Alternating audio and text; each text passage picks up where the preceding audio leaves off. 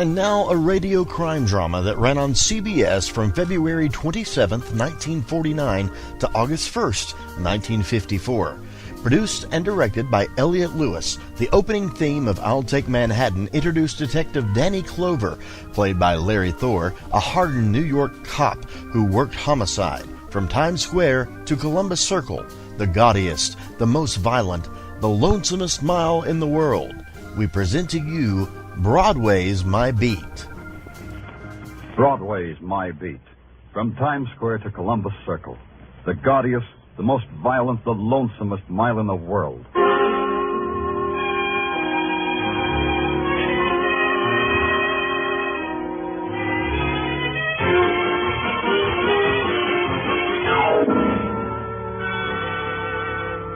Broadway's My Beat, with Larry Thor as Detective Danny Clover.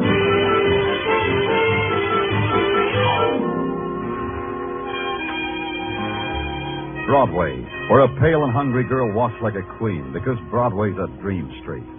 Where a fat man stands with begging eyes because he knows his dreams will never come true. It's a cry or a laugh, but nothing in between. Either way, it's My Beat. On special detail, there are no special hours. Don was at the window of my office at police headquarters when I scribbled my last report. An out-of-town school teacher was trying to beat the heat by using Columbus Circle for a burlesque runway. I buried that one behind a convenient fan, bid the boys a fond bonjour, and started home out the side entrance. I didn't make it. All I saw of sunrise was in an alley, the alley reserved for police ambulances coming home to the morgue. A voice stopped me and invited me in. Danny, come here. The man who stood silhouetted in the slice of light was a man who called himself Capek, a freelance photographer who hung around headquarters. You never knew he was there, but he always was. The quality of dawn, Danny. Who can hold it? Who can imprison it? It is the eternal enigma for a photographer. Why don't you go home then, Capek? What keeps you here? That ambulance, perhaps. Huh? You see, creative men like me have a devotion. It is always the same. Perfection. Everything neat and perfection. Oh, so that's what it is. Watch that stretcher, Joe. Yeah, okay. Hiya, Danny. Hi, what do you got, boys? Suicide. Guy jumped in front of an 8th Avenue subway. I didn't know anything about it. Well, not your department, Danny. See you later. See what I mean, Danny? Neat and perfection. The man they're bringing in, for instance. What's neat about him? That was Jimmy Dorn, a Cinderella man who only the other day won $17,000 on the Irish sweepstakes. What? You must have read about him, how no newspaper, no newsreel could get a picture of him. Yeah, I remember. He was shy. I liked him for that. But I have a picture of him. Oh? Dead or alive? Alive, of course. Dead is for any hack with a brownie. Got it with you? Mind if I see it? No harm. I've already sold it to the news. Here, look at it, Danny. Note the delicate play of light and shadow, the exquisite... This guy looks happy. I never seen anybody look that happy. Because Capek took it at the moment of Jimmy Dorn's greatest joy, the supreme ecstasy of winning $17,000. Yeah, to each his own. How did you get it when no one else could? The famous Capek pact. It cost me $50 to arrange it. But the news paid me twice that. That much, huh? When Mr. Dorn committed suicide, it raised the price. You see, in the newspaper game, one must know. Excuse me, Capek.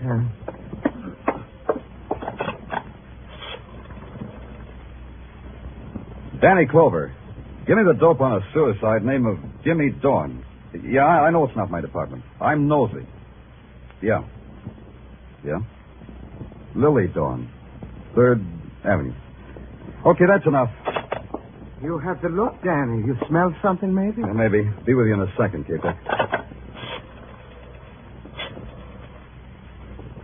Hello, Benny. Danny Clover. That Jimmy Dorn suicide. Tell the chief I'm going to look into it. Yeah, Benny, I know, but it bothers me. Sure, I'll grab some sleep on the subway. I asked you, Danny, you smell something, maybe? Why should a guy let a subway train make his wife a widow with $17,000 orphan dollars? Why should all that sudden dough make him want to commit suicide? Is it such a secret why men destroy themselves? Yeah, to me. It's not neat, Capek. It just ain't neat.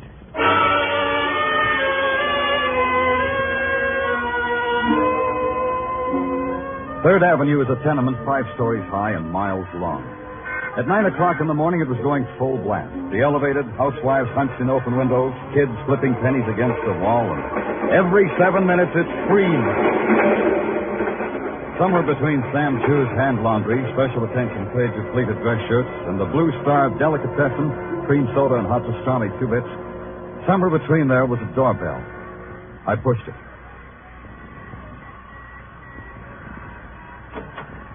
Yeah? What do you want?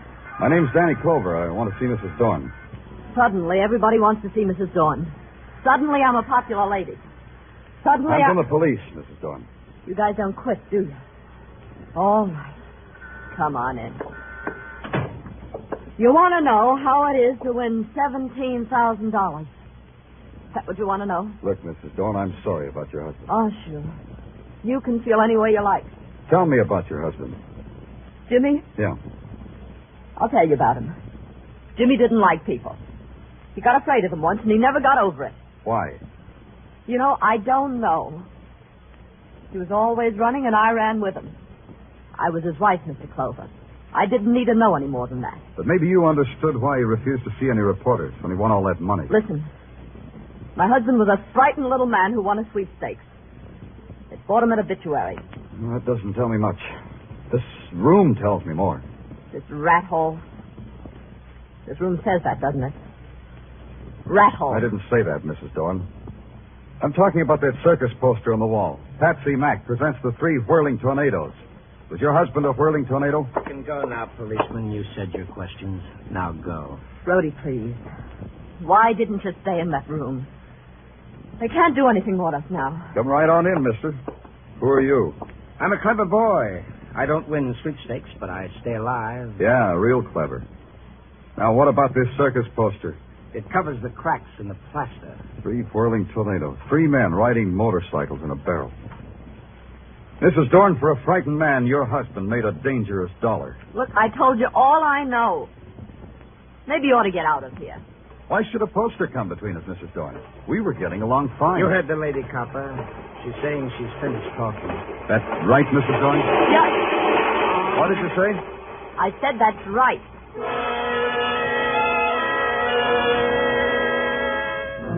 Maybe I should have let it alone, got some sleep. But it kept eating at me. When I found out Jimmy Dorn rode a motorcycle in a barrel, everybody got unhappy. I don't like it when it gets unhappy. So I took a walk and found myself on Broadway in front of a tire building that has a lot of names. You take your choice.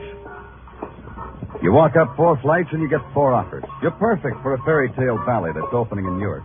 You make a stunning cover in a muscle magazine. Can you play first trumpet with a Bob Hawaiian outfit? If you got a song that's trying to be published, all at a slight fee, of course. And on the 5th floor, you find what you were looking for. The office of Patsy Mack, promoter, entrepreneur, and a dollar guy. Well, it isn't Danny Clover. Hi, Patsy. You still pounding the stem, Danny? Aren't you ever going to be promoted? Promotion means a desk job away from Broadway. Who wants that? Yeah, I know what you mean. Can I give you something? Grape juice would be keen. I've got 3 fingers left of a bottle given me by a bearded lady who was enamored of my social standing. It'll bring a smile to your lips. You drink it, Patsy, and thank her for me, Patsy. Send her a dozen blue roses, or is it red roses for a bearded lady? Yeah, I'll do that. She'll appreciate it. She loves delicate things. Don't they all? Patsy, tell me a story. Okay. Now let me see. Oh, have you heard the one about... Tell me the one about the 3 whirling tornadoes. The 3 tornadoes? What fond corner of your memory clutched onto them? Tell me about them. Well, I don't remember much about them, Danny. They've been out of the business a long time. The 3 tornadoes, huh? Well, there were 3 of them. Thanks. There was no one else connected with them. Oh, no. The tornadoes ran their own carny. Toured the villages and the metropolises. Patsy, you got a reputation for remembering every act that ever played a circus or carnival. What were their names? Oh, you put me on my mettle, boy. Now, let me see. There was Jimmy Dorn. Dorn. Yeah, I think. Oh, could he be the one who ended up under a subway this morning? I'll look into it. Who were the others, Patsy? Well, there was a fellow named, let me see now, a Russian kind of a name, Danilov. Yeah, that's it, Joe Danilov. Joe Danilov. And the 3rd? Oh, now you're pressing me, boy. The third was a man named, let me see, Brady? No. Could it have been Brody? Brody, that's it. Well, how'd you know, Danny? Brody, it's a short jump. I'll try real hard. You sure there was no one else connected with the act? Well, now come to think of it, there was another guy. Yeah? He backed the show, I think. His name doesn't register, Danny. This guy whose name doesn't register. Was it you? Oh, are you kidding? I had nothing to do with the tornado. Well, thanks a lot. You're a gentleman and a scholar, Patsy. And a liar. I left Patsy there waving his jaw at nothing, which was about what I had. Nothing. An ex-carnival performer wins $17,000 and dies under the wheels of a subway train. They say he jumped. Why should he do a fatal thing like that? Why should Patsy lie to me? A one-sheet poster said, Patsy Mack presents the 3 whirling tornadoes. Patsy had just told me he had nothing to do with the tornadoes. Well, there's another guy I know, in another place I know. His name's Pop, and he takes care of the file room of a magazine. Magazine that tells a lot about people, especially the people who show people. The file room was deserted except for Pop. What you doing down here, Danny? Angling, Pop. Oh, you don't have to hide that comic book from me. And my wife packs it with my lunch, Danny. Now, you take this one. Yeah. Sandra, the Jungle Queen. Ain't she a honey? Makes a man with me. Yeah, she's keen. What are you holding on a guy named Joe Danilov, Pop? Take a second to find out. How was that name again? Danilov, Pop. D for doll, A for avenue, N for... Avenue N? Yeah, avenue N, Pop. Yeah, got it. Only, you didn't spell it right, Danny. You didn't let me finish. Didn't need to. Here's the file on Joe Danilov, all right. Only it's D for dead. Let me see that. Joe Danilov, ex-carnival performer, a member of the 3 tornadoes, was found dead today at the bottom of an elevator shaft. Danilov left no survivors, his wife having died a year ago. Hey, how about this? How about what? Listen, a week before his death, Danilov came out of obscurity to win a cross-country motorcycle race with a purse of $1,000. So he made funeral expenses. That's hot news, huh? Last night, another man, a man named Jimmy Dorn, came out of obscurity to win a lot of money. He died, too. 2 whirling tornadoes all played out, one after another. You know something, Danny? What? I don't know what you're talking about. Oh, sorry, Pop. I was playing with a jigsaw puzzle. Well, you said right down there and do just that. I'm going upstairs for some coffee. You want some? Coffee, Daddy. Want some? Yeah, your coffee. Be nice, Pop. I'll just be a few minutes. Don't let anybody kidnap Sandra, the Jungle. Yeah. 2 whirling tornadoes. The third one named Brody. Maybe you'll blow away, too. Brody and the bitter widow Dawn, and Patsy Mack, the sweet guy who told lies. That you, Pop? Oh.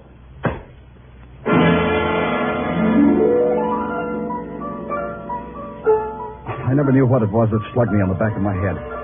It wasn't the comic book. And whoever did it wasn't Pop. Just before I hit the floor, I had a flash. It wasn't Sandra, the Jungle Queen, either.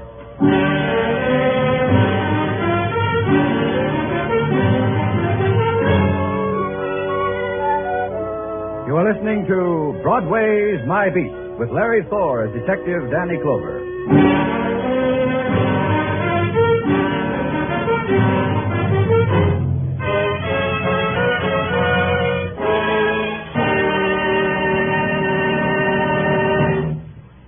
A number of paying guests mysteriously disappear. 2 elderly spinsters who entertain them have a suspiciously rising bank account. And it's a murder farm story for Casey, crime photographer, to explore on CBS Tonight. Also on CBS Tonight, you'll hear the network's famous series, Escape, in place of Suspense, while Suspense is on summer leave of absence. Tonight's opener on Escape will be John Russell's famous story, The Fourth Man, a tale of a Pacific Islander adrift on a raft with 3 murderous companions.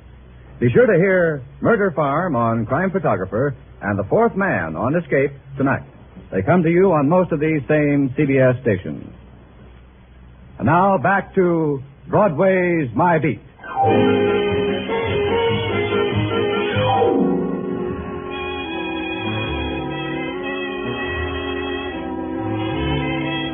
You win a lot of money or die violently or do both, and Broadway will know all about you. You get your name and your picture in the morning editions. Then Broadway won't care anymore. But I care. Maybe it's because I've got a cop's curious mind, but it bothered me why Jimmy Dorn died. So I made it my personal business. And so far, business was rotten. I was on my back when Pop brought me to. It took a little longer to find out that the press clippings I was looking at weren't around. That's a new one. Rolled for some old press clippings. This needed thinking. To think, a cop's got to eat. To eat, there's a classy sidewalk cafe on the corner of Broadway and 47th where you stand up to a hot dog and a cup of coffee that dares you. I threw a lump of sugar at it when someone tapped me on the shoulder. Hello, Danny. Mind if I join you? Oh, K-Peg, not at all. Grab a napkin. Danny, somehow you look unsymmetrical today. What happened to your head? I had it done over. Oh, you detectives, always intruding yourselves into violence and danger. Who did it, Danny? Person or persons unknown. Oh, you should go home and get some rest. Yeah, what about you, K-Peg? Don't you get any sleep either? I am a vain man, Danny. I've been waiting for the noon edition of the news to come out. It has the picture I took of Jimmy Dorn. Look at it, Danny. Oh. Is it not a magnificent reproduction? Yeah, it's quite a picture. How'd you catch the expression? For an artist like me, it is a matter of precise timing. But somehow, I feel the caption beneath this picture is not right. What do you mean? I feel the caption should not read suicide. It should read murder. Oh? Makes you say that? I have captured death in my pictures for a long time, Danny. This is the face of a man whom death was about to touch with murder, not with suicide. You talk prettier, but you think like a cop. The elements for murder are three, Danny. A widow with $17,000, perhaps a boyfriend, and... Wait a minute, Danny. Where are you going? You haven't touched your... I've got to make a call. So you can't eat first? Who calls on a rich widow with onions in his breath?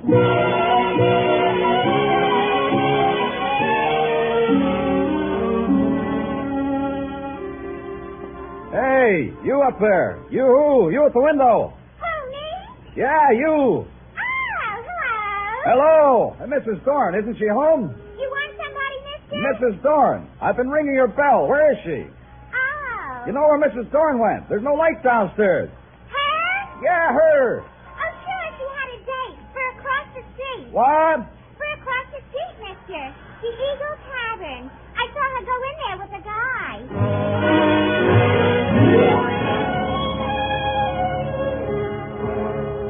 The Eagle Tavern took up 40 front feet of sidewalk, and its insides were designed to take up thousands of man-hours of loneliness.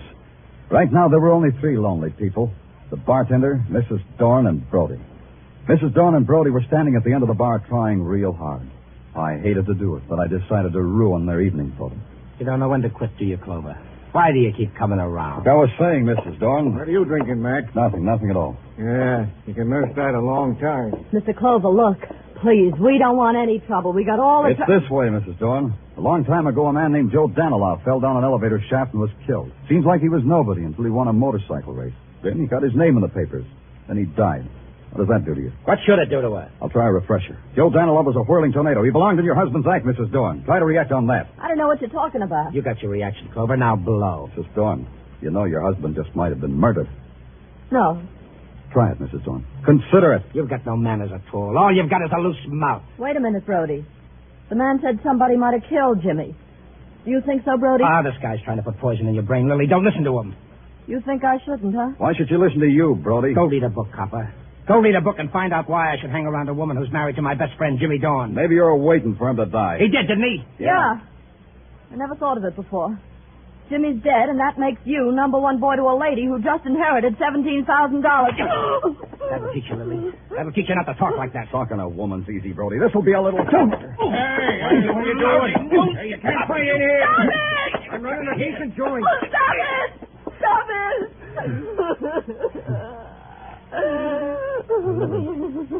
Lily, I'm sorry. Don't cry, Lily. Please don't. Talk to him, Brody. Tell him what he wants to know. Tell him what you never told me.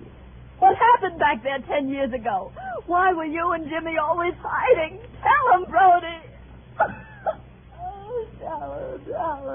him. Take off, copper. You've done your bit. Take off and feel filthy about the whole thing. Sure, only you fascinate me, Brody. If you didn't shove Jimmy Dorn in front of a subway train, what keeps you alive? First Joe Danilov, then Jimmy. There's hardly a breeze left of the three whirling tornadoes. What's keeping you alive, Brody?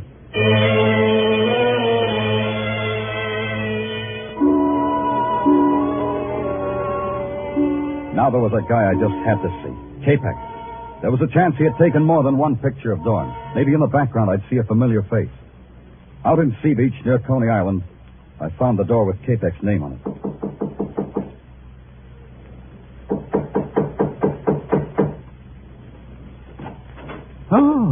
It's you, Danny. Come in. I didn't want to disturb you, K-Peck, but I just wondered if you took any more pictures of Dorn besides the one that ran in the news. Oh, I am not like other photographers, Danny, who take dozens of pictures to get one good one. I take only one, and it is always perfection. So the one in the news is the only one? Yes. It is important that there should be other ones? It might have been. Quite a gallery you have on the wall. Yes. Come look, Danny, come look. This one, Danny. This girl who looks like a tired angel on a lonesome street. Yeah, nice. And look, and this one, a derelict asleep in the gutter. It has the texture and the lighting of a Rembrandt, though. K-Peck, a man of your talent could live in a penthouse with dancing. Why do you live here? I get some of my best results here. Yeah, everybody gets some. You must have got there fast for this picture. Oh, that one, yes. Well, you know my deal with the police. The minute anything violent happens, I go out with you. I get a picture. You get a body. Who was he? That is a man who was once Joe Danilov. Danilov, huh? Yes. I took this picture just after he fell down the elevator shaft. The mood of finality was magnificent. Very dramatic, K-Peck. Danilov was one of the 3 whirling tornadoes. Did you know that? So? Well, to me, Danilov was simply a man who fell down into space and died. The picture captures the sensation, don't you think? The down-sweeping lines, the shadows like a dark caress, the broken form like some grotesque passion. Everything neat, everything.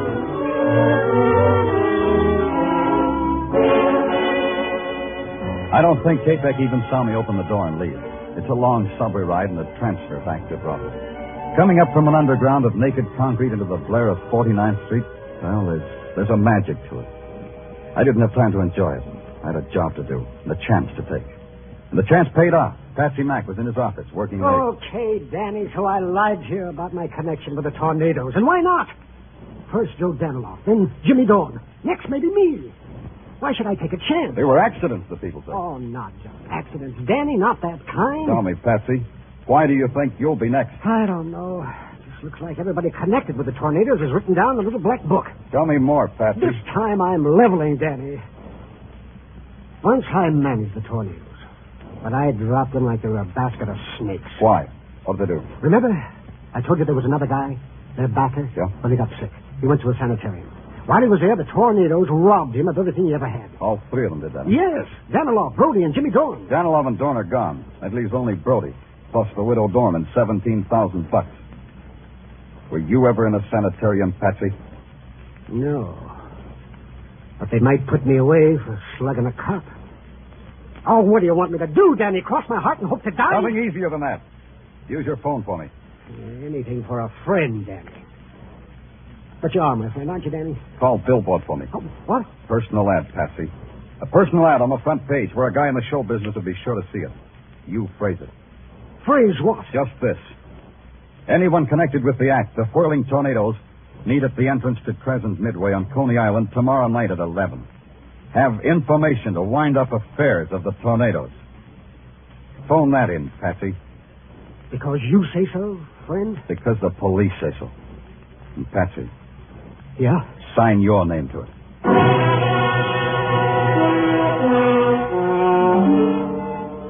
So I had it all set up. This case had murder in it, and I was pretty sure I knew who the murderer was. It was a matter of supplying a pigeon. That was me. The next day, 2 things happened. The ad was on the front page of Billboard, and rain came. When I hit Coney Island 10:30 that night, it was a wet desert. Neon reflections and stragglers and empty rides. The place was shadows on peeled paint and shadows on shadows. I had to spot the killer before he spotted me. So I picked one of the darkest places under the framework of the roller coaster and walked into it. I really walked into it. Danny! There's such a night you picked to enjoy Coney Island. On a night like this, it is a dismal alley. I'm in a dismal mood, K-Peck, and that gun you're holding doesn't make it any brighter. It gives me the bravery to give orders to a policeman. You shoot me, you'll be out of character, K-Peck. How are you going to make it look like an accident? I have other ideas. First, I put my gun in my hand in my pocket. Now I say to you, let's go. Walk, Danny, walk. You know, K-Peck, I think you loused up the job. A long time ago, you told me everything was neat and perfection. You forgot to tell me you put up the dough for the whirling tornadoes before you went to the sanitarium. So you killed Danilov and Dorn. But Brody gets away, huh? Brody in time, policeman. But first you and I take a ride on a roller coaster. Yeah. I was wondering how you'd manage it. Neat and perfection, Danny. Now get on. I'll pay for the tickets when the ride is over. In here, Danny. You get in the first car. I'll sit in the car behind you. How are you going to work this, K-Peg? You going to slug me and heave me over? Like I said, you can't shoot me. Then it wouldn't look like an In accident. a few seconds, when we get to the top, you will see. And now keep your hands to your sides, Danny. That's better. Going to get a picture of this one, too, K-Peg? When we get to the top, you will see. The top was 2 seconds away. Now, Danny, stand up. Stand up. I stood up. Out of the corner of my eye, I saw him rise, See too. how I'm Take the making gun out of look his like an pocket, its accident, barrel in Danny? his fist. His arm came up in a wide arc, and that was the break I was waiting for. His body arched forward to strike. I twisted, grabbed his hand and elbow, and threw. Let go of me, Danny.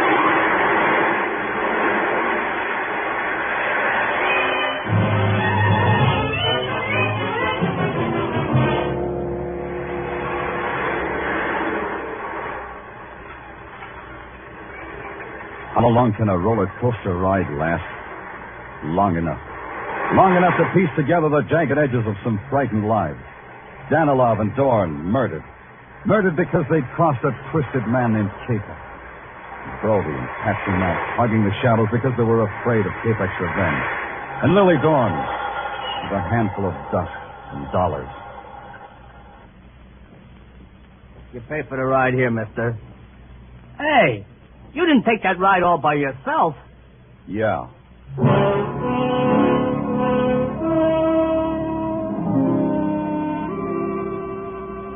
A little while later, an ambulance came and picked up the dead, broken body of Kapek. They took a picture of him, too. I caught a ride back to Broadway in a prowl car.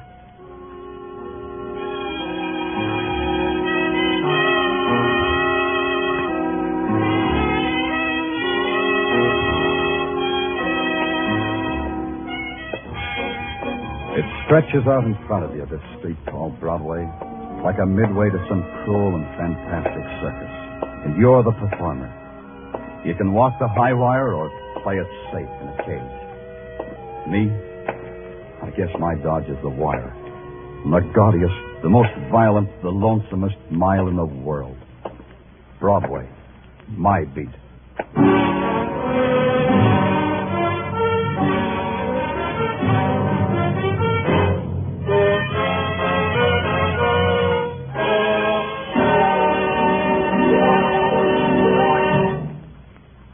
Broadway's My Beat, with Larry Thor as Detective Danny Clover, is produced and directed by Gordon T. Hughes, with script by Morton Fine and David Friedkin. Musical direction is by Lud Gluskin. Be sure to join us again next week, same time, same station, for Broadway's My Beat.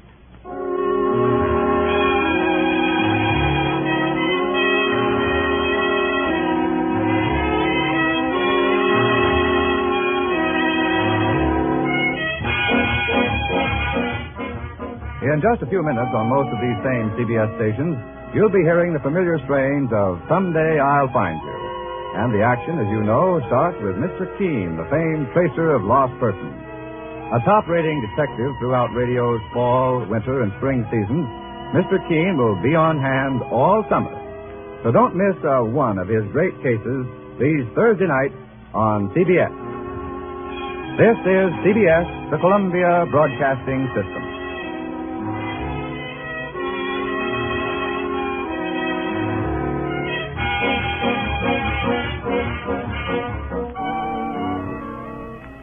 You're listening to HOJO Radio. More classic old-time radio coming your way next. The FBI in Peace and War, ordinarily heard at this time throughout the year, is taking its usual summer vacation and will return to CBS 5 weeks from tonight on September 1st. Broadway's My Beat. From Times Square to Columbus Circle, the gaudiest, the most violent, the lonesomest mile in the world.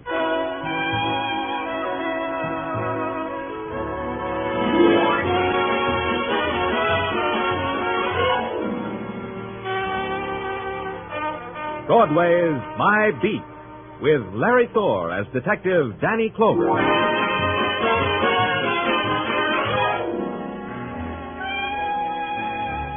Broadway. It's an enchanted island or a prison, a crazy, happy dance, or a funeral march in blues time. It's a sorcerer's palace with golden mirrors and jeweled fountains, or it's a wailing wall corroded with pain. Call it anything you want. It's my beat.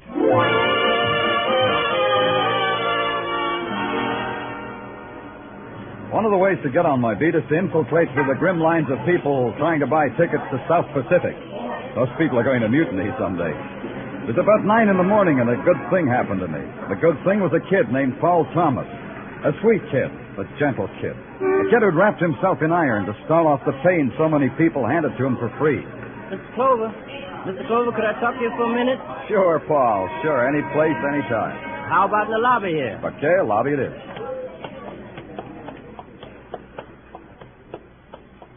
Well, I'm sure glad to see you, Paul. It's been a long time. Not so long, Mr. Clover. It's only 5-6 months since you got me that job. Maybe 7 months since you caught me breaking into a store. Who remembers what happened 7 months ago? How's the job, Paul? How's it working out? Mr. Arcane's been treating me fine. He's even had me bonded so I could deliver all that jewelry and stuff. I bet your folks are proud. Yeah, they're real proud, Mr. Clover. I've been meaning to get up to Harlem to visit them. Your mother's a fine woman, Paul.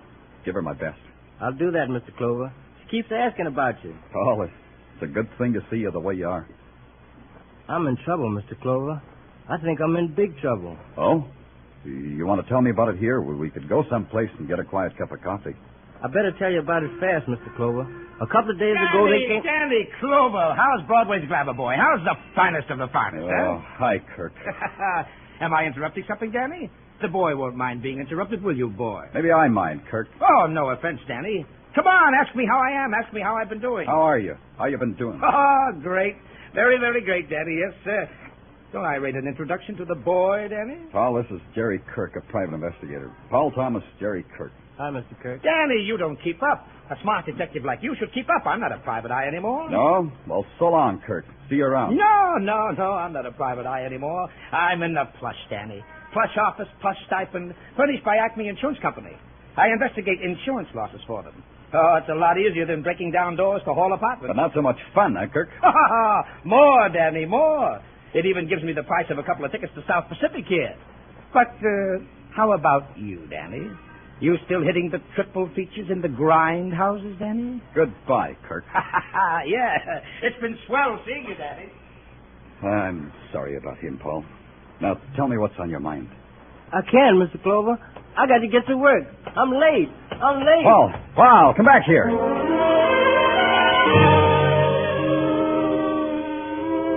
That's how the day began, with the kid starting to tell me of big trouble and then running away. It was about 5 when Paul's big trouble started to catch up with me. A patrolman leaned out of a squad car and handed me a slip of paper. J. Arcarian, the paper said. It said the Paramount Building, and at the bottom it said urgent. I'd been there before. J. Arcarian, lapidary and dealer in precious gems, was on the 14th floor. You went through a door and past the beam of an electric eye and waded through a carpet to a desk and an olive-skinned girl with tight black hair. You gave your name and you got nodded past another beam and some carved oriental wall hangings to a young man. Morning coat cut to hide the lines of his shoulder holster, and sneer cut to fit the scar that ran from his eye to the corner of his mouth. Then a chaperone hiked through another doorway. And there he was, J. Arcarian, impeccable in ascot, striped pants, and a Legion of Honor ribbon in his satin lapel. He had another thing, a guest. I asked Mr. Jerry Kirk to be with us, Lieutenant Clover, because his interests lie in the same direction as ours. Hiya, Kirk. What's all this about? Mr. Arcarian will tell you, Danny. Sit down, Lieutenant. What do you want to see me about, Mr. Arcarian? About the boy you asked me to hire. About Paul Thomas. You know Paul Thomas, don't you, Danny? What about Paul Thomas? Mr. Arcarian is a polite man, Danny. He's trying to tell you the kid absconded with an awful lot of jewelry. Please. This matter is very dolorous to me. $100,000 worth, Danny. How about letting Mr. Arcarian tell it his way, huh, Kirk? He was just phrasing it neatly. $100,000, Danny. Right now, you just listen, Kirk. What did Paul Thomas do, Mr. Arcarian? He failed to deliver a consignment. Failed to let me know the reason why. He has been gone since this morning. Disappeared. Like a puff of smoke, huh, Mr. Arcarian? That's what you said? Is there a sign of bright eye like you to this, Kirk? Like me, Danny. Mr. Jerry Kirk is from the insurance company. In a matter like this, One thinks are insured. In a case like this, one also thinks of how maybe Paul got slugged. One also thinks he could have been robbed, Mr. Arcarian. Paul Thomas turns up in an alley, Kirk, slugged. A bet? Yeah, sure. I know human nature, Danny. He's gone a long way with those rocks. Absconded. He's stolen. In a matter like this, the amount is not a pittance, Lieutenant. $100,000 worth of first water jams, your cases, settings. Got a list of what's missing? Right here. You see? It makes not an inconsiderable... Yeah, it's not inconsiderable. It is very dolorous, Lieutenant. You'll get them back?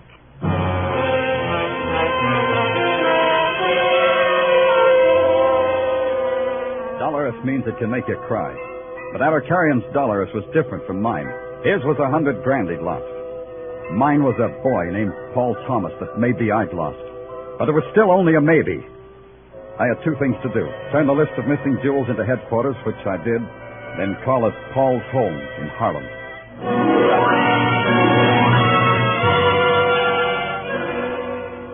Harlem is a guilt and a scar and a wound.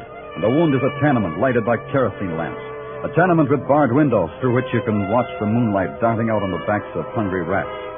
And Harlem is a place of quiet laughter that stops when it sees you walking up the stairs to the one room in which Paul's family of 5 lived.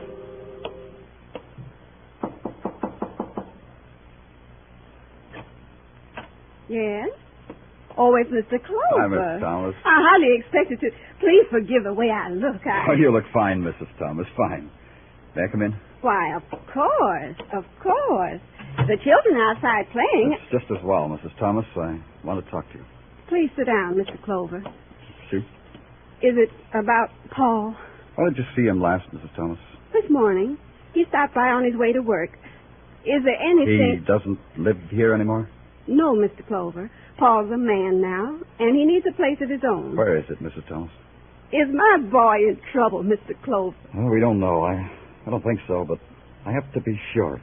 Where's his place, Mrs. Thomas? It's a rooming house on 137th Street, 26 East. It's clean. You can actually see the sun. Paul couldn't do anything wrong. Not anymore, Mr. Clover. Paul's good. He's good. He hasn't been by here tonight. No, but that doesn't mean anything. Lots of times he doesn't come by at night, but he'll be here in the morning.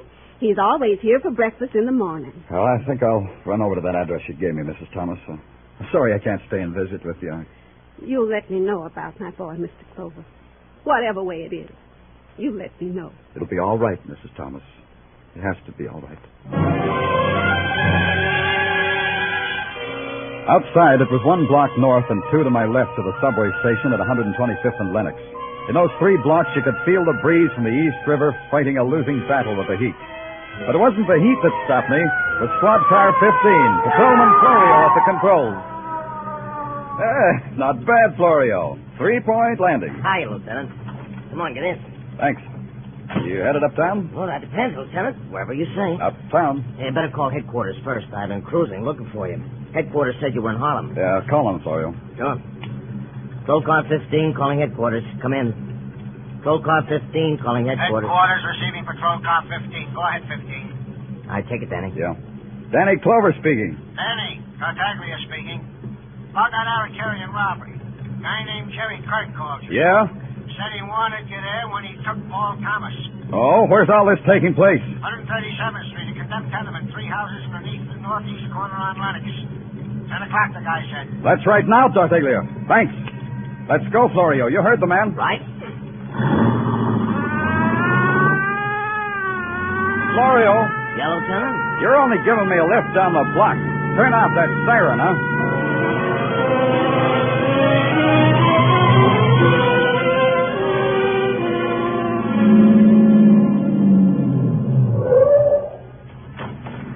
Hello, Danny.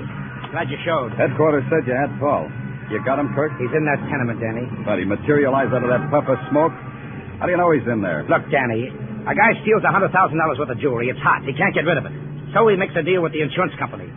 The deal Paul made was for $15,000. He got in touch with you? Yeah, sure. He said meet him here. So I got in touch with you. I'm double-crossing him, Danny. I called in the cops. You wouldn't want it any other way. Yeah, let's go in. And Kirk, Keep your gun in your pocket. Danny, you know I seldom carry a gun, and tonight's one occasion when I don't. Come on.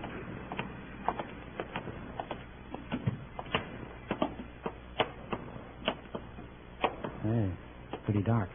Lucky I brought a flash. Paul Thomas! Let me handle it, Kurt. Paul, it's Danny Clover. Paul! Maybe he isn't here, Kurt. He's here. That sound came from down in the basement. Hey, Kurt, somebody's shooting downstairs and not enough. Yes, and somebody's taking a powder, too. Let's get him. Don't you think it's time you got out your gun, Danny? Yeah, it's all changed now. Hey, shine your light over there. Where? Back of the staircase. Yeah.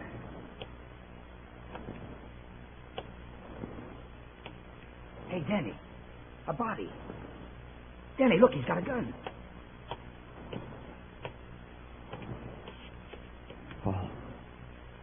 Paul. He's dead, Danny. The boy's dead. Why was he killed? He was a bad boy, Danny.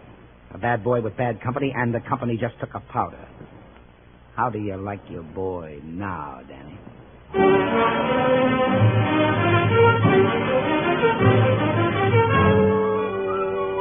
You are listening to Broadway's My Beat with Larry Thor as Detective Danny Clover.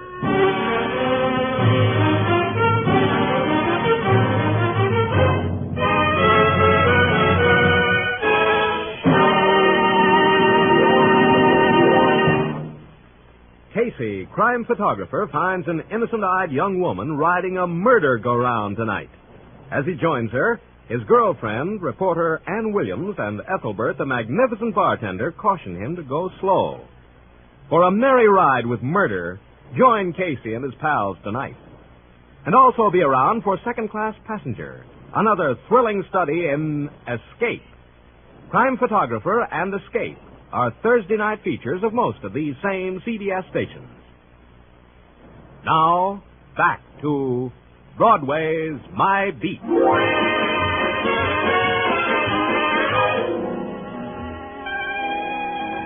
One thing about Broadway, you can become a name overnight. All you have to do is have 3 current wives or ride 4 winners in a row. Or you can do it the way Paul Thomas did. Get caught up in a $100,000 jewel theft. Keep your mouth shut about it by being found dead in a Harlem tenement. Not that Paul Thomas would make much of a splash, but he would make a fast 30-second conversation piece over cheesecake and coffee. A cop uses up the night begging, pleading, grubbing for a break in a murder case. Then he goes home and begs for sleep. And in the morning he goes back to his office at headquarters and starts all over again. And that's where it broke. Come in. Come in. Danny, open your eyes. I got a surprise for you. You open them, I'm tired. I got something on the Paul Thomas case. What? Yeah, see? You opened your eyes all by yourself. It's not hard, is it, Danny? I could close yours just as easy. What do you got? Well, one of the Aracarian jewels showed up at a pawn shop. When? 10:30 last night. 10:30. That was after Paul's murder. How come you wait till now to give it to me? Easy, Danny. Take it easy. All right, but how come? Larry of Larry's Pawn Shops Limited just phoned it in. Says he didn't get our list till 10 this morning. Larry's, huh? Give me a squad car, Tartaglia. I'll pick it up front. Okay. Danny. Yeah? I know what this means to you. Sorry I kidded. Oh, that's okay, Sergeant. It's okay. But get that squad car, huh?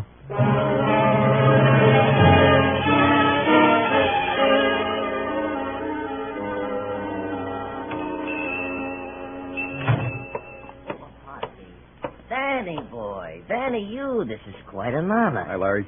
Hi. I could have saved you the trip if you had just called me. You needed the air. Look here, Larry. What do you got?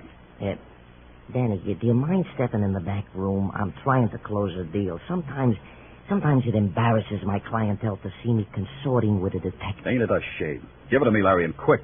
Danny, this isn't like you. You want me to show you what I can really be like? Okay, Danny. Okay, I'll get it for you. Think it over, mister. I'll be right with you. Here it is, Danny. Here you see?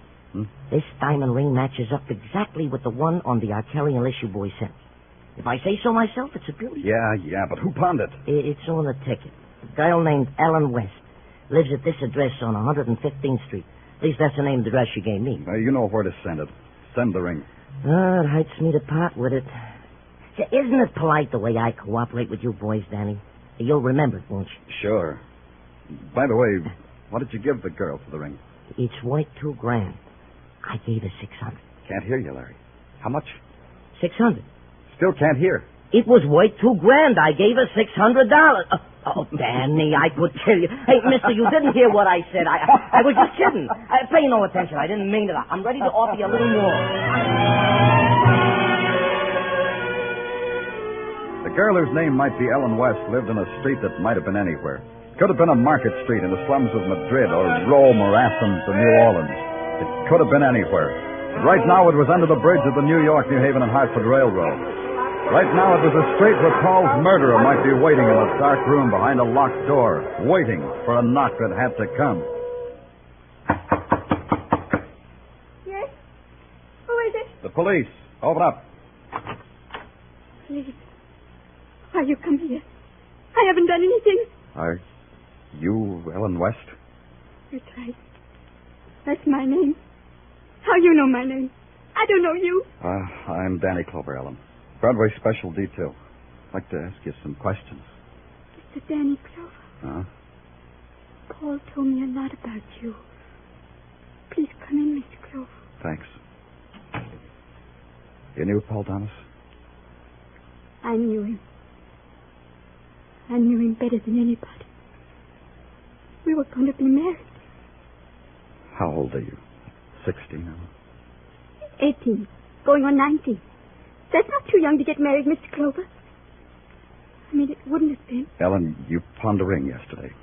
Where'd you get it? Did Paul give it to you? Where would Paul get a ring like that, Mr. Clover? Where'd you get it, Ellen?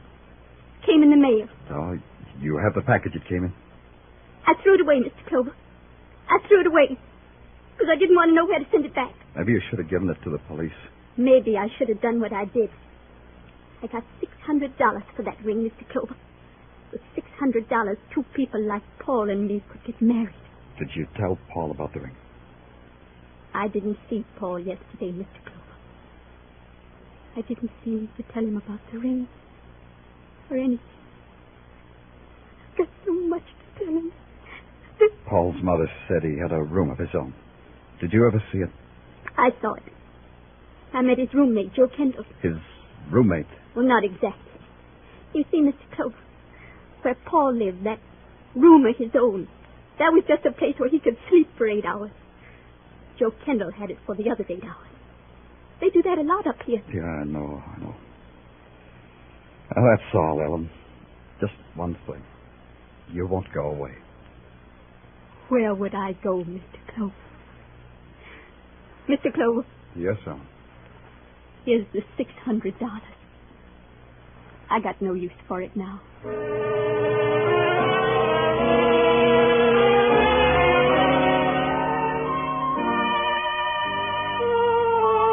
The hotbed address of Paul's roommate, Joe Kendall, didn't pan out.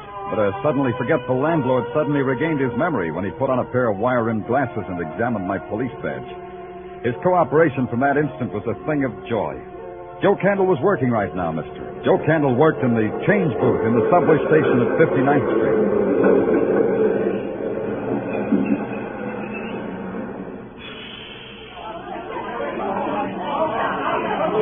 Want some change, mister? No, sir. Information. What kind of information? Your name's Joe Kendall? That all depends on what connection the name's being used. In connection with the police. Show me. Try this.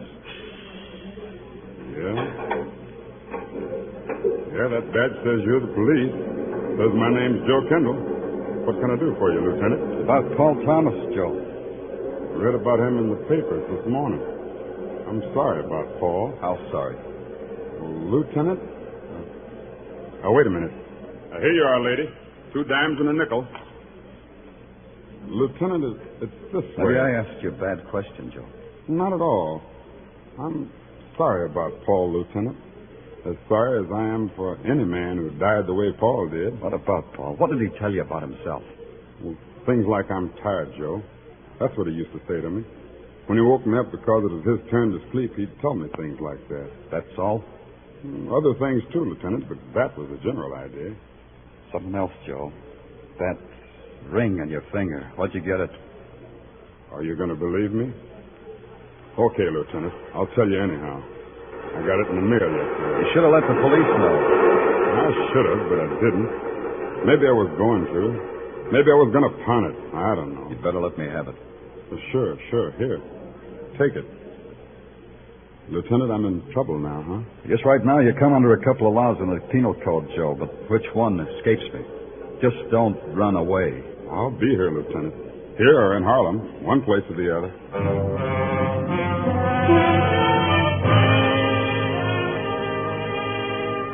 It was a decision I had to make about the girl Ellen West and about Joe Kendall.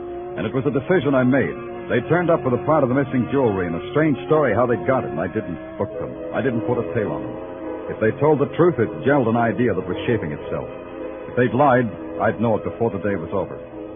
Back at headquarters, I made out my report that way and turned it in. Then there was nothing to do but trade stares with Sergeant Tartaglia and wait for the report from the technical boys. Oh, I don't know, Danny. I don't know. I'm not sure you did the right thing. Those two might have been holding back. Technical lab reports, Lieutenant. Ballistics, chemical, prints, all of them. Thanks. Okay, Lieutenant.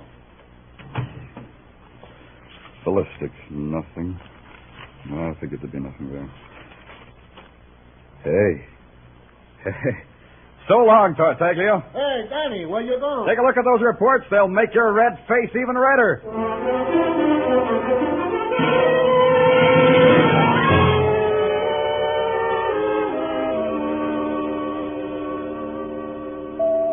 Those photoelectric eyes wink even at you, huh, Eric Carrion? They make no distinction, Lieutenant, between friend or enemy.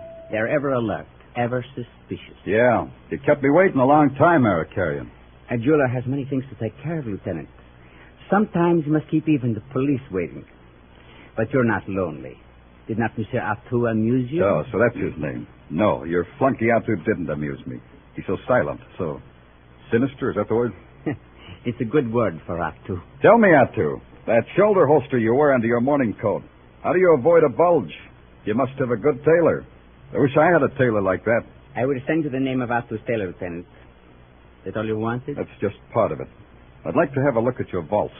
You wish to buy some jewelry wholesale? No. I'd just like to find some lost jewelry. Stolen, it says on this list. Stolen from a Mr. Arakarian. That's why I'd like to have a look at your vaults. You're insane, but I will humor you. But first, a trifle. You have a warrant, Lieutenant? Now, what do you know about that? I clean forgot to get myself a warrant. But as you say, it's a trifle. Now, how about the vaults? I do not think so, Lieutenant. In your country, I've learned to do everything. Comme il faut. How? Comme il faut. Translation, as it should be. Thanks. I like to learn new words. A warrant would be as it should be. Then I'll just have to get the vault open myself. Artu! Tell your flunky to take his hands off me. Artu is a very difficult man to tell things to. Not only does he not talk often he does not listen. Tell him to take his hands off me. Perhaps you could persuade him yourself, Lieutenant. Yeah, perhaps I could. Oh, Artu, I went and spoiled your creases. You release when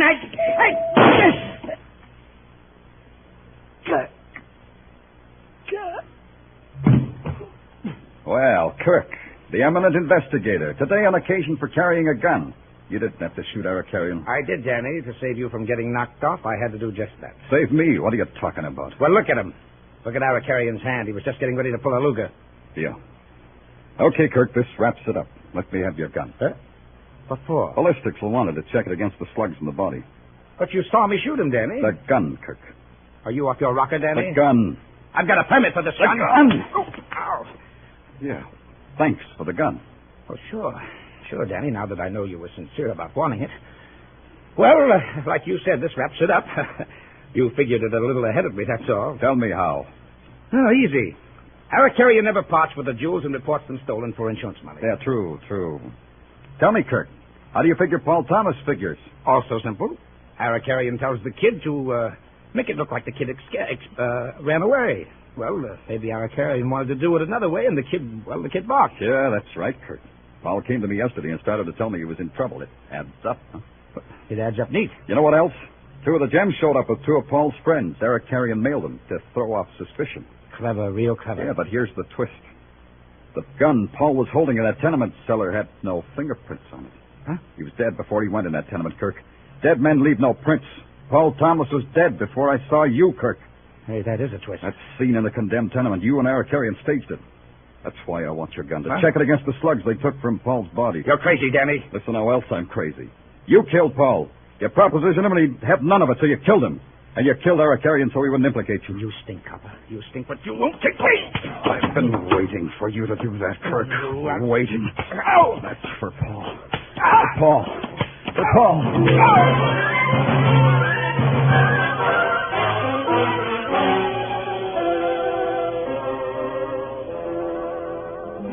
What stopped me was something gentle. A tap on the shoulder, that was all. But it stopped me. Man from headquarters looked down at me, and his tap was gentle. He said that was enough. I quit, but I didn't believe him. He said Kirk was something the law had to take care of. Then I had to believe him, because I'm a cop.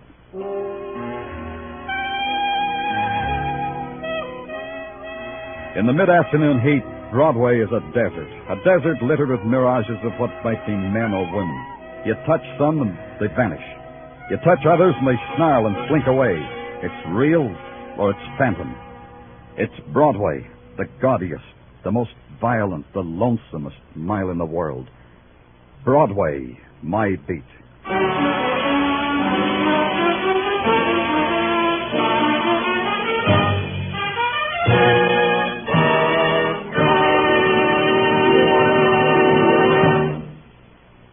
Broadway's My Beat, with Larry Thor as Detective Danny Clover, is produced and directed by Gordon T. Hughes, with script by Morton Fine and David Friedkin. Musical direction is by Lud Gluskin. Be sure to join us next week, same time, same station, for Broadway's My Beat.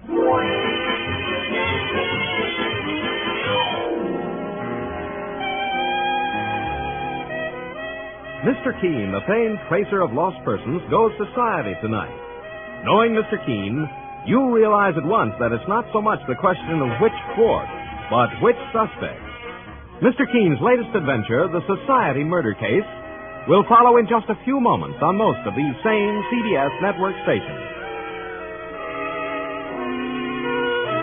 This is CBS, the Columbia Broadcasting System.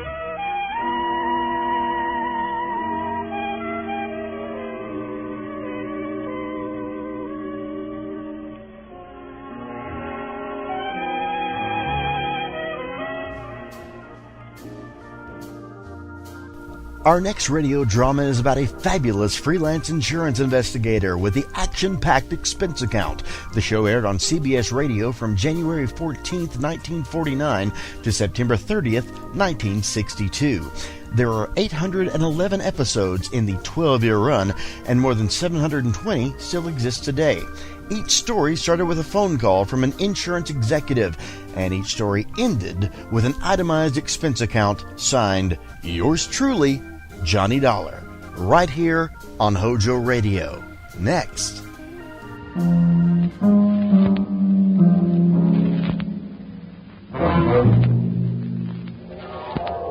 The Columbia Broadcasting System presents Yours truly, Johnny Dollar.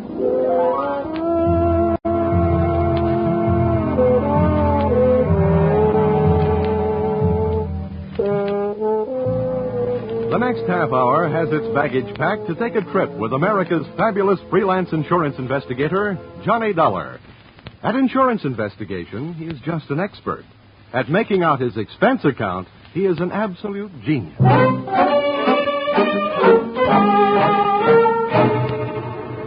Expense account submitted by Special Investigator Johnny Dollar to Home Office, American Continental Life Insurance Company, Hartford, Connecticut. The following is an accounting of my expenditures fulfilling your assignment as a bodyguard, the body being that of your late policyholder, Robert W. Perry. Expense account item 1. Fare on night train Hartford to New York, $3.80. Expense account item 2. $1.80 taxi to Lower Manhattan the following morning. to officers Perry and Van Bruten, importers, arriving as promised at exactly 9 a.m. May I help you? Yeah, my name is Johnny Dollar. I have an appointment with Mr. Perry for 9 o'clock. Oh, yes, from the insurance company. Well, you're right on time. Yeah, they told me I'd better be. Mr. Perry just came in. He's alone and waiting for you. I'll buzz him that you're here. Thanks.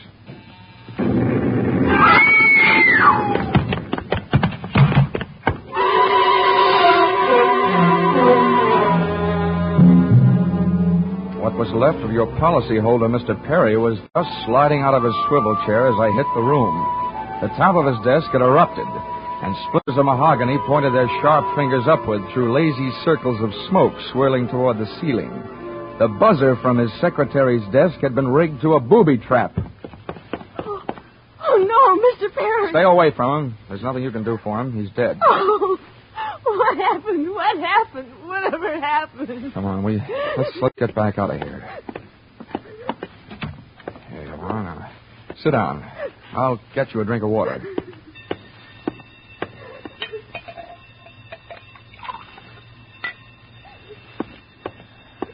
There you are. Just drink this. We heard an explosion. I came in an alarm. Is anybody hurt? There's a doctor on the third floor. Should I call him? Never mind the doctor. Call the police. And nobody gets in here until they arrive. And the rest of you, go on, beat it. Run along. And turn off that alarm. Okay, miss. Now, just take it easy. But it was all so sudden. What happened? Well, that's not too hard to figure out. Somebody wanted to give your boss, Mr. Perry, a shortcut through life. So, whoever it was, figured out that a secretary would never buzz her boss unless he was at his desk. They rigged up a bomb somewhere in his desk that would go off when you buzzed him. Oh, but then I killed him. Now, wait a minute. Don't get hysterical on me. There's excitement enough around here, and there'll be plenty more when the police get here. Keep cool. But I did it. You saw me do it. Look, the way you put it, I killed him by coming in here and giving you my name so you'd buzz him. Drop it, will you? I'm sorry. Now, what about yesterday? Was he here?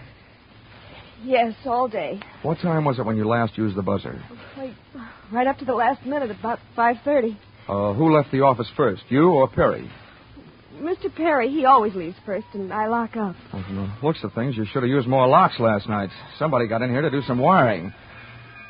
Uh-oh, I forgot that fire alarm. All that equipment and no fire. Look, before the police arrive, do you know why I was sent here? Yes. Mr. Perry recently felt that his life was in danger. He thought that, well, with a $100,000 policy, the insurance company would do everything they could to help keep him alive. Well, we didn't have much of a chance, did we? What was he afraid of? I don't know. Okay. What were his other appointments for today? He only had two. His partner, Mr. Van Bruten, at 11, and then... One at a time now. Van Bruten. Anything special about their meeting? Yes. Mr. Van Bruten arrived just yesterday from Holland. You mean there was a branch of this firm in Holland? Yes, and Mr. Perry was buying out Van Bruten's interest. They had their final meeting at Van Bruten's hotel last night. Oh? And Van Bruten was coming by this morning to pick up his money. Cash? No, a cashier's check. The bank was to deliver it here at 10:30. Now, quick. Perry's other appointment. Who was that? Christine, his wife. Oh, yeah. Now Christine, the beneficiary. Yes, but she wouldn't have been the beneficiary in another 2 weeks. They were getting a divorce. Thanks for the motive. You don't like her? I didn't mean it that way. How about Perry? Did you like him? Okay, well, here's an easy one. What's your name? Susan Gates. Now, isn't that about enough? Okay, Susan, you'd better save your voice. During the next few hours, you're going to have a lot of talking to do. Oh, here come the firemen, and we haven't even got a child to ask them to save. Where's the fire? I'm looking for a fire. Just stick around. When the cops get here, somebody will get burned.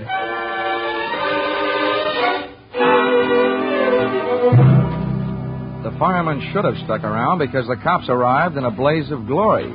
It was a very high-class investigation. 2 lieutenants. Finally, after about an hour, the police photographer ran out of flash bulbs, the office of the deceased ran out of fingerprints, and the lieutenants ran out of questions. So the on-the-scene phase of the investigation was closed. At about 5 minutes of 11, I left the police to pack up their notebooks, their clues, and the body, and went into the outer office. Susan looked like she could use a big, broad shoulder to weep on, but unfortunately, I was wearing my light gray suit. About then, a dark blue suit and a deep green voice entered the room from the corridor. Say, there's some feller out here says he belongs here. His name is Van Bruten. Shall I let him in? Oh, what do you think? His name is on the door you just opened. Oh, indeed, now. Well, my name happens to be Murphy, and it's on beds all over the country. But that don't mean I'm stuffed with feathers, does it? This'll teach you, Johnny Dollar, never to cross tongues with an Irishman. Okay, send him in, officer. Yeah. All right, you can come in. The policeman out there. Is there trouble here? Oh, I am Bremer Van Bruten. Where's Mr. Perry? What? He's waiting for me, no? No. But my appointment. He's not keeping any. He's dead. Dead? This is impossible. Last night I saw him. He was well. What happened? He was hit by a buzz bomb. A buzz bomb? Please. Oh, sorry. I forgot other people aren't used to these things. You mean that was foul play? Very foul. Please, may I sit down? My first visit in all these years since before the war. It was to be so happy. Now, tragedy like this. He was a good man, a good partner. I understand that as of last night, you were no longer partners. Yeah, I'm glad you mentioned that. I realize, of course, that it is indelicate to speak of such things as money at a time like this. But that is why I'm here, to receive my payment. Oh, just because Perry got his, there's no reason for you not getting yours, huh? But you misunderstand me. I am deeply grieved. Since the transaction was consummated, what is there to do? A delay would be a needless waste of money. I have already paid for passage back to Amsterdam tomorrow. Your check is here, Mr. Van Bruten. Here you are.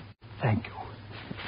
In all my years of business, this is indeed the saddest moment. Yeah, those are very kind words, Van Bruten, and I'd believe them if your eyes would stop counting all the zeros on that check.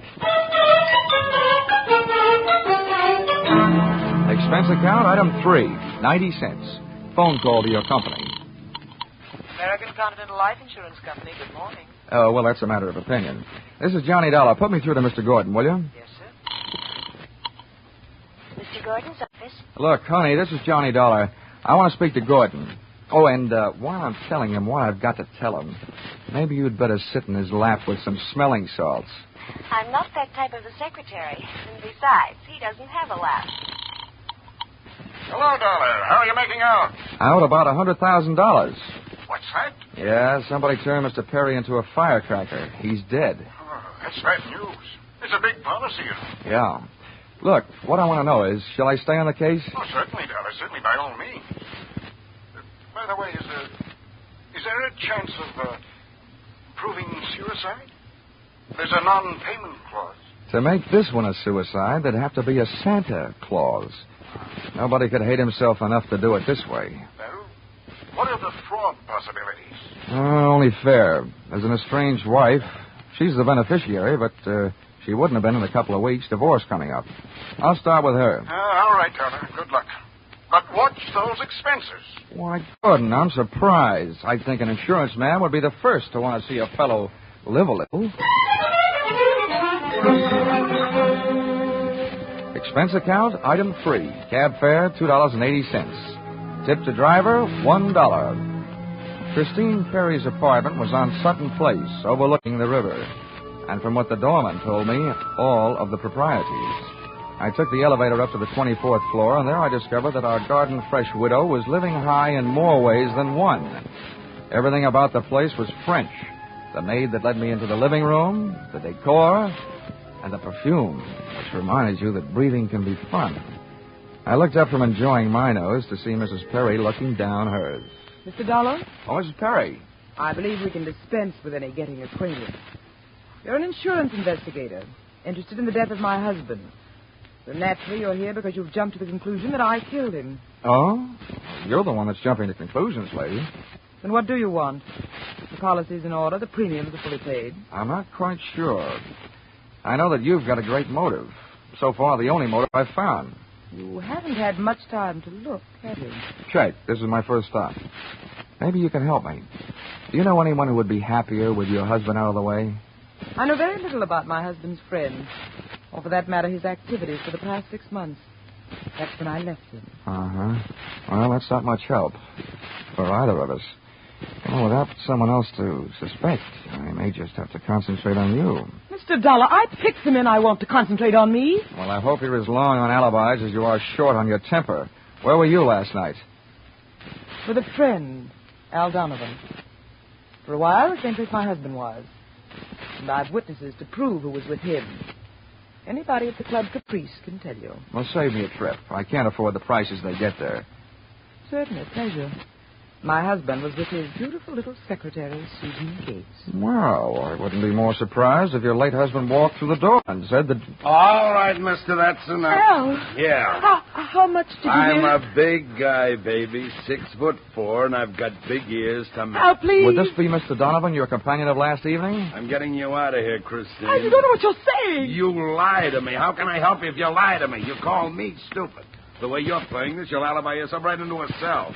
I'm getting you out of here. What are you doing to me, Al? You're crazy. Come on. She's right. You are stupid, Donovan. She was doing just fine till you dropped in. Mister, you've been asking a lot of questions. Now I'll give you one answer. All right, Christine. So much for the wise guy. Now about you and your alibi. You wasn't with me at the Club Caprice last night, and if it's so easy to prove your husband was there with his secretary, who were you there with? You told me you were going with your husband, talking divorce, remember? When Al measured me for that swing, I measured my chances with him. To me, he looked like one of the corporate assets of Murder Incorporated. So I rolled with a punch, hit the floor, and stayed there, with my eyes closed and my ears open. What I heard was Christine's alibi flying out the window, Mr. Donovan giving her a few loving cuffs, and finally the pair of them flying out the door. I allowed myself the luxury of a 20-second massage on the new lump on my jaw, and then I got up and started out after them. This case was becoming interesting.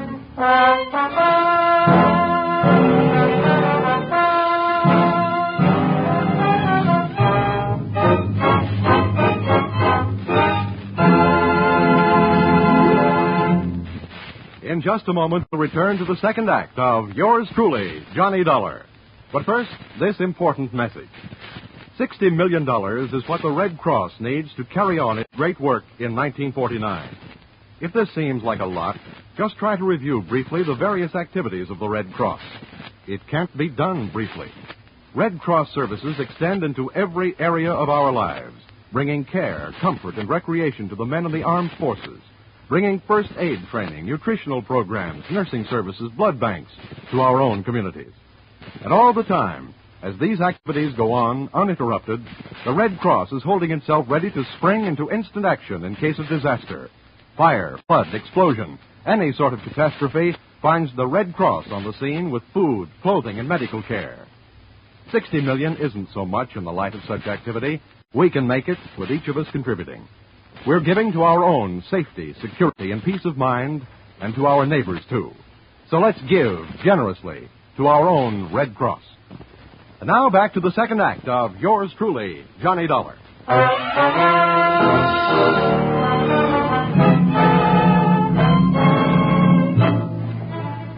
I hit the street just in time to see Donovan pushing Christine Perry into a cream-colored convertible. When they got rolling, I piled into a cab and followed them, and the chase was on. At 57th and Broadway, things got complicated. My cab was 3 cars behind theirs when a red light flashed them to a stop. Then the door of their convertible flew open. Christine jumped out, dashed across the street, and down to the subway. Since Donovan didn't follow her, I followed him. When he finally pulled to a stop, he took 2 chances. He parked in a no-parking zone and walked straight into the building beside it, a police station.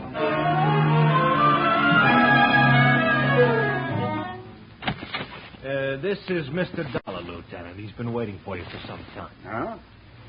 Well, you can wait outside, Sergeant. Okay, sir. My name is Johnny Dollar, Lieutenant. Here are my credentials. Insurance, huh? Yeah, the Perry murder in particular. Well, you've come to the right place, Dollar. A man named Donovan just walked in here and made a full confession. He what? That's right. My clerk's just typing it up. In the meantime, the gentleman is down in the tank having a bite of lunch on the city. He confessed. Does his story add up? As far as I know. I haven't heard too much about the case myself. It's not in my precinct. What did he use for a motive? Jealousy. Says he's in love. Wanted to marry Perry's wife. Did he say how he managed it? Yeah. He stole a key to the office from the wife's apartment, entered the building last night, and wired a bomb to the buzzer system. Uh-huh. Well, guys do a lot of strange things in the name of love. Yeah, looks like Donovan did. Ah, he either killed a man, or he's trying to cover up for someone who did. Well, listen, don't execute him for a couple of days. Huh, Lieutenant?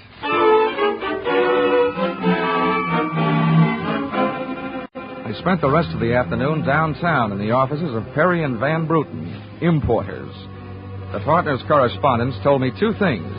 They had been extremely friendly, and Van Bruten was extremely bald. Perry had been sending him toupees from a famous Hollywood makeup firm. At 4:30, I opened the drawer marked Employment Files. They rocked me with two minor explosions of their own. The folder marked Donovan Albert J.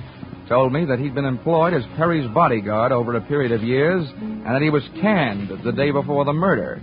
Before I received blast number 2 from the folder of Perry's secretary, Susan Gates, the office door opened behind me. Well, Mr. Dollar, you're supplied with a search warrant, I hope? Just the one I was born with, Mrs. Perry. The kind they say kills cats. You know, curiosity. What are you looking for? I found it.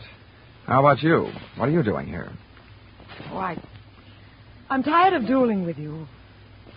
I'm here because I want to... Well, I've got to talk to someone. I called your hotel. You weren't there. I tried to locate Susan, but I couldn't, so I thought maybe you'd be down here. What's the basis of our sudden friendship? You should know. Al Donovan's confession. The newspapers have it already? Yes, but there's not a word of truth in it. He didn't kill my husband. How do you know that? Because... Why, it's impossible, that's all. Yeah, it was a little hard for me to swallow, too, when the police told me about it. But since then, it's become a little more digestible. What do you mean? I just learned that he was your husband's bodyguard. He was fired yesterday. That same day, your husband calls his insurance company screaming for another bodyguard. Now, how would that add up for you?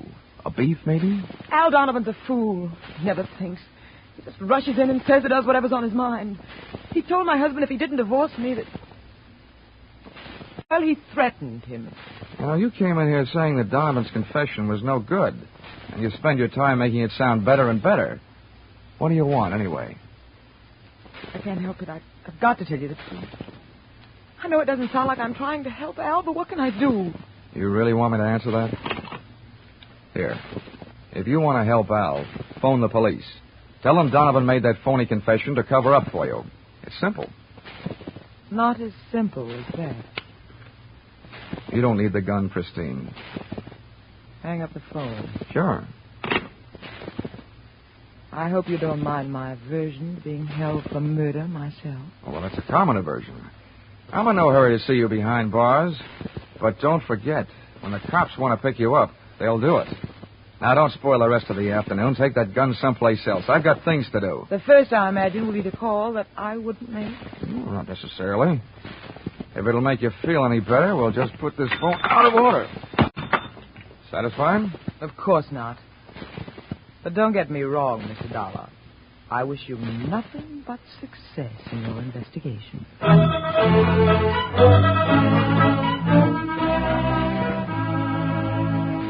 I puzzled over that exit line for a few seconds after she'd gone, and then I went back to the company's employment file, namely the application for employment as secretary of Susan Gates. It informed me that during the war she had worked in a munitions plant. Her specialty? Wiring bomb fuses. When Miss Susan Gates reached home at 8:30 that evening, she found a visitor, me.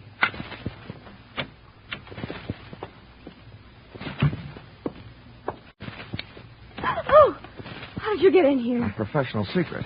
Oh, you scared me. What do you want? Why did you come here? I wanted to bring you the good news. I heard on the radio that Al Donovan confessed to Perry's murder.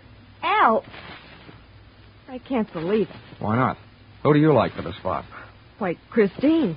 Al is covering up for her. I'd like to agree with you. If it turns out that Christine wound up her husband's life with a bang, the company that hired me saves $100,000. But I don't know. She claims she has all kinds of alibis. One of them is you. Me? Yeah. Did you see her at the Club Caprice last night? Why, yes. I know who you were with. Your boss. There's nothing wrong with that. Well, I'm not preaching a sermon. I want to know who she was with. I don't know. A man I'd never seen before. Mr. Perry knew him, but he wouldn't tell me who he was. Why not? I don't know. He said I might get the wrong idea. About what? I don't know. We didn't sit there and talk about it all night. Why should we sit here and talk about it all night? All right. When a census taker shows up and asks a lot of questions, people answer them. When an investigator tries to do his job, they make the proverbial clam look like a blabbermouth. Look, Mr. Dollar, believe me, this has been a greater shock to me than to anyone else. Excepting, of course, your late employer, Mr. Perry. How long did you work for him? 4 years. Now, where'd you work before then? Why, Oh. Let me help you. Bombs, wiring fuses. Remember? All right, I remember. Good. Then maybe you'll remember a little bit more. Let's go back to last night. The guy with Christine Perry. Who was he? I tell you, I don't know. Was it Van Bruten? I don't know. You don't know? No, I mean... I'll get that. No, I'll go. You make sure you just don't keep going. Susan! When Susan snapped the spring lock to open the door, the gun outside opened up. The first slug caught her in the left shoulder, spinning her out of the way of the rest of them. It was getting monotonous. Every time a buzzer went off, things started booming. Susan was sprawled out on the floor in front of the door, and to open it, I had to move her. By the time I did, the hallway outside was empty. Okay. Come on, take it easy. It won't start hurting for a couple of minutes. I'll have a doctor here by then. He'll give you something. Just try and keep calm. Here, I'll throw my coat over you. Okay, try not to move. Oh. Trying to ruin this rug. Never mind the rug. What we want to worry about is who tried to ruin you. What'll they do to me? What will who do to you? They'll arrest me. No, they don't arrest people for getting shot. You have any idea who it was? That man in the office this morning. The one who picked up the check. Van Bruten? No, he wasn't Van Bruten. He was a phony. Yes. And you still gave him that check? Yes. Well, I won't ask you why. But apparently you gave him the money and then tried to blackmail him. Is that right? They'll arrest me. I wouldn't be a bit surprised. Who is this guy? Where can I find him? Oh. Come on, now, don't pass out on me now. His name, quick. Van Sant. Where does he live? Nelson Hotel. Under his own name? Oh, I don't. I don't blame you. I could use a few moments of unconsciousness myself.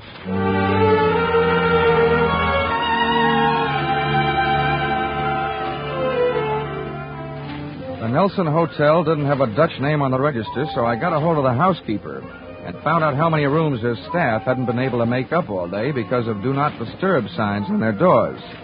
I went a-calling at these particular rooms. On the 9th floor, I awakened one old maid. On the 7th, I startled a bunch of poker players who thought they were being raided. On the 5th, I blushed my way out of the bridal suite. And on the 4th, I struck the door of 427. And the jackpot. Who's there? Don't you see the sign? I do not wish to be disturbed. Oh, sorry. I must have the wrong room. I started up the hall after the fire axe, but when I got to it, I changed my mind. One of the few things I'd learned about this guy Van Sant was that he loved to murder people through doors, so I decided against trying to chop his down. Then I remembered the way those people came pouring out of those offices earlier in the day when they heard that fire alarm. So I picked up the little red hammer next to the big red fire axe, broke the little glass window, pulled the little brass hook, and set off a big brassy noise. Then I rushed back to 427. Fire! Fire! Where's the fire? Right here in my eyes, sweetheart. Why you come here? You wish you hadn't. Never mind the dresser. You're through shooting guns for the day. What do you think, Van Sant? You want to try some more? You cannot make me stay here. The fire, we will all die. You look good barbecued. But I'll make a deal with you. You talk. And if I like what I hear, I'll show you how to get out of here alive. How do I know this? Well, you don't think I'm going to stay here and fry, do you? And if you don't start flapping that tongue in a hurry, I'll probably just tie you to a chair and run. First, where's Van Bruten? You will find him in the bedroom. He better be alive. He's out cold. What's the matter with him? He will be all right. He is on the sedatives. When did this identity switch start? You better hurry up. I smell smoke. I knew Van Bruggen in Amsterdam. I knew about the sale of his interest. And I knew that the girl in the office here had never seen Van Bruggen. Well, let's go now. Now, don't get up. I can feel it getting warm in here. The firefighters. We will be safe. Now, don't be too sure. They always start at the top floor and work their way down. Come on, I can hear those flames crackling. You know the rest. Last night, when the transaction was all finished with Barry, I gave to Van Bruggen some sedative and his cocoa. You set up that bomb so Perry'd get it before you showed up to pick up the check. Yeah, I told you that. Then it happened that girl didn't know I was an imposter. I don't know how. Well, let me tell you. She's been sending old Van Bruggen in there 2 pays for the last 4 years. Gray ones, my red-headed friend. Oh, yeah. Let us get out of here, no? Yeah, out. Oh!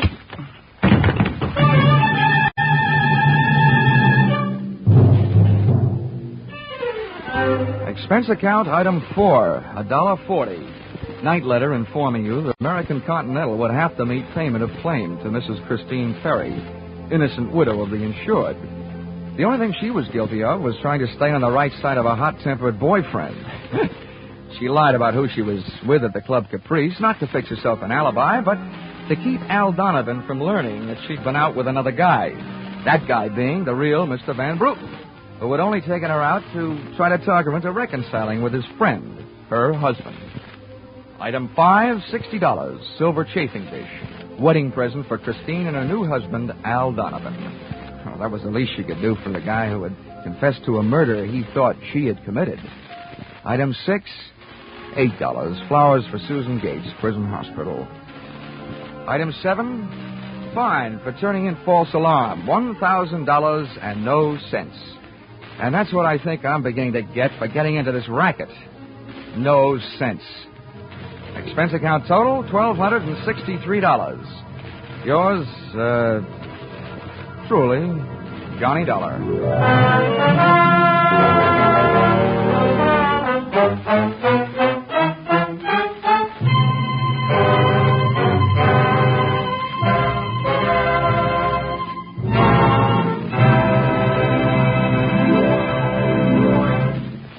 In just a moment, we'll tell you about next week's Johnny Dollar Adventure. But first, this reminder. Just a little earlier tonight on CBS, Jack Benny turned dramatic actor on the Ford Theater. But this Sunday, he'll be back again on his own show with a special treat for the Jack Benny fans. After the last broadcast on which the Ronald Colemans appeared, thousands of letters came in from fans asking that Jack invite Ronnie and Benita back again soon. The Waukegan Wit did, and Ronnie and Benita, by popular demand, returned to the Jack Benny program this Sunday in what should result in one of the most hilarious broadcasts of the year. So be sure to listen to Mr. and Mrs. Ronald Coleman on the Jack Benny Show, which is heard on all CBS stations this Sunday.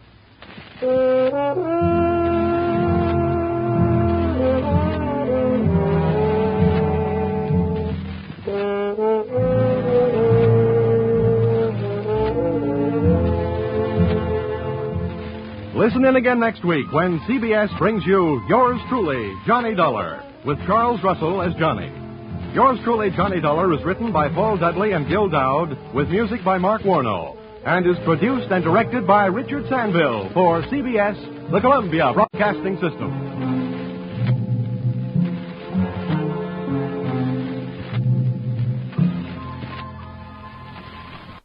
You're listening to HOJO Radio. Stay tuned.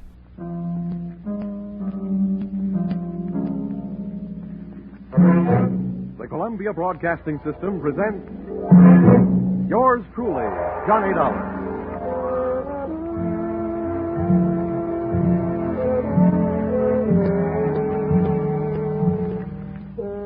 The next half hour has its baggage packed to take a trip with America's fabulous freelance insurance investigator, Johnny Dollar. At insurance investigation, he is just an expert. At making out his expense account, he is an absolute genius.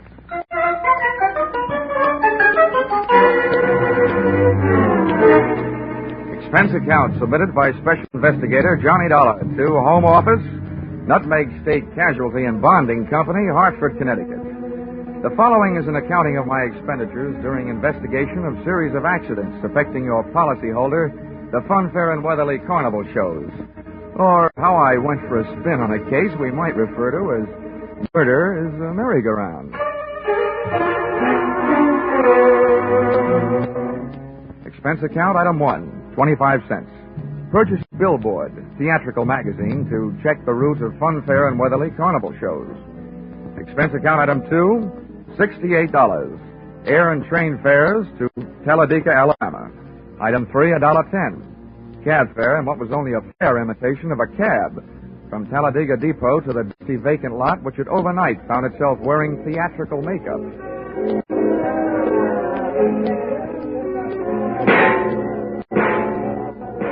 Brightly as the hot sun beat down on the midway, it couldn't help the layout of canvas and slats from looking beat up.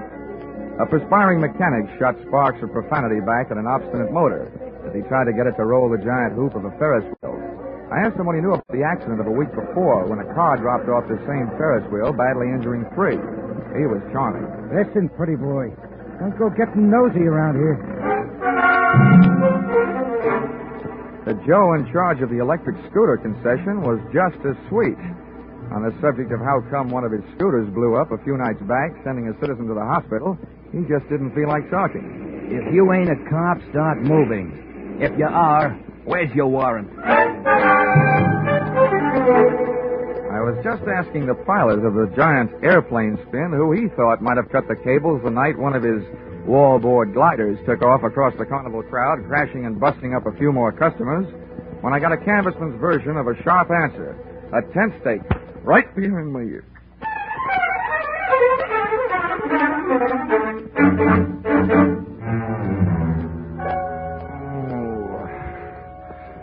Well, so Sleepy Beauty's waking up, huh? Who are you? I thought maybe you'd be sick of asking questions. First, maybe you better answer a few. Before you get up. Number 1, who are you? A pilgrim from Hartford. Never mind the double talk, nice guy. What's your name? My name is Johnny Dollar, but right now I feel like 2 cents. What's your big interest in those accidents you were asking questions about? Strictly academic. I'm only representing the insurance company that's paying off on those accidents. Now maybe you'll tell me who you are and where I am. I thought you guys were smarter. Dollar, I'll let you in on a little secret.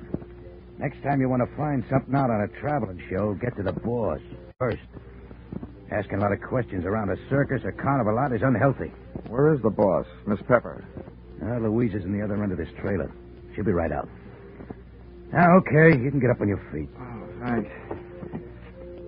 I hope you don't mind if I don't stay up on them. I feel more like sitting down. Go ahead. You still haven't told me who you are. My name's Brennan. Oh, yeah, Shanty Brennan. Yeah, you're the general manager of the show. They told me all about you. Louisa Pepper's right on and strong on. How long will she be? Yeah, she's getting dressed. Just finished taking a nap. We drove all night to get here. How about having a blast with me while you're waiting? No, thanks. I haven't enjoyed a noon bottle since I was 2. But don't let me stop you. Thanks. Oh. You sure you won't have one? I'm sure. Brennan, the insurance company's been checking up on your show. The police chiefs in the last 10 towns you've played say it's a clean one. We haven't got a pickpocket or a grifter on the lot. But plenty of trouble, huh, during those past 10 stops? At least once a night somebody's got hurt. But never any of us. It's always 1 or 2 of the townies, the citizens. Last night a car on the whip cut loose. That sent 4 to the hospital. 4 more insurance claims for Nutmeg State casualty and bonding, huh? Yeah, and 1 more town we won't be able to play again for a couple of years. It's a wonder we didn't travel out of that town last night by rail, tarred and feathered. For 10 straight nights now, you've had at least 1 big accident every night. What's your guess, Brennan? Has fate taken a steady job on your show, or is somebody out to get you? Somebody's out to get us. Okay, well, do you have any idea? Oh. Why didn't you tell me we were entertaining a gentleman, Sandy? I'd have put on some more clothes. It would have taken a lot more clothes to cover all there was of Louisa Pepper. She looked like an aging Cupid doll, but even in a carnival, she was no prize. I didn't like the look in her eye. It looked much too friendly. So right away, I decided to change the unspoken subject. Miss Pepper, I'm here on business insurance. Sorry, we're not buying any. And I'm not selling any. The way things have been going, the insurance company I represent would probably like to buy some of yours back. Oh? Yeah. I'm from Nutmeg State Casualty, investigating the accidents. Hope you find out more than we've been able to, and fast, before we go broke. The word's traveling one town ahead of us. They got us taken for a dangerous midway. Have you been using police protection? 20 extra cops a night at $10 a cop. So, night before last, a guy winds up with a hammer to try and ring the bell and win a cigar. The top of the hammer flies off and almost brains a cop. Around this show, the police need protection. I see what you mean. How are you fixed for people who don't like you? We got many to choose from? Dollar, we treat our help fair and square. We know them all and trust them all. Fire anybody lately? Nobody. The only ones who left were floaters. But none of them had a beef. Okay, Miss Pepper. Now think back. In all your life, who do you know who'd most like to see you have a real bad time? Only one guy. And he's not around. Dead? As good as. He's in jail. Has been for the last 8.5 years. That's a long time. How long did he go up for? 10 years. What are you thinking, Dollar? I'm thinking that with time off for good behavior, maybe he's not in jail. Not in jail? Shanty, he's got to be in jail. He's got to be, I tell you. You told me you were... All right, break it up, Louisa. If Carter Lacey had a voice as sharp as yours, he could saw his way out of jail. Okay, Dollar, you made a guess. How about seeing how good it is? Sure. I'll find out if your bogeyman is still in jail, but I didn't catch that name. Lacey. Carter Lacey. And where's he been in the pokey? Massachusetts State Prison, at Charleston. Well, what did he go up for? What's that to you? Cut it, Louisa. Dollar, we sent Carter Lacey to jail for attempted murder. He tried to kill Louisa's niece, Myrtle. Is she around? He's running the snake show on the Midway. Dollar, how soon can you check whether Carter got out? As soon as I can make a telephone call. But, Shanny, before I do, I'd like to elaborate on that guess I made. Now I'd not only guess that Carter Lacey is out of jail, but I'd also guess that he's been out a little over 10 days.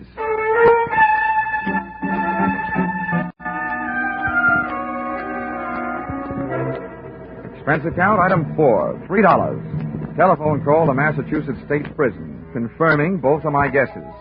Carter Lacey had checked out of the Bay State's Hotel Greystone for bad boys 2 weeks previously. Item 5, $32. Telephone calls to various hotels in the last 10 towns the Fun Fair and Weatherly Carnival shows have played. Item 6, 10 cents. 2 nickels spent calling 2 hotels right here in Talladega. Then I dropped 1 more nickel in the telephone. Got the lucky number? Yes, sir. We do have a Mr. Carter Lacey registered. Room 312. Shall I stop? And hit the jackpot. Expense account item 7, 65 cents. Cab fare to Sunshine Hotel. Tip the driver, $1. From the lobby, I called room 312. He invited me up. I invited him down. I knew I'd feel better talking to Carter Lacey with a lot of people around. They'd make nice witnesses if he suddenly got homesick for prison life and used me as his ticket back. I waited in the coffee shop. The waitress brought me a cup of coffee, and my palate went to work refereeing a one-sided bout between the strong Java and the weak cream. Hello. Dollar? All right. Sit down. Thanks. So you're Carter Lacey, huh? Have some coffee? No, thanks. It keeps me awake nights. How about your conscience? Having the same trouble with that? My conscience deserves an 8.5-year rest. But it can't start its vacation until I even up a few scores. Busting up carnivals. Child's play. Look, Dollar, over the phone you told me you're an insurance investigator. You can save your company a lot of money. How? Call them up and tell them not to insure the lives of 3 people. Because any minute now, 2 of them are going to be dead. Louisa Pepper, Anise Myrtle, and Shanty Brennan. Yeah, Dollar. I'm going to kill 2 of those people. The other one's still my friend who's going to help me do it. In case you don't know your law, Dollar, don't bother calling the cops. I can't be held for making a threat unless I put it in writing. Well, Lacey, I don't know what your beef is against the people running that carnival, but those accidents have been hurting a lot of innocent bystanders. Dollar, you're talking to a guy who really knows what it means. Getting hurt. as an innocent bystander.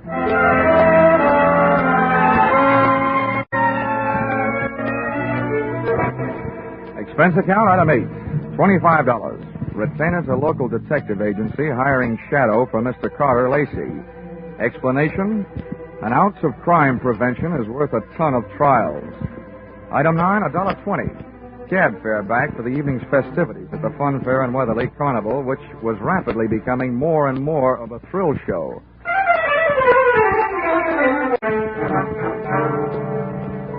Expense account, item 10, 30 cents. Down payment on ulcer, eating supper at what the Carney people call a grease joint. I made my way among the trailers that were lined up behind the midway, and as I looked for the one housing Louisa Pepper's snake-charming niece Myrtle, the burning sensation around my heart wasn't all caused by the hot dogs I'd just eaten.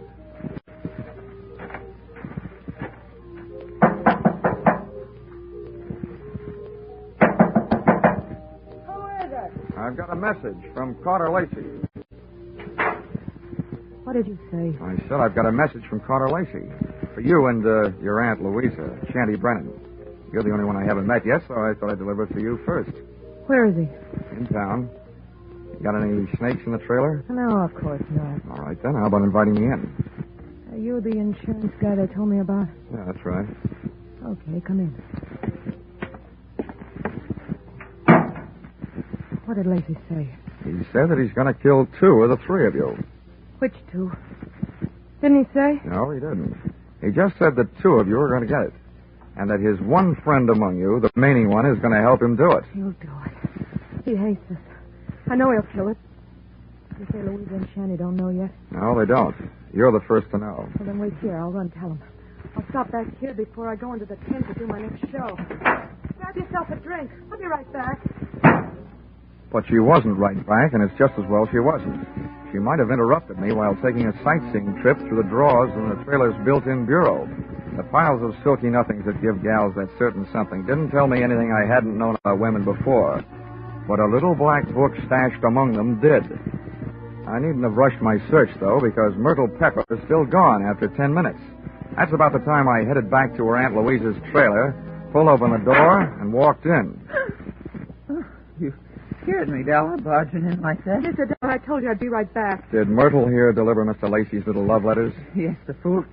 He always was a fool. He can't kill us. You mean it's against the law? I mean, it's impossible, that's all. Look, Miss Pepper, you and your niece here are both plenty scared. While you're out shaking those fruit stances you got working on the midway. Myrtle, have you told Shanny about Lacey's threat? Yeah, I met him on the way over here. Asked him if he'd feed my snakes before showtime. They're dangerous to work with if they're hungry. Yeah, I told him. He said he'd join us here. What did he say when you told him? He said if Lacey had one of us helping him, and the 3 of us had better stick together so we could at least watch each other. Smart man. He had a good idea. I see the 3 of you had better stick close to each other, beginning right now. Come on. Where are we going? Over to the snake tent. And when we get there, Myrtle, you'll be the only one of us who'll be among friends. The 3 of us left Louisa's trailer. We walked past the back of the shooting gallery concession right in the front of it. And along the back of the line of canvas shanties. We stopped at one. Myrtle pulled back the canvas flap, and I stepped in ready for anything. With the ladies not far behind me, I edged slowly over to the square red board fence set up in the center of the tent. There were danger signs splashed in white paint along the outside walls of the pit. I clenched my teeth and looked down through the wire mesh top at a slithering tangle of writhing, angry reptiles. And there, lying among them with a vicious red welt splashing his forehead, was Shanty Brennan. He was feeding the snakes, all right.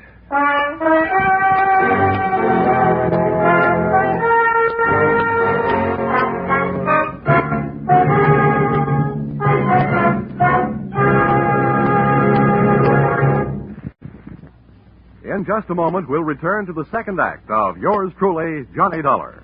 But first, here is some news.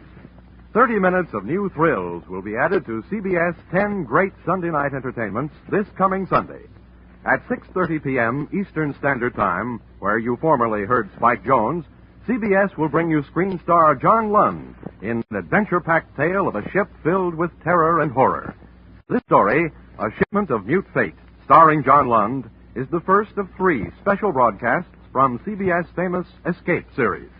will be heard over most of these stations immediately preceding a familiar show which brings you a different kind of escape, The Jack Benny Show.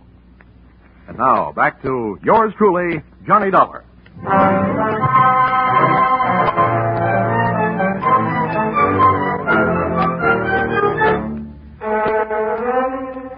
I'd just seen a murder mystery where the actors had been hissing instead of the audience. The lead character in that snake pit wasn't going to win any Academy Award. The scene of the crime was no place for a man, let alone a woman, so I herded Auntie Louisa and her niece Myrtle out of the tent and back into the trailer. Oh, poor Jetty. How horrible. Yes, I was wrong, Dollar, when I said Carter Lacey couldn't do it. What's going to happen to us? According to what Lacey told me, Myrtle, what's supposed to happen is only going to happen to one of you. What do you mean? Well, he claims that one of you was in this with him, and that one knows she's safe. This may turn out to be an acting contest between you two. What's that crack supposed to mean? Well, the one who's safe wouldn't want anybody to know she feels safe, huh? Oh. I wish I had learned to cry. Louisa, you don't think it's me? Well, I know it ain't me. Oh, ladies, how about observing a moment of silence in memory of the deceased? Well, I give you a few instructions.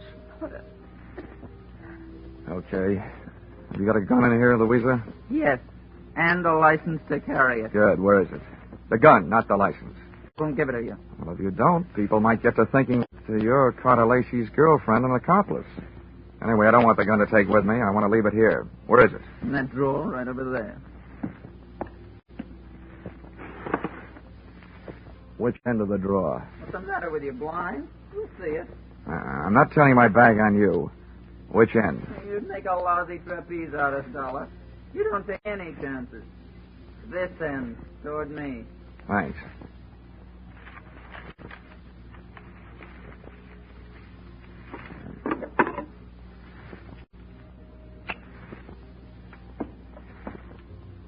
Well, now where are the keys to the car hitched to the front of this land yacht? What are they for, Dollar? Just another chance I'm not taking. With those keys in my pocket, this trailer won't be joyriding anybody off into the night. Where are they? I'll get them for you. Wait a minute, Myrtle. How come you know where Louisa's keys were? Yeah, Myrtle. How come? I think it's... Well, they're laying right there in plain sight. Oh. Thanks. Now I'm going out and call the police. Louisa, I want you to get into that chair down at the other end of the trailer. Okay, General. You got the gun. And you, Myrtle, get on that bunk down at the other end. I don't understand all this. And now, ladies, while I'm gone, I don't want one of you gals to be knocking off the other. But on the other hand, I can't leave you here without protection. So I'm leaving the gun right here on this table in the middle of the trailer. And if Carter Lacey comes knocking at your door, you can have yourselves a race for the gun.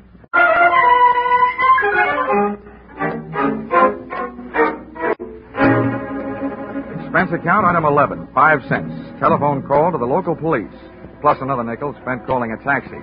The cops arrived in 4 minutes, cab in 15. Its driver had no siren to take him through the traffic lights.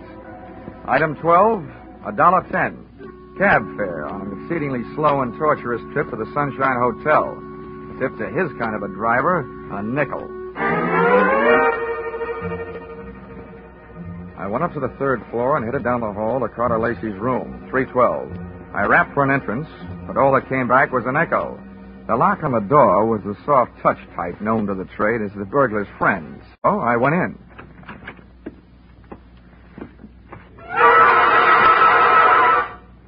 Stars fell in Alabama? Oh.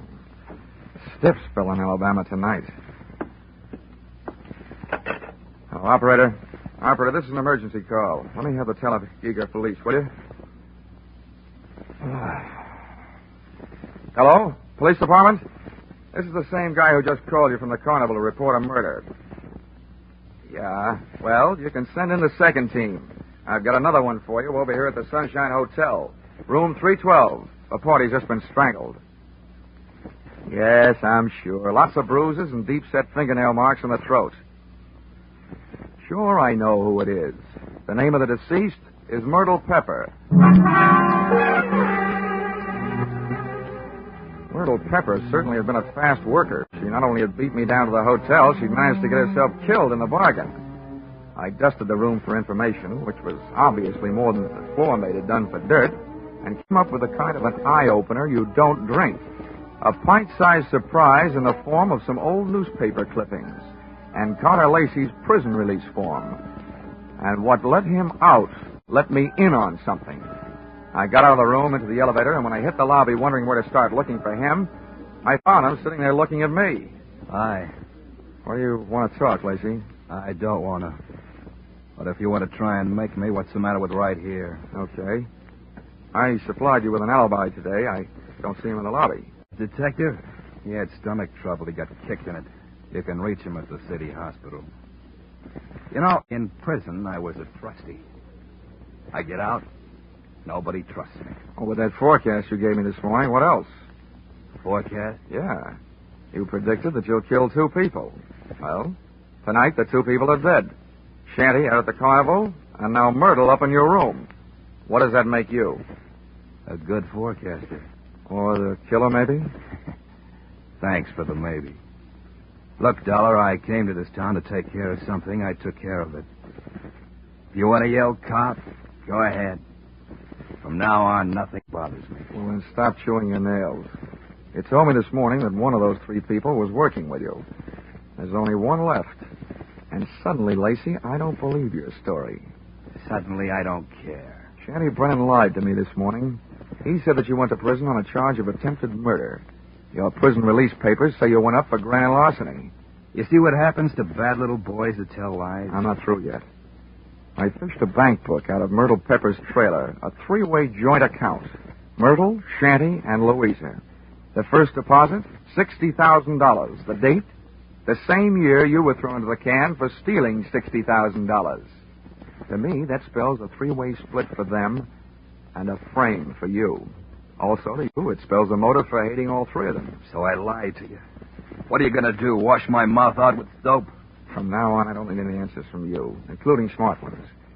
But look, you'd better stick around. If the cops don't pick you up for murder, maybe the hotel will want to press charges against you for having an extra unregistered person occupying your room.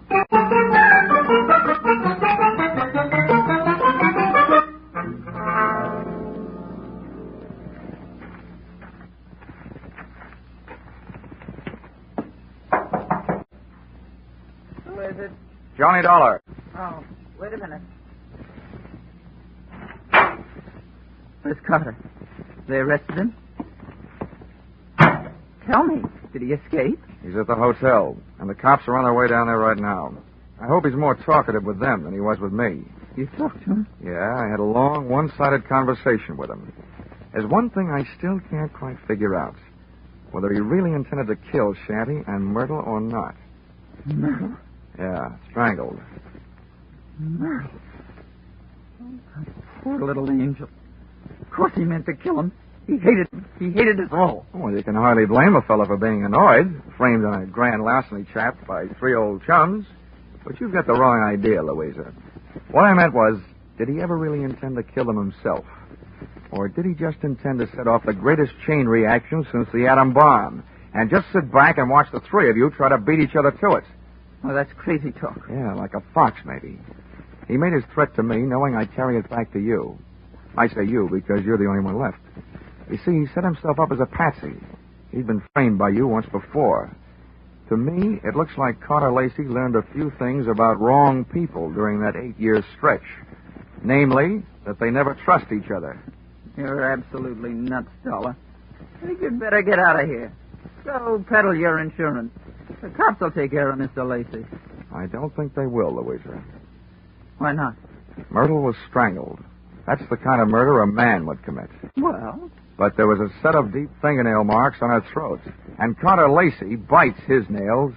So maybe you'd better get yourself a manicure before the police arrive. Thanks for the advice. Stand right there, Dollar. This time I got the gun. Hold everything, Louisa. Carter! This is a standoff, Louisa.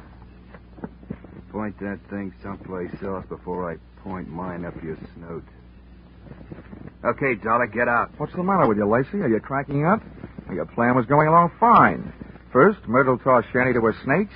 Then Louisa took care of Myrtle. There's only one left, and the state will take care of her for you. That's not enough. There's one satisfaction I haven't enjoyed so far. That's hearing one of these pigs squeal. Carter, we can still split the money in the show and get out of here. The only one that's going to get out of here is Dollar. Beat it. I beat it all right. I was the only one in the trailer without a gun. I plunged into the darkness looking for something and came up with a tent rope, dashed back to the trailer door, and lashed onto the guide rail. I didn't want those gun-happy birds flying the coop. Just then, the season opened. I didn't know who was going to come out the worst in there, the hunter or the hunted. The only key I had to the situation was the key to the car, the one I'd picked up earlier in the day. The car churned the trailer to the Carnival back lot and out to the highway. When I hit the cement, I started spinning the rubber.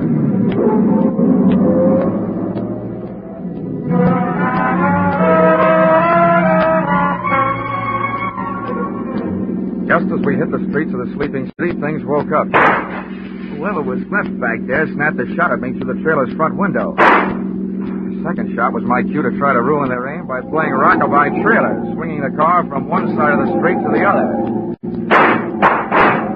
Just as the not-so-sharp shooter made another try, I picked up just what I was looking for, a game of tag with a police patrol car.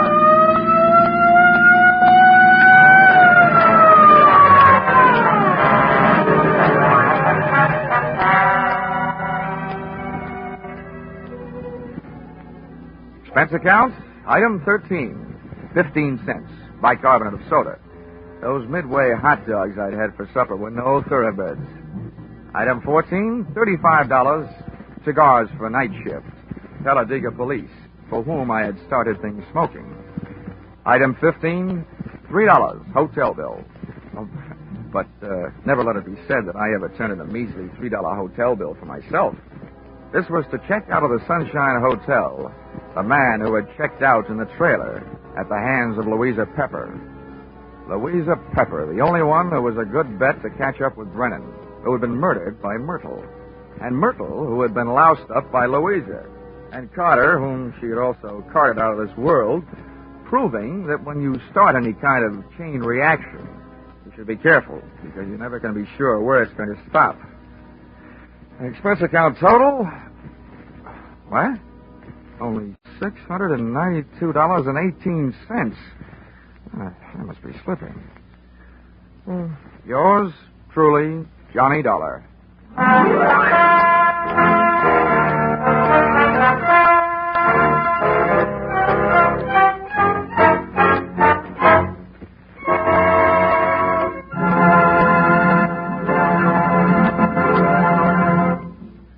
The madman of music is moving.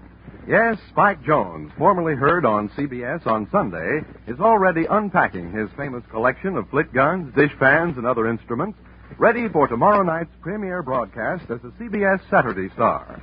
Hear the Spike Jones Show on most of these same stations tomorrow night at 7 o'clock Eastern Standard Time, when it joins Vaughn Monroe, Gene Autry, Gangbusters, and Sing It Again as a regular Saturday night CBS feature.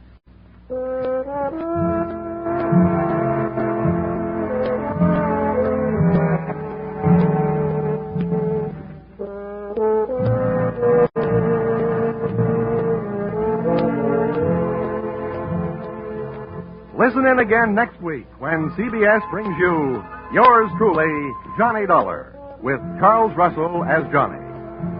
Yours truly, Johnny Dollar, is written by Paul Dudley and Gil Dowd, with music by Mark Warren. Get this and get it straight. Crime doesn't pay, which was the motto of our next broadcast from the pen of Raymond Chandler. The first show aired on NBC in June 1947.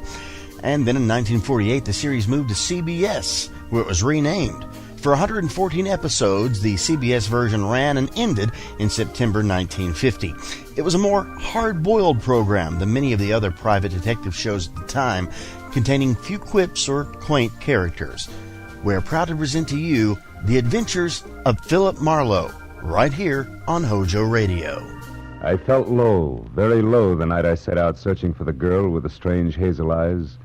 The fog which hung over Los Angeles didn't help, and I felt even worse when I found her. For by then I had death on my hands. From the pen of Raymond Chandler, outstanding author of crime fiction, comes his most famous character as CBS presents The Adventures of Philip Marlowe.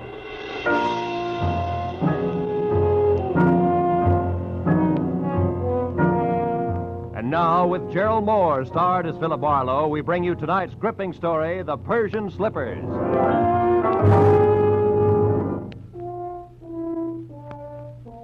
One of those thin, chilly fogs had sneaked in from the Pacific, and it hung vaguely to the streetlights along the Sunset Strip. It was a kind of a fog that you could see through, but everything was out of focus. Made you start wondering what you were going to do when you were 90 and you were all alone. I'd have liked to have spent the night in a room full of noisy extroverts playing charades. But instead, I had to eat a quick dinner and drive up into the secluded Hollywood Hills to meet a guy. A guy who had nothing but trouble on his mind. When I pushed the buzzer, I had the feeling of wishing I was someplace else. Carl Delaney himself opened the door. He was grim and brusque and to the point. Marlowe? That's right. Come in, Marlowe. I appreciate this. You're coming up here after business hours, I mean. I wouldn't have asked except, well, perhaps I waited too long as it is. Sit down. Thanks. Waited too long for what, Mr. Delaney? 36 hours ago, my wife disappeared. Marlowe, you've got to find her for me. Find her just as fast as you can. Wait a minute. Disappeared, you said. Would you mind playing that part back a little slower? Norma simply walked out that door, got in her car, and drove off to get hold of herself, as she always does when we've quarreled. And always before, she's come back in an hour or so. But this time... This time she simply didn't come back, is that it? Look, Mr. Delaney, I could... You'd better let me finish before you do anything.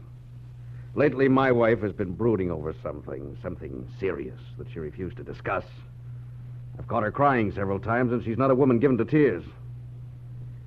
Marlowe, I'm sure that unless we move fast, when we do find her, we're going to find her dead. Suicide? Yeah.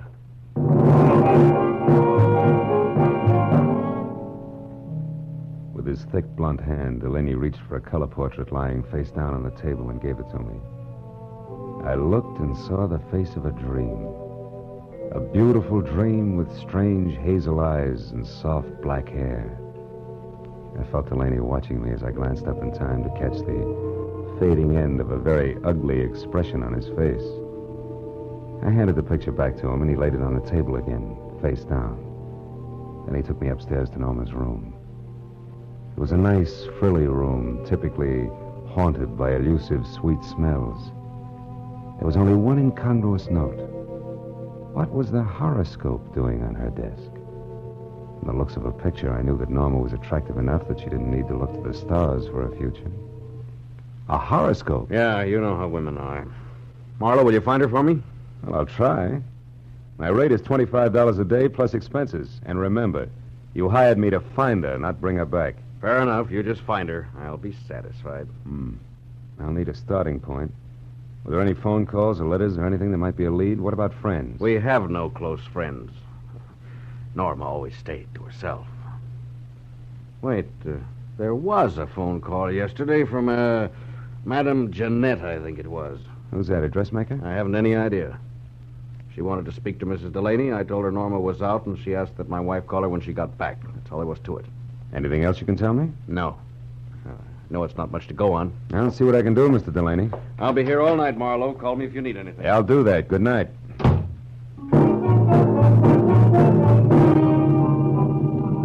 I drove back through the persistent fog to Sunset Boulevard.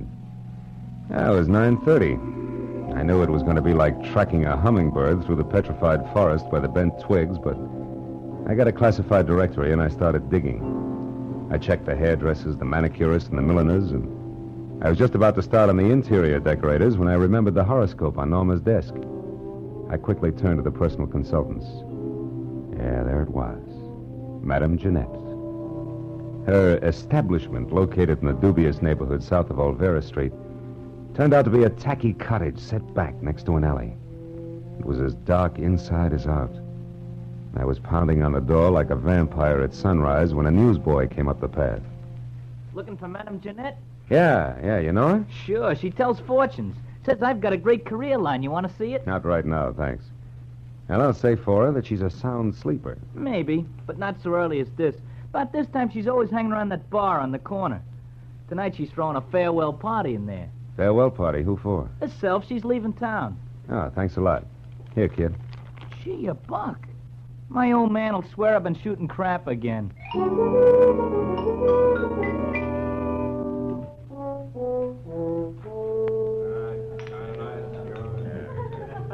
Give me another one, Charlie. Not every night I say goodbye to my dear old neighborhood. Muscatel again, Jeanette? Yeah. Did I say dear old neighborhood, Charlie? I think you did, Jeanette. Must have had one too many then. Because of all the low, flea-bitten row of shacks I ever lived in, this is the new low. Ah, Jeanette, that's no way to talk. You hurt my feelings. Pinky, there ain't nothing like a little beer to soothe hurt feelings. Yeah, you said it. Jeanette, can I have another? Yeah. Charlie, give Pinky another. This is his last. The last? I thought you said it was a farewell party. Hey, you with all your dough. This dough's to get me out of this rat trap of a town, see? It's the last I want to see it of it in all my life, see? Yeah. Another muscatel, Charlie. Hold on a minute, Jeanette. Hey, what'll it be, mister? Something just a bit drier than muscatel. Say scotch? It's on me, mister. It's my party. Well, this is indeed a pleasure. You're the Madame Jeanette, aren't you? Yeah, why?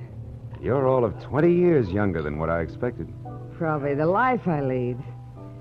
Hey, wait a minute. Why should you be expecting anything about me? I don't know you. Perhaps not, but I know you.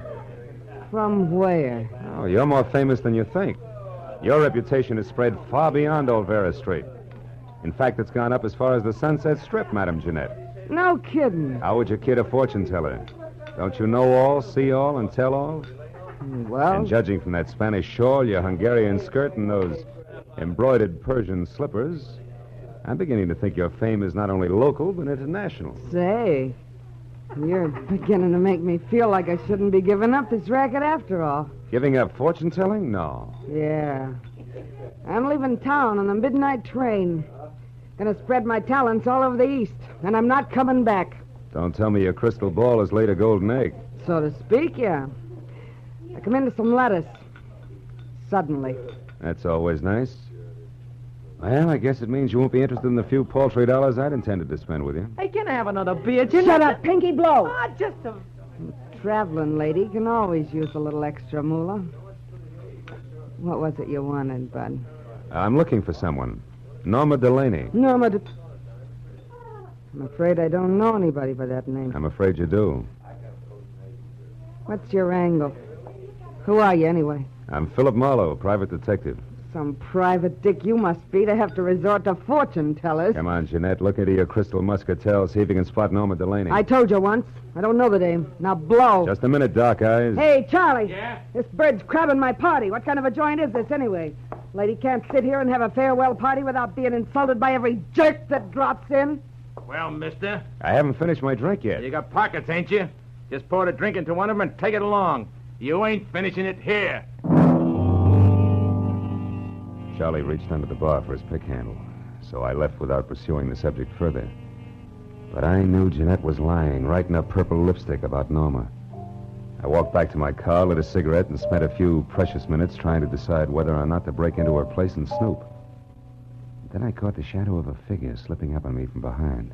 I turned. Wait, don't swing, Mac. Don't swing. It's only me, Pinky. I was in the bar when you was talking to the madam. That tightwad, Jeanette. Yeah, I saw you, so? She did something the minute you left.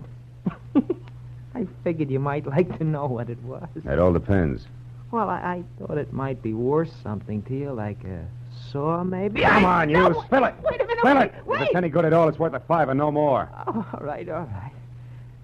She made a phone call. Who to? What'd she say? Nothing.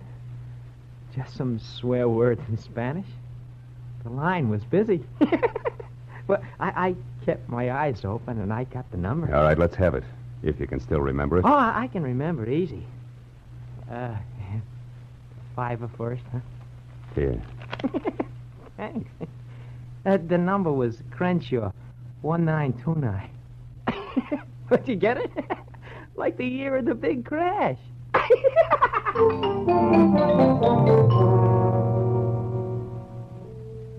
Thanks to the thirst of an underweight lush, I wasn't at the end of my rope yet. I drove as far as the nearest drugstore, dropped a nickel in the slot, and dialed. Crenshaw. The year of the big crash.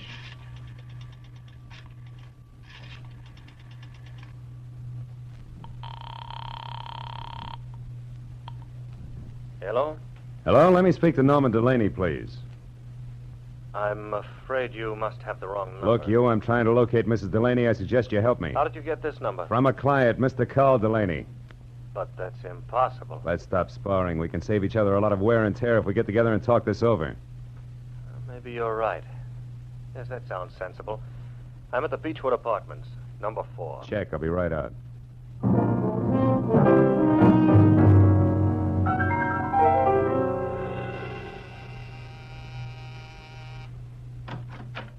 Mr. Pierre Gillum, it says here on the door. Yes.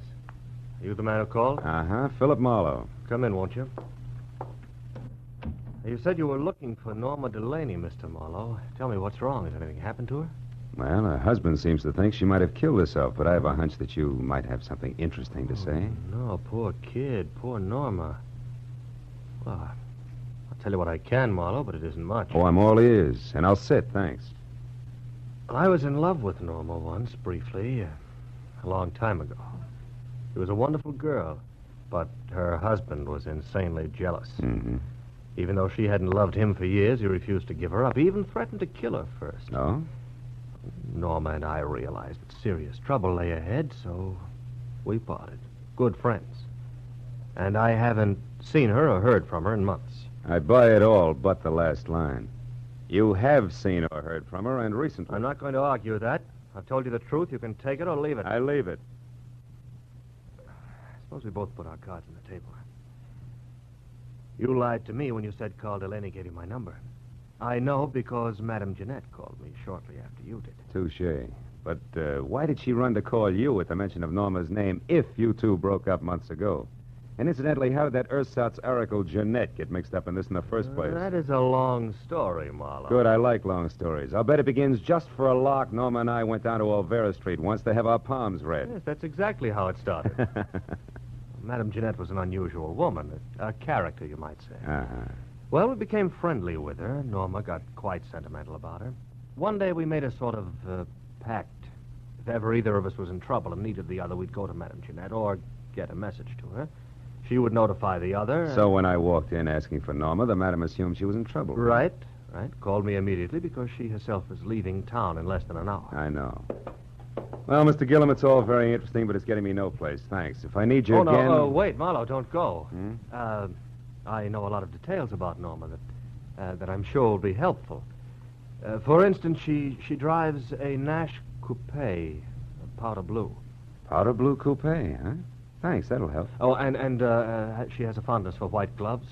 Wears them quite often. I see. Well, I better get moving. No, wait just a minute, Marlowe. I've got to go. Now, listen, Marlowe. I told you I was in a hurry. Now, take it easy. Stick around a while. Get away from that door. Look, just who do you think you are? Come busting in here, prying, asking questions, you dirty... Ooh! You asked for it, Gillum. Ooh! You got a left, too, huh? So have I, brother. I left Gillum sprawled all over his coffee table, as limp as a 5-cent salad.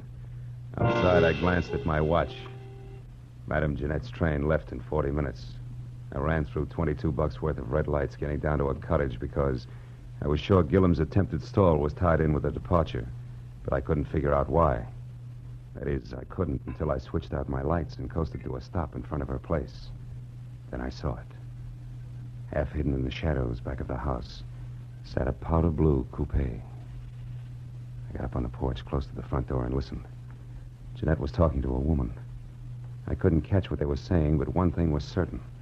The woman was Norma Delaney. All at once I realized the talk had stopped. That was my cue. I shoved open the door and went in. Jeanette sat at a table alone, facing me. Well, Mr. Marlowe, you've returned. What is it this time? I'd like my fortune told. Yeah? Now listen close, Gumshoe. I'll make this a short and snappy reading because I'm catching a train in 15 minutes. There's a woman very close to you. In fact, she's right behind you, sucker! What? Oh!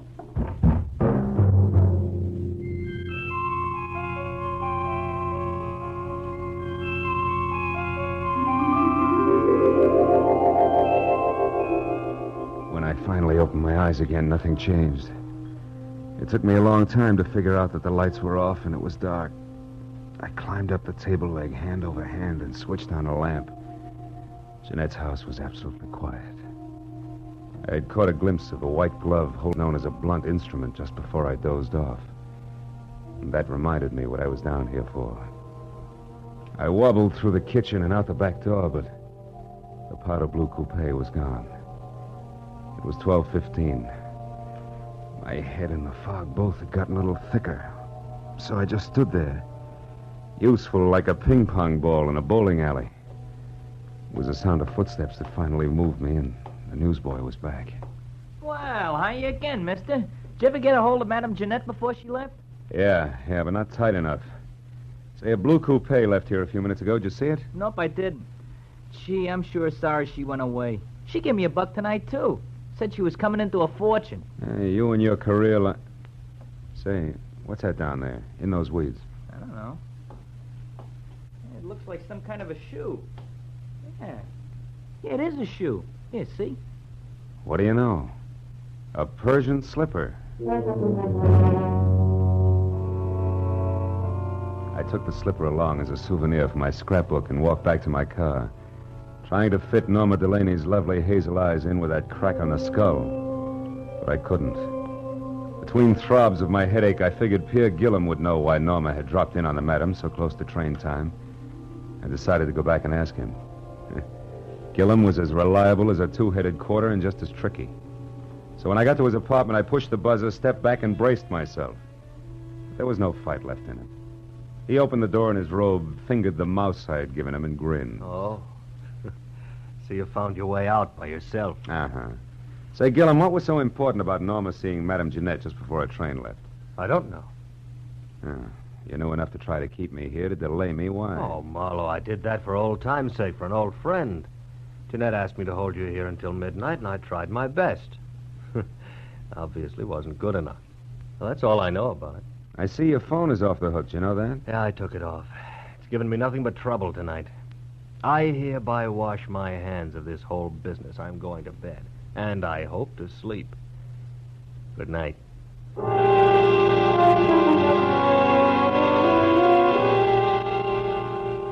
I envied him and left to call my client, Carl Delaney. He said he'd be in all night, but the phone kept ringing and ringing, and no one answered. I suddenly got a very creepy feeling. And 20 minutes later, I pulled to a stop at that small but elegant house. The lights were on, and I saw the powder blue coupe in the garage next to Carl's big black sedan. I ran up the steps. The front door was ajar, so I went in. I found Carl Delaney in front of the fireplace, face down on the floor, dead.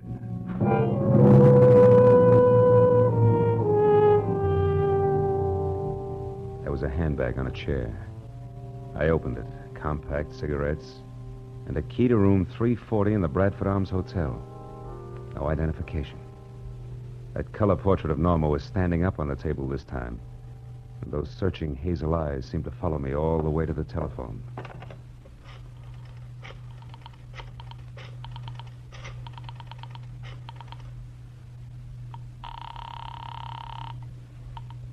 Lieutenant Ibarra speaking. Phil Marlowe, Ibarra. There's a dead one at 1077 Hollycrest Road, named Carl Delaney, murdered. I'll be right out. I hung up the phone, and then the hair on my neck crawled as I heard the unmistakable sound of a woman's heels on the floor upstairs. I ducked behind a door as the heels clicked down the steps. And then she entered the room.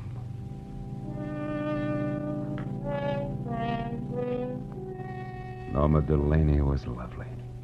As lovely as a picture. She moved calmly and deliberately, put a note on the table, picked up the handbag, and then turned to face the door I was hiding behind. You can come out now, Mr. Marlowe. Hello, Mrs. Delaney. You can call me Norma now. And if you're thinking of using your gun, perhaps you'll be good enough to read this note first. Here. To whom it may concern, I, Norma Delaney, purposely and with premeditation, shot and killed my husband, Carl. It is beyond me to express how deeply I hated him, and since I must pay for this and cannot endure a public spectacle. I shall take my own life within the next few minutes. Now, look, Norma, no guns. Easy, Marlowe. I'll kill you if necessary. But it would be so pointless now. I'm free at last, and I want to spend the little time left to me in my own way. Norma, if you'll listen to me, Stay just back. a minute.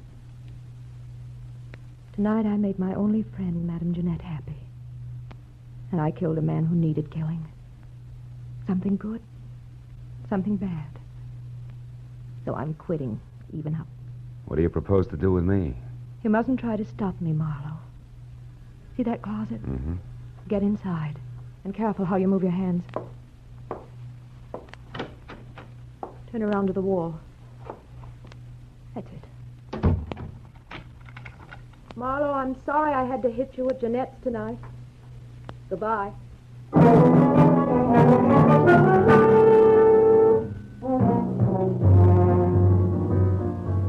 It took 3 shots to smash the lock on that closet door. I heard her driving away just as I got it open. In spite of what she'd said, I couldn't let her kill herself. I ran outside to my car. One glance under the hood was all it took. There was nothing left of the wiring but loose ends. I ran into the street and a miracle happened.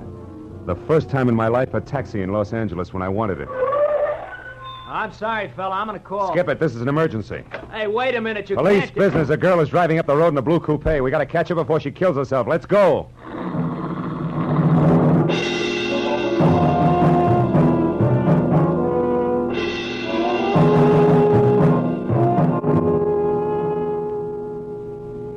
Think I saw taillights just then. Yeah? Can't you go any faster? Not on these curves, brother. I got a wife and kids. Okay, fella. We'll be at the top of the hill when we can get around the next bend. We should spot her then. Yeah, you can see the whole road down the other side. Here we are, mister. This is the top. But I don't see her. Where is she? Hey, wait a minute. Stop here. Turn off your motor. This is haywire. I don't get it. We were gaining on her, and now she just disappears. Hey, what's that? A motor. That side road we passed. That's it. Hey, look. Look!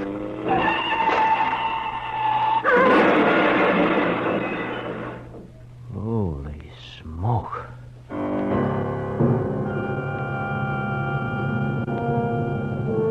We both saw the awful sight for just an instant. A powder blue coupe with a woman crouched over the wheel. It shot out of that side road, crashed through the guardrail, and fell end over end down into the gorge. By the time we got to the hole in the fence, the wreck was an inferno. No use trying to get down there. The whole hillside will be on fire in another minute. I guess she pulled over here into this side road and waited for us to go by. And we did. Yeah, it's sandy here, too. So I wonder she didn't get stuck. What's the matter? There's something buried here in the sand. One of her tires ran over it. What is it? Why, it's plenty, brother. Come on, turn that hack of yours around. Let's get off this mountain. I just found the answer to a lot of questions.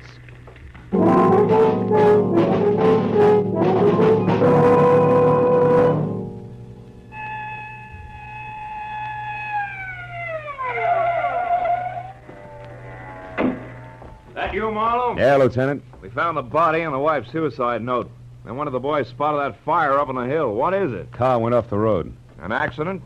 Or the suicide? Just a little of both, Ibarra, but we'll talk later. Right now, we got to go to the Bradford Arms Hotel on the double. And please, no siren.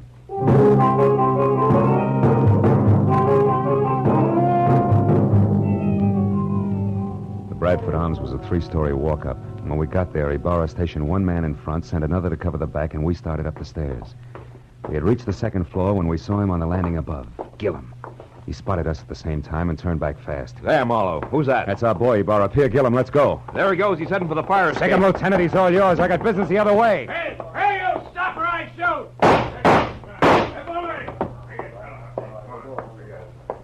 Room 336, 38, 340. It's all over now. You better drop the gun. Please, it's been neat so far. Don't mess it up. Come on, beautiful. Drop it. That's better. Well, Marlowe, I got him. I had to wing him to bring him down, but here he is. And the lady must be... Yes, Lieutenant. The lady is Norma Delaney. The girl who wanted to kill her jealous husband and then commit suicide, but didn't want to die doing it. So she used someone else's body, Madame Jeanette's, which was a logical choice because Jeanette was blackmailing her. Thus, 2 vultures with 1 stone, leaving 2 lovebirds free to fly away together. Right, Norma? Didn't you give Madame Jeanette money so she'd leave town and tell everybody she was going away? Yes, I did. That way the body wouldn't be missed, huh? Yeah. Isn't it pretty? Oh, lay off, Marlowe, can't you? Okay, Gillum, okay. Ellie Barr, I've got a sour taste in my mouth. I think I'll go home and goggle. Anything else you need? No, I guess not, Phil. I've had all that's necessary. Wait. Just one thing. How'd you get inside this setup? How do you find out it was the dead Madame Jeanette who went over the cliff instead of the very much alive Mrs. Delaney here? Well, Jeanette had on a pair of Persian slippers, Lieutenant. One fell off down at her cottage where Norma murdered her and put her in the trunk of the car. The other one fell off in the sand of that side road when she took Jeanette out of the trunk and propped her up behind the wheel. Was lucky, Burra. Just dumb luck.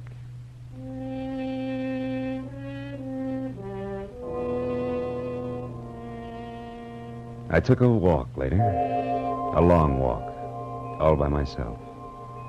Through that thin, empty fog in the dark, empty streets. A pair of hazel eyes and a pair of Persian slippers went round and round in my head. And for some reason I kept thinking, a pair of Persian slippers has two soles and two heels. And it's hard to tell just exactly where the one becomes the other.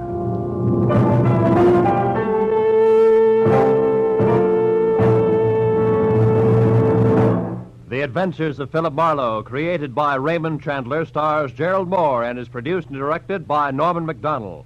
In tonight's story, The Persian Slippers, Virginia Gregg was heard as Madame Jeanette, with Larry Dobkin as Pierre Gillum and Louis Van Rooten as Carl Delaney. The additional players were Gene Bates as Norma Delaney, Gil Stratton Jr. as the newsboy, Frank Richards as the barkeep, and Tony Barrett as Pinky. Detective Lieutenant Ibarra was played by Jeff Corey. The special music was conceived and conducted by Ivan Ditmars.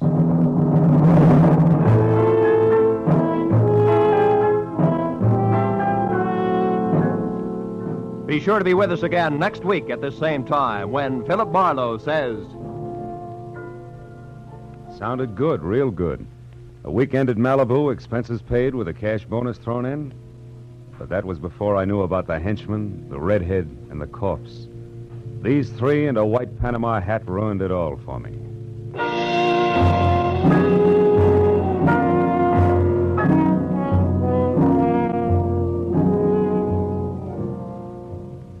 The big star-studded array of CBS Sunday shows starts tonight. 1, 2, 3, 4, 5 top entertainment programs that make listening to your CBS station a happy habit. 1, Cabin B-13, the popular dramatic show by John Dixon Carr, renowned mystery writer. 2, the new Electric Theater, guest starring Henry Fonda tonight, and regularly starring Helen Hayes, First Lady of the Theater, when she returns from London. 3, Our Miss Brooks, the hilarious comedy success starring Eve Arden. 4, Lum and Abner, a brand new half-hour show of smiles and chuckles with the merchants of Pine Ridge. 5, Strike It Rich, the sensational quiz show with a heart to wind up the sparkling parade of entertainment. Mystery, drama, comedy, excitement tonight over most of these CBS stations. And next Sunday, the first broadcast in the new season for two of radio's greatest stars, Amos and Andy. Yes, Sunday nights are great on CBS. Check your local newspapers for program times.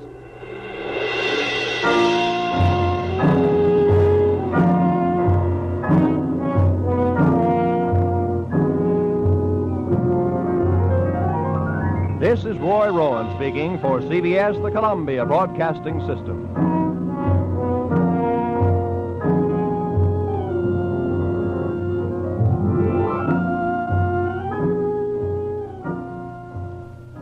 You're listening to HOJO Radio. More classic old-time radio coming your way next. Sounded good, real good. A weekend at Malibu, expenses paid with a cash bonus thrown in. But that was before I knew about the henchman, the redhead, and the corpse. These three and a white Panama hat ruined it all for me.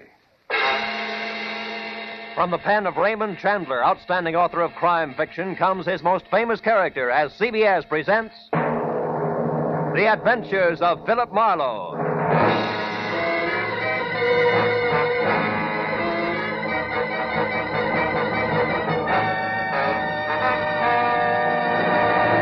And now, with Gerald Moore, starred as Philip Marlowe, we bring you tonight's unusual story, The Panama Hat.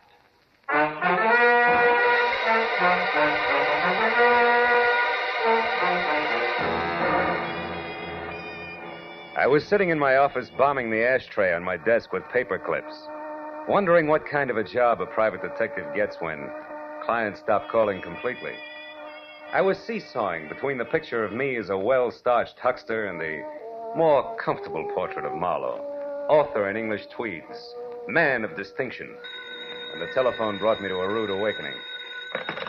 Marlowe speaking. My name is Isabel Gordon, Mr. Marlowe. I must see you at once. My husband Bruce is in terrible danger. Could you possibly meet me in an hour at the Pelican Inn? It's a small roadside place on the way to Malibu. I'll explain everything then. Pelican Inn, 1 hour, Mrs. Gordon. The Pelican Inn was strictly a liquor license with chairs, and a bored piano player in one corner grinding away.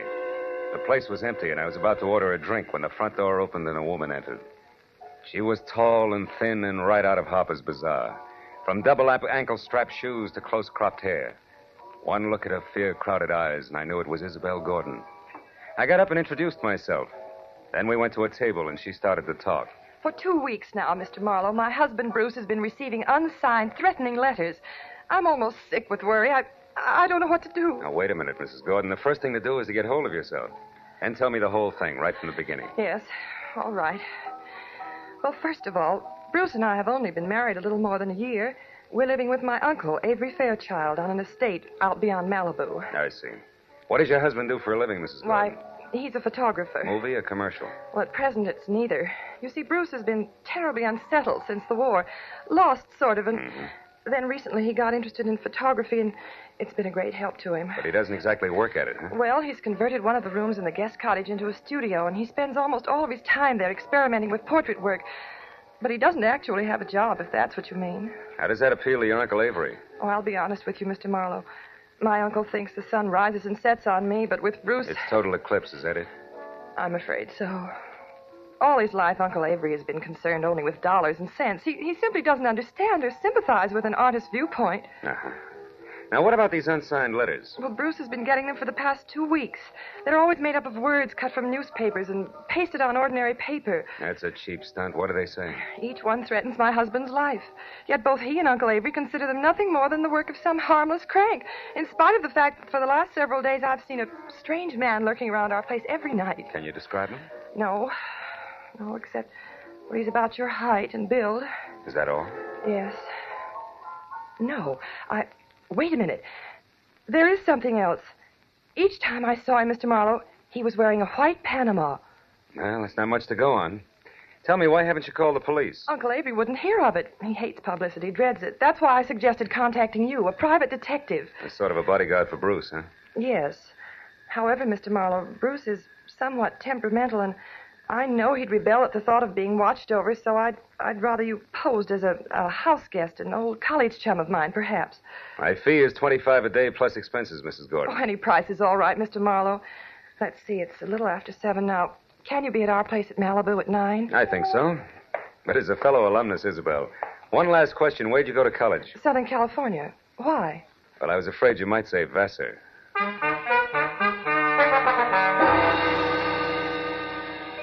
After Isabel left, I remembered that I was already on my expense account. So I had a tasteless, cold, hot blue plate special and a burned cup of coffee. Then I stepped out of the Pelican Inn and headed across the paved parking lot to my car.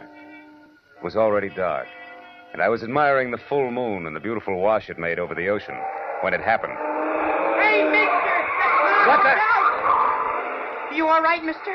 Yeah, I think so.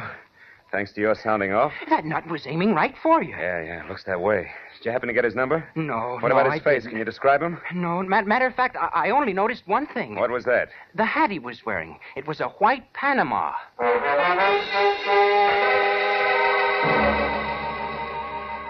I tried to be broad-minded, but there was no other way to look at it.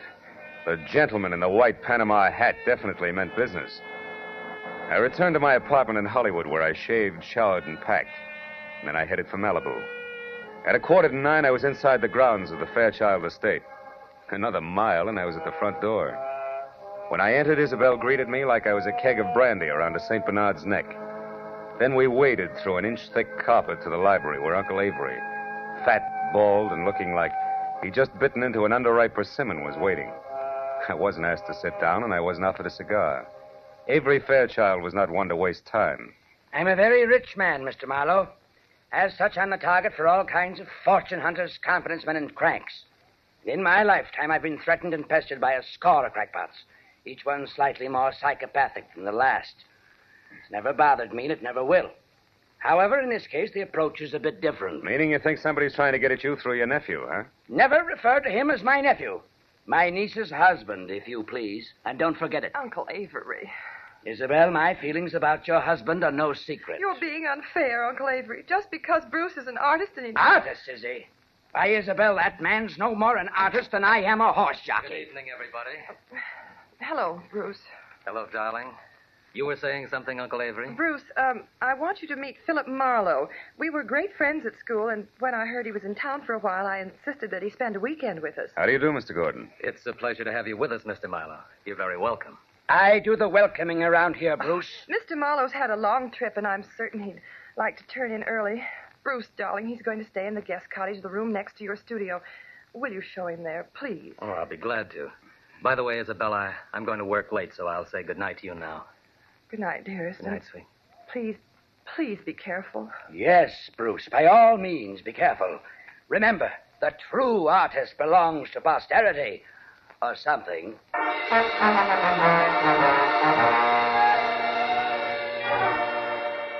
The guest cottage was only a landscaped hop, skip, and a jump from the museum that Uncle Avery called home. And as Bruce and I strolled along a flagstone path, I feigned a deep interest in photography. That was all my host needed. He struck at the bait like a shark with malnutrition. Well, Mr. Marlowe, it didn't even occur to me that photography might be one of your hobbies.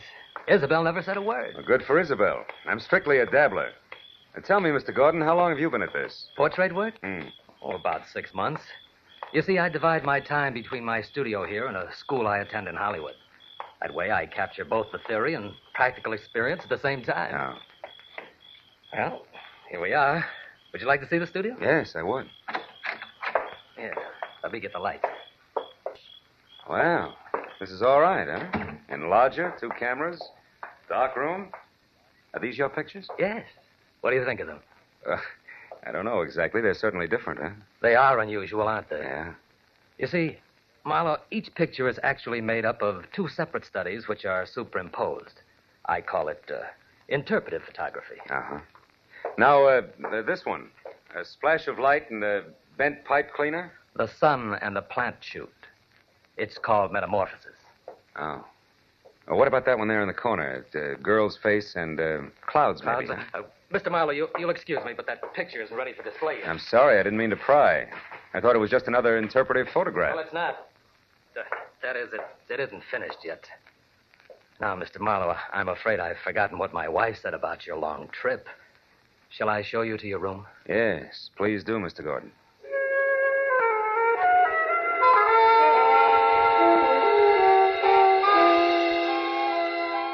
My room on the other side of the guest cottage was wider than Hollywood Boulevard. After Bruce apologized for his display of temperament and bid me a polite good night, I climbed into the silk pajamas that were laid out for me, stretched out on the bed, and tried to figure who belonged to the white Panama hat. About an hour passed, and I wasn't getting any sensible answers.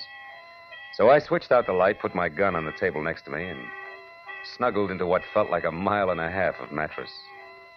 I was almost asleep, and the clatter of a shovel falling on the walk outside brought me straight up in bed.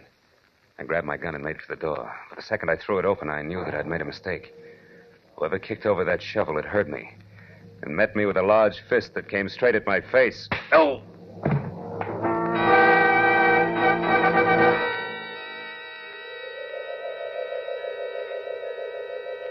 As I came back into the world, I was embarrassed to find myself alone and flat on my back.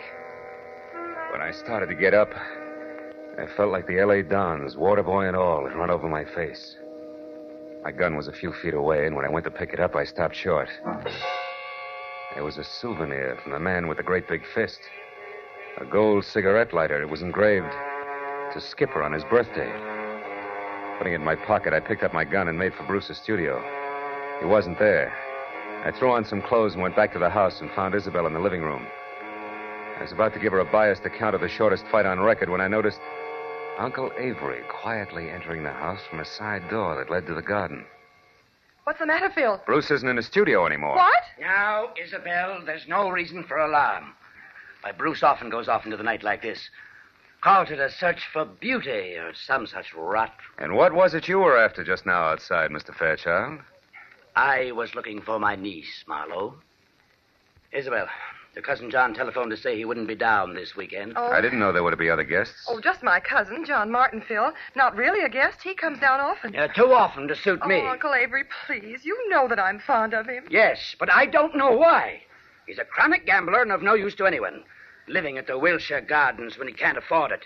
Driving expensive cars. Oh, you're too hard on him. Skipper is Skipper? bad. Yes. Do you know him? No. No, I don't. Well, you're not missing anything, believe me. Oh, I do believe you, Mr. Fairchild. I believe your every word. What? Good night, all. I left the house and headed straight for my car with the Wilshire Gardens in Hollywood in mind. It was just a chance that John Skipper Martin might own a white Panama hat. When I got to the prodigal cousin's bungalow, it was dark inside. So I pressed one hand close to my gun and the other against the doorbell. But there was no answer. The side window was open, and I started toward it when a nasty voice greeted me from the shadow of a palm tree. Good evening. Lovely night, isn't it? I hadn't noticed. I've been busy. I know. We've been waiting for you for a long time. We? Uh-huh. Me and my nice shiny revolver here. 38. Oh, I see. Well, you make a handsome couple, and I hope you're both very happy together now. What do you want? I don't want anything. I'm here to give you something. Advice. Look, brother, I've already told you I'm busy, so if this is a heist, let's get it over with, fast. You know, I think you're confused. I'm holding the gun, Mr. Martin. Martin? John Skipper Martin. Surprised that I know your name? Why, yes. Yes, I am. I don't recall having had the pleasure. You haven't. People never forget me, Mr. Martin. My tag is Brock. Does that mean anything? No, what do you do? Sing, dance, tell jokes? Yeah, that's it. The last one. I tell jokes. I can't wait. You won't have to, Mr. Martin. I'm going to tell you one right now. Goes like this. Once upon a time, a young punk borrowed $10,000 from a generous gambler on his promise to pay the money back within a week. But the young punk never came across. So the gambler told a nice fellow named Brock to call on the young punk and tell him that he had 48 hours in which to get the money together. And that if he didn't, he'd never see the 49th hour. What's the matter, Mr. Martin? Don't you like jokes?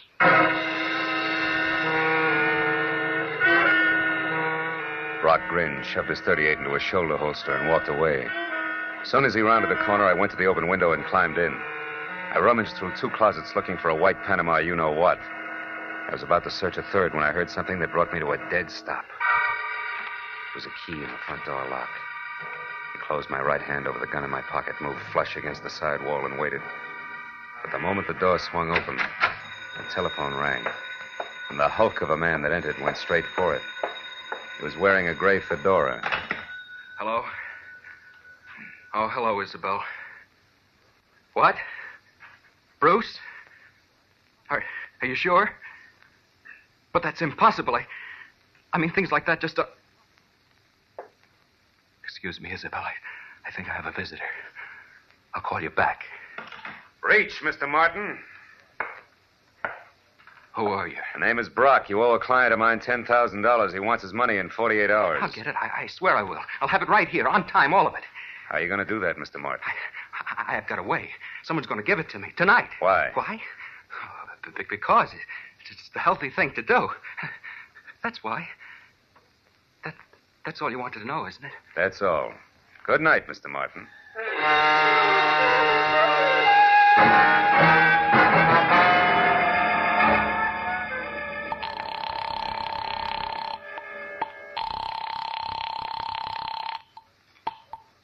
Hello? This is Marlowe, Isabel. I'm calling from a drugstore in Hollywood. Has Bruce returned yet? No, and he won't. He's that. What's that? And whoever did it wants $50,000 before morning, or we'll never see Bruce alive again.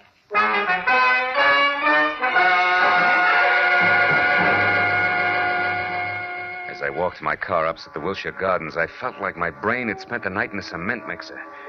I was about to head back for Malibu when I suddenly saw Skipper Martin dash out of his bungalow and pile into a long, glossy convertible. I followed him out to the Pacific Palisades, where he made a call at a little house which sat on a bluff overlooking the sea. Once he was inside, I moved up quietly and saw that the name on the mailbox was Miss Carla Winters.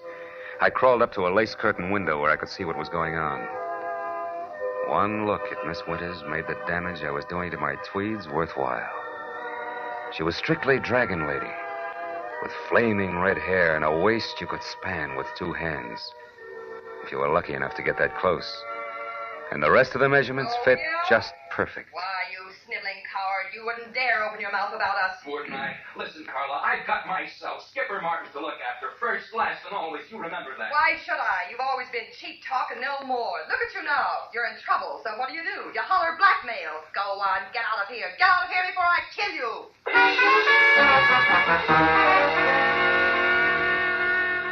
When Skipper slammed the front door, stomped to his car, and roared off, I couldn't figure any reason, legitimate reason, that is, for calling on Carla Winters. So I returned to the Fairchild place. Isabel was somewhere between hysteria and collapse over the fact that she and Bruce had less than $2,000 in their own name. Uncle Avery, of course, was more than reluctant to pay the ransom demanded for the return of a man he'd rather not have returned. But his niece won out. All right, Isabel, I'll give you the money. But understand, I'm doing this for you, not for that no yes, good... Uncle Avery, I understand, but can you get that much cash at this hour? The banks are... Who said anything about banks? You know I don't like them. Money will be in your hands in 30 minutes. In the meantime, tell Mr. Marlowe here what arrangements you've made with your husband's abductors. 1 minute, Mr. Fairchild. What about the police? The police have already been notified, Mr. Marlowe. They've agreed not to interfere until tomorrow morning. By that time, I suppose we'll have Bruce return to us. To us, Uncle Avery? That's a mere slip of the tongue, Isabel. I'm only paying for his return. You take over from there. I don't want him.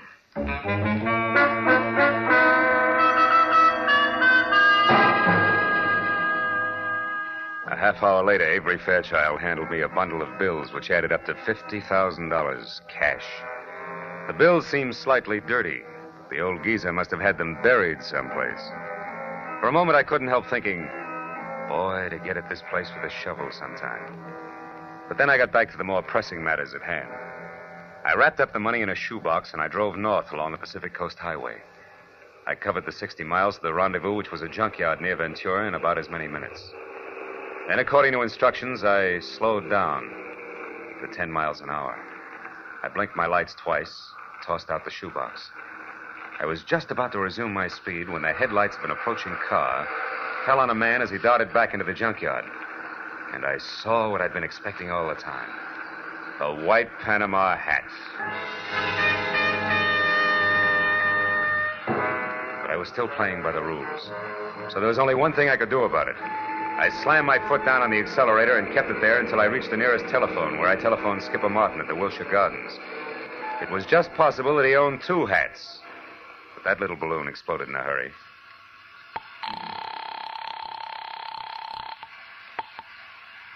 Hello? Mr. Martin? Yes. Who is this? This is Brock, remember me? Oh, yes, of course. I've been hoping you'd call. You mean you got the money right now? Well, no, not this minute, but I will have it in a couple of hours. You're sure, Mr. Martin? I'm positive, Brock.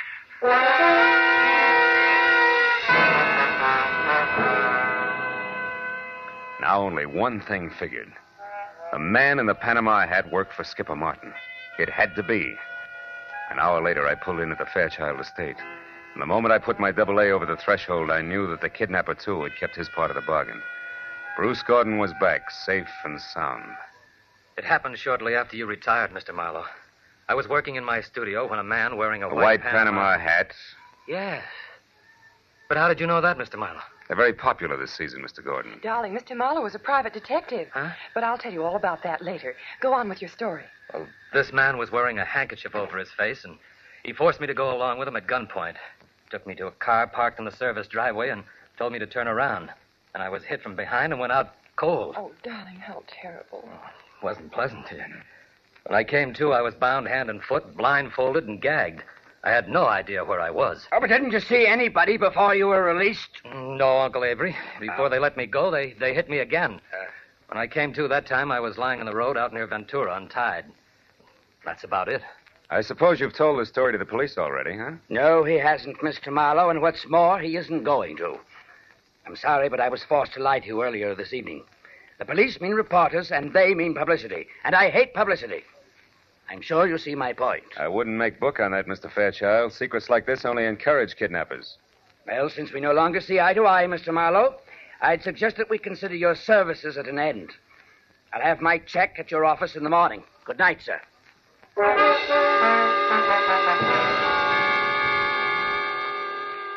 Avery Fairchild wasn't the kind of a man you argued with.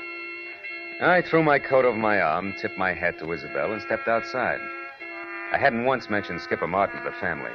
That might have been a mistake, but I still wanted to look around before I yelled copper. As I walked past the guest cottage, I decided to go in and check Bruce's studio. Maybe the man in the white PH had left a few odd footprints on the ceiling. I tossed my coat in a corner chair and started through the clutter. 10 minutes later, I'd found nothing. I was about to leave when I suddenly remembered the picture of a girl and some clouds that Bruce had been so careful to keep out of sight. It hadn't been moved.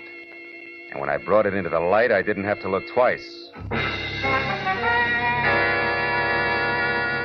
It was the portrait of Carla Winters, the red-headed dragon lady that Skipper Martin had visited. Now things began to add up. At the chauffeur's quarters, there was an outside telephone, and I put through a hurry call to Lieutenant Ibarra at Homicide in L.A. The best I could get was one Sergeant Neely. I'm sorry, Mr. Marlowe, but the lieutenant's out on a call right now. There's some kind of a row uptown. Well, do you know where he is? The address, I mean. Oh, yeah, sure. It's one of those bungalows at the Wilshire Gardens. The Wilshire Gardens? That's right. What's so special about that? Maybe nothing. I'll know in a minute. Thanks, Neely.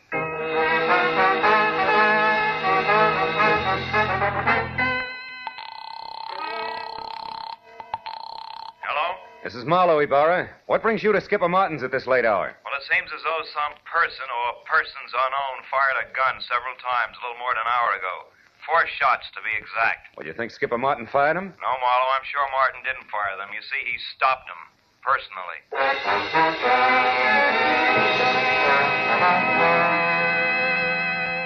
Before I hung up, I gave Ibarra a quick rundown on the whole story. After making me feel like a schoolboy for keeping him in the dark so long, he told me to sit on the Fairchild's front steps until he got there. Well, it gave me a half hour to kill, most of which I spent walking around aimlessly, trying to get something close to 4 out of 2 and 2. But I couldn't. Finally, I heard Ibarra siren up to the front door. I was about to head for him when the chill in the morning air reminded me that my topcoat was still in Bruce's studio. I went back and got it. When I turned for the door again, I noticed a little slip of paper that had been under the coat fall to the floor. I picked it up. I must have held it for a full minute before I realized what it meant. Just a small slip of paper, and yet it made everything, the kidnapping, Carla, the murder, fall right into place. When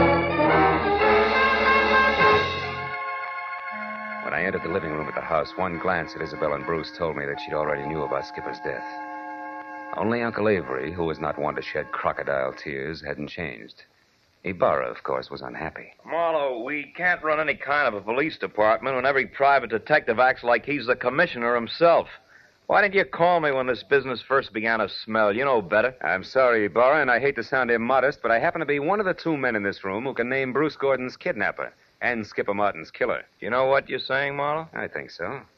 The man in the white Panama hat who kidnapped Bruce Gordon, Lieutenant, is Bruce Gordon himself. In other words, Bruce Gordon kidnapped Bruce Gordon. No! What? You're out of your mind, Marlowe. Am I? Would you still say that, Gordon, if we paid a call to Carla Winters and asked her to hand over the $50,000 of so-called ransom money she's holding for you two? Or would you prefer... Stop, Gordon, stop the window, Ibarra!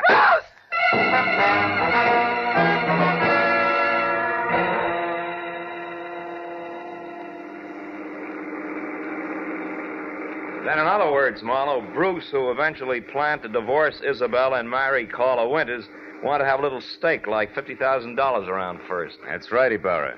But Skipper Martin knew about Bruce and Carla's plans to marry later, and he tried to blackmail them to pay off his gambling debts. That's why he came to Bruce's cottage on the sly. However, he got there just in time to see Bruce leave of his own free will, and therefore knew later that he couldn't have been kidnapped. Which gave him 2 holds over Bruce. That's right. But he made a mistake when he went to Carla's house and got too demanding, because she told Bruce about it, and before he released himself, he took care of Skipper, with 4 gunshots to be exact. Charming people, aren't they, Ibarra? Lovely. Sometimes I think I should shoot higher and save the state a lot of money. And he almost got away with it. By the way, Marlowe, how do you know? That Bruce was the man in the white Panama hat?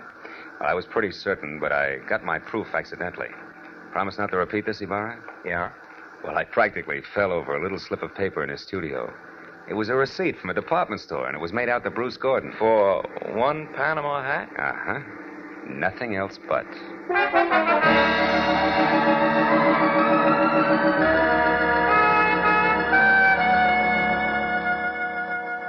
When I finally got back to my place on Franklin Avenue, the sun was already up. And the people who work at nice, sane jobs were beginning to fill the streets. I'd been on the go for a steady 24 hours, so I could think of nothing but my bed. I was about to put my key in the lock when a next-door neighbor walked by, bid me a cheery good morning, and started down the corridor. Now, that alone wouldn't have disturbed my sleep, but why did he have to be wearing a white Panama hat?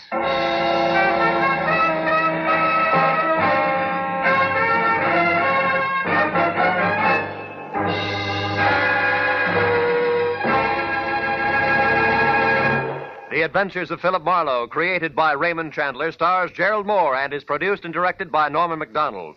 Featured in tonight's story were Jacqueline DeWitt as Isabel Gordon, Wilms Herbert as Uncle Avery Fairchild, Bill Lally as Bruce Gordon, Shep Menken as Skipper Martin, and Lou Krugman as Brock. Detective Lieutenant Ibarra is played by Jeff Corey. The special music was conceived and conducted by Richard O'Runt.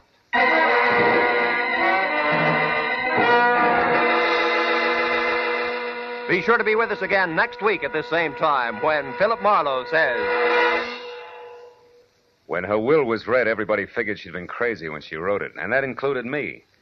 But I changed my mind after spending the night on an island with a pig, a cat, and an ape. Because in reality, they were people.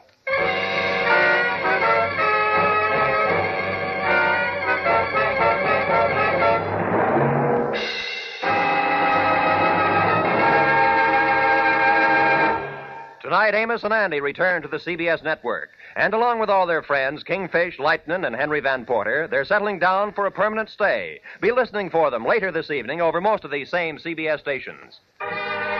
This is Roy Rowan speaking for CBS, the Columbia Broadcasting System.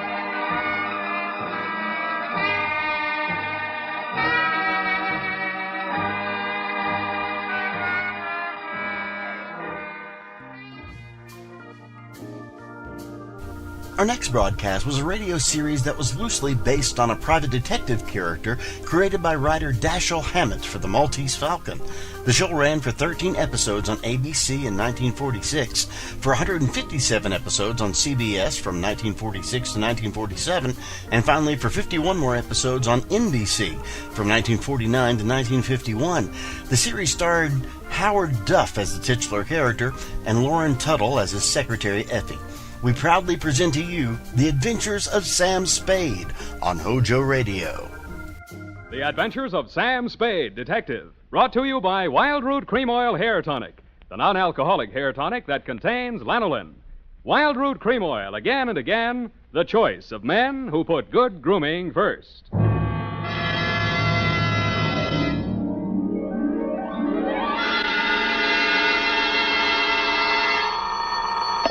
Sam Spade Detective Agency. Me, sweetheart. Sam, how did it go? It was the end, Effie, but the end. Oh, Sam, not another one of those society things. Depends on what you mean by society. Well, you know, Sam, cafe society.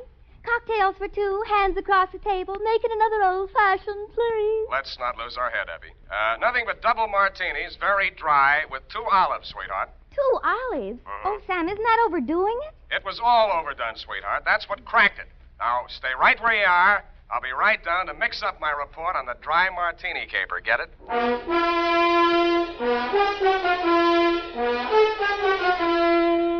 Dashiell Hammett, America's leading detective fiction writer and creator of Sam Spade, the hard-boiled private eye, and William Spear, radio's outstanding producer-director of mystery and crime drama, join their talents to make your hair stand on end with the adventures of Sam Spade. Presented by the makers of Wild Root Cream Oil for the hair. August is always a great vacation month, and for those of you planning to take your vacation soon, let me suggest that when you're packing, be sure you include a bottle and a handy tube of Wild Root Cream Oil Hair Tonic.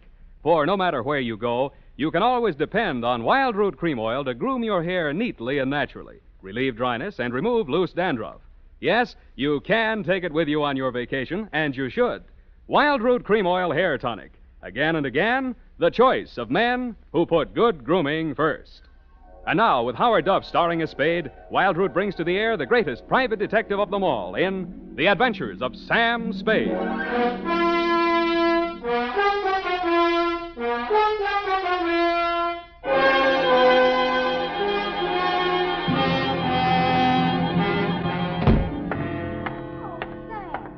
look sober as an owl. Wise as an owl, sober as a judge, F. Oh. Well, the way you talked on the phone, I thought you'd drowned the shamrock, kissed the Black Betty, spliced the main brace, decorated the mahogany, made a Dutch bargain, or, in a word, gone to give a Chinaman a music lesson. Effie, I wish you'd spend more time with Harper's Bazaar while I'm gone and less with the thesaurus of slang. Ah. Didn't know I could say that. Are you sober? Well, I've been riding the choo-choo, drinking Adam's ale. And if you don't believe it, just ask me to walk a chalk. Okay, heelsy-toesy, arms akimbo, eyes glazed. Yes, Sam.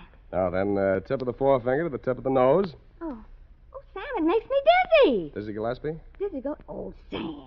Exactly.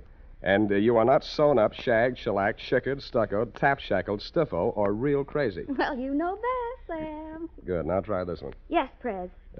Sitting posture, limbs cruciform. What? Cheesecake style. Oh, Sam. That's it. Now place the notebook. Just a little higher. Good. Yeah.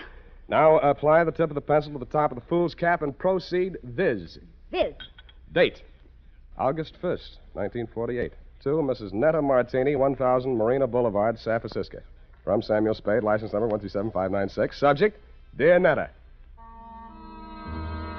The first I knew of the caper was day before yesterday morning when I saw your husband's picture in the paper. It was one of those lovingly retouched executive-type photographs of a man in his late 40s or early 50s, graying at the temples and wearing an embalmed man of distinction look. The story was headlined, Corporation Head Waylaid by Mysterious Assailant.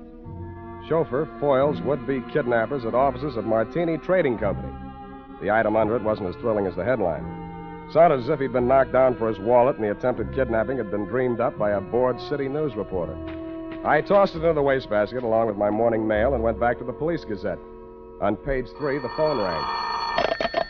Unique Garage, Harry speaking. Mr. Spade? One moment. Who's calling? Gordon Martini. Not Gordon Martini, the corporation head, waylaid by mysterious assailant. Chairman of the board, and there's nothing mysterious about it. Then what are you doing on this phone? I can't talk on the phone.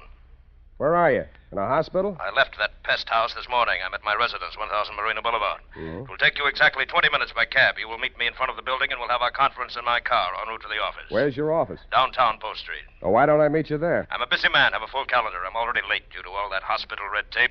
But I can fit you into my schedule if you'll hurry. Now, look alive, man. Well, it's a little early in the morning, but I'm trying hard. Good. What will you want for a retainer? I'll let you know if I decide to take the job. Fair enough. 20 minutes. I'll expect you. I should have looked more alive. It took me 2 minutes to get onto the street, 1 minute to flag down a cab, and 18 minutes to reach your address, Netta. A total of 21 minutes. As my taxi drew up to the curb in front of the canopied entrance to the corner apartment house at 1000 Marina, I saw your husband pacing indignantly up and down in front of the entrance, pausing only to glare at the outsized chronometer on his left wrist. His gray Homburg was perched atop an outsized turban of gauze bandage that decorated his head. You're Spade. You're exactly 1 minute and 22 seconds late. Hours are made of minutes, minutes are made of seconds. And killing this seemingly negligible interval of time, you have wounded an hour. Oh, I have? Well, I'm sorry. The traffic's pretty heavy out here this hour of the morning, you know. You should have started 1 minute and 22 seconds earlier. I'm sorry there was a bore on the telephone, kept talking about how valuable his time was. No, well, don't apologize. Only waste more time. Now, here's your check, $100. My car's just around the corner. I paid that chauffeur a large salary, but mustn't keep him waiting. In the meantime, you may as well start earning your fee. I've been earning it for the past 22 minutes and 22 seconds. Wait. Uh-huh. I suspected as much. Do you drive a car? Yeah, you mean one man drives all that? I see him, that rascally chauffeur of mine. Asleep in the back seat. All right, come out of there, you. Hey, watch it!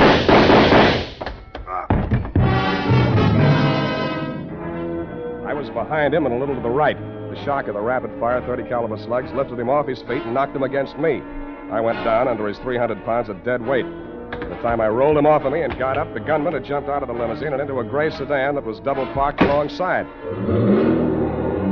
In the welter of traffic on the boulevard, I didn't dare risk throwing a shot after him, but I did get the first 3 numbers of the license plate before it buried itself in the heavy stream of AM commuters.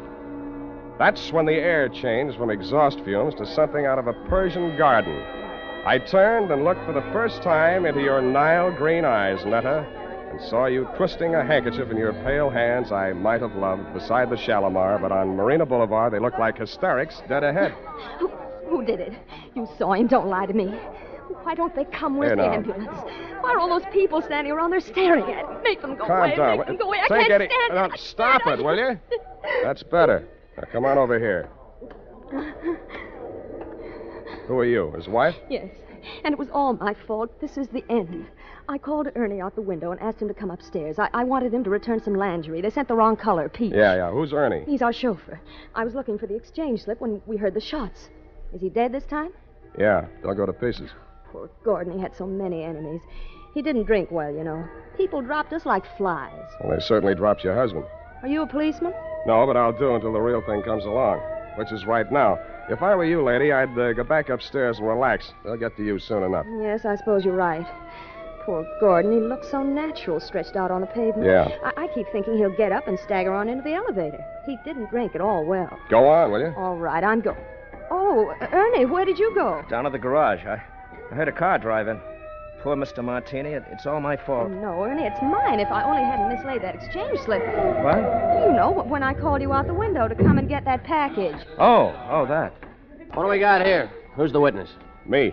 Oh, Spade. Lost another client, huh? Not quite. I hadn't cashed the check yet. Well, they got him anyway. All right, clear a space in there. Let him through with that stretcher. Step over here out of the crowd, Sam. I want to get that statement. Yeah. Okay, Gary, take it down. Got a pencil? Yeah, and I want it back. Let's have it. This guy is Gordon Martini. Mm-hmm. He headed up a local firm, the Martini Trading Company. Yeah. Last night he was working late at his office. Got boinged. All right. Phoned me this morning. Didn't know why. Thought maybe he wanted a bodyguard. Anyway, he needed one. Mm-hmm. Gunman was crouched in the back seat of the limousine, shoved the carbine out when Martini opened the door. Carbine, huh? Didn't get a good look at him. You could see why, the way it's closed in. No side windows. Foreign car, isn't it? Stop drooling. You can't afford one. You getting all this?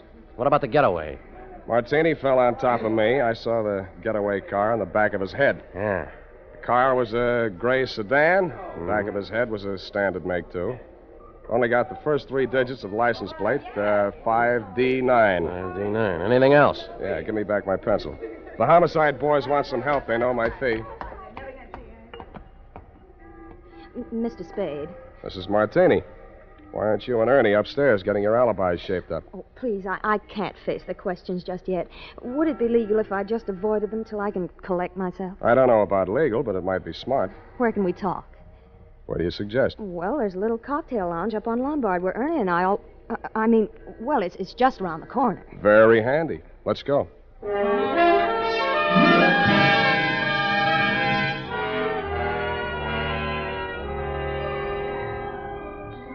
Against my mother's advice, I should have listened, but, well, that's why I married Mr. Martini. Well, that brings us up to 1943, and it's only 11:45. You're just like him, always holding a stopwatch over my head. Always? Well, he drank, you know.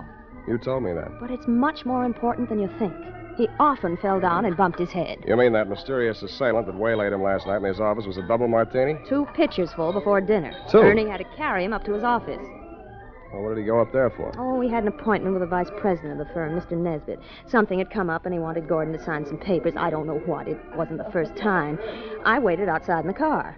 After Ernie had taken him upstairs, he came back to the car, and we talked. Mm-hmm. Ernie has alibis upstairs, downstairs, and all around the house.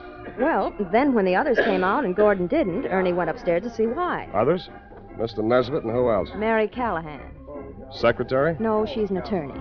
And if you think everything was legal between those two, well, but after all, who am I to call the kettle black? Now, what are you trying to tell me? That you got him drunk so they could make him sign some papers? That he got himself drunk so he couldn't write his name? Or that he just got drunk and fell down? Between you and me, I think she pushed him down a flight of stairs.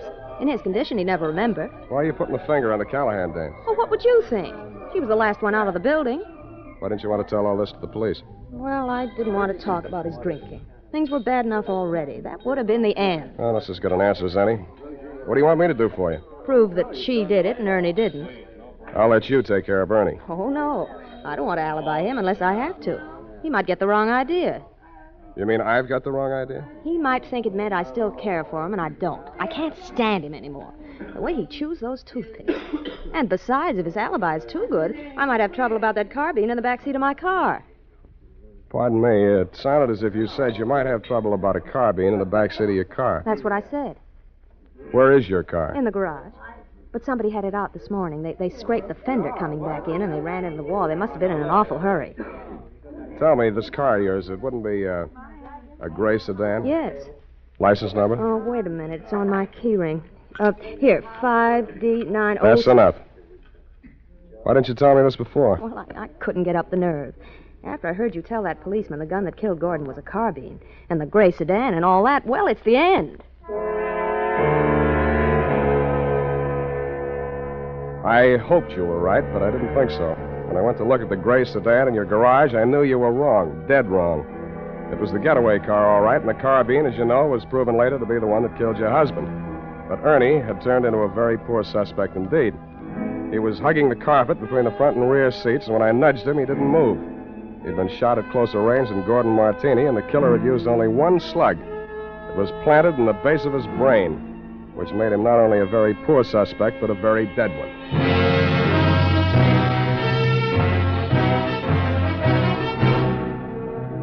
The makers of Wild Root Cream Oil are presenting the weekly Sunday adventure of Dashiell Hammett's famous private detective, Sam Spade.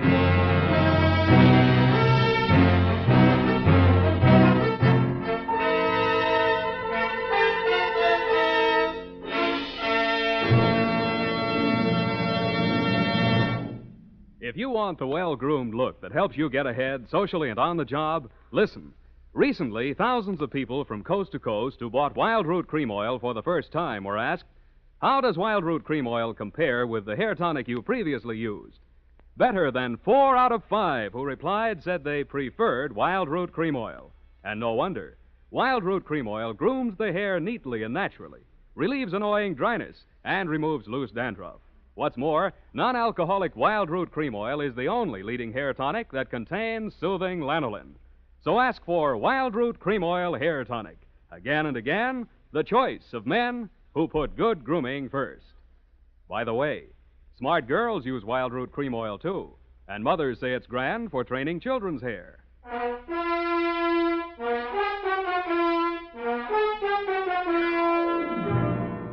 And now, back to the Dry Martini Caper. Tonight's adventure with Sam Spade.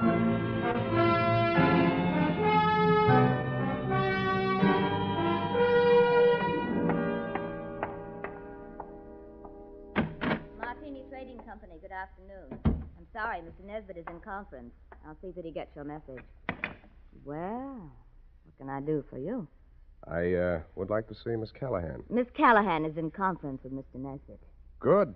I would like to see them both. But I have orders not to disturb them. You do not have to. I will. Just a minute. You can't go breaking in like that. Yes, and I'll tell you something else. He won't ever get away with it. Why, everyone in this town knows about your underworld connection. Why, you doddering old fool, when I get through with you, if you don't go to the gas chamber for Gordon Martini's murder, you'll wish you Tell had. If I go to the gas chamber, it'll be for killing you, not Gordon. Oh, you said it. Oh, why didn't I have witnesses here? Miss Callahan? Did you hear that? You weren't talking loud enough. I didn't hear a thing. Well, come on in here, and I'll tell you a thing or two. Close that door. Now, sit down. Thanks. I listen better on my feet. Oh, so you're the detective Netta Martini employed, eh? What's she paying you? That'll depend on how much I have to do for her. Well, I'll tell you how much you'll have to do for her. You'll have to make a case against me, and that's not going to be easy. Why do you think she's out to get you? Why, indeed. For years, this moth-eaten mouthpiece, this parboiled Portia, has been victimizing poor Gordon, taking advantage of his weakness for drink. Oh, Now that she's liquidated him, she appears with 55% of the common stock. Motive enough, eh? Why, you fraudulent old fool. I simply bought up his debts and threw an attachment on those stocks. Unethical, but perfectly legal. Look, Well, you're not even a proper thief. You're nothing but a bumbling old embezzler. Now, listen You had here. him killed because he was going to call in the auditors look over those books of yours. The Dean of Double Entry, Mr. Spade. Look, will you save this for the courtroom scene? Now, you've convinced me. You're both crooked. I'll see that you both go up for something. That's a promise. Oh, Mr. Spade, I gave you credit for better sense. Do you know that this Medusa of the magistrate's court, this harpy of the Hall of Justice, tricked him into changing the beneficiary of his insurance the very night she pushed him down the stairs? And you were all in favor of it when you thought you held the controlling interest in the company. Answer that. You see, Mr. Spade, he can't answer that. Good. I'm glad one of you is temporarily lost for words. Now, I only want to know one thing, and I want a straight answer. And if either one of you starts off on another speech, I'm going to push you into the nearest cloakroom and lock you in together. Why, you wouldn't dare. Try me, sweetheart. Well, what do you want to know about this Amazon ambulance chaser, this Trilby of the traffic course? Watch it. Well, what do you want to know? About Martini's insurance policy. Now, you say he changed the beneficiary. Please answer in 10 words or less. Who was the beneficiary, and who is the beneficiary now? I'll have to answer that question in two parts. The beneficiary was his wife. He changed it to the Martini Trading Company, a corporation of the state of California. Thank you, and goodbye, Mary Callahan.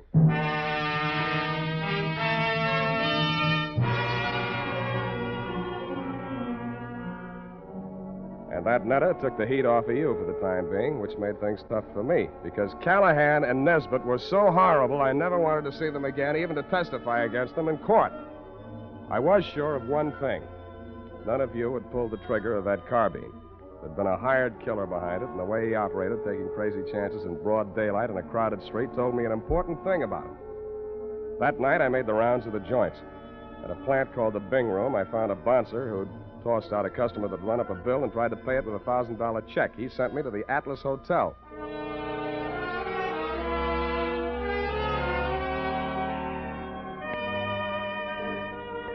The Atlas Hotel is off of 3rd Street down near the railroad yards. Not even a flea bag. The fleas sickened and died a long time ago. They couldn't take it. And from the look of the guests sprawled out in the mission furniture of the lobby, they wouldn't be able to much longer. A half-dead room clerk came back to the land of the living long enough to mutter a room number and wave me feebly toward a flight of crummy stairs.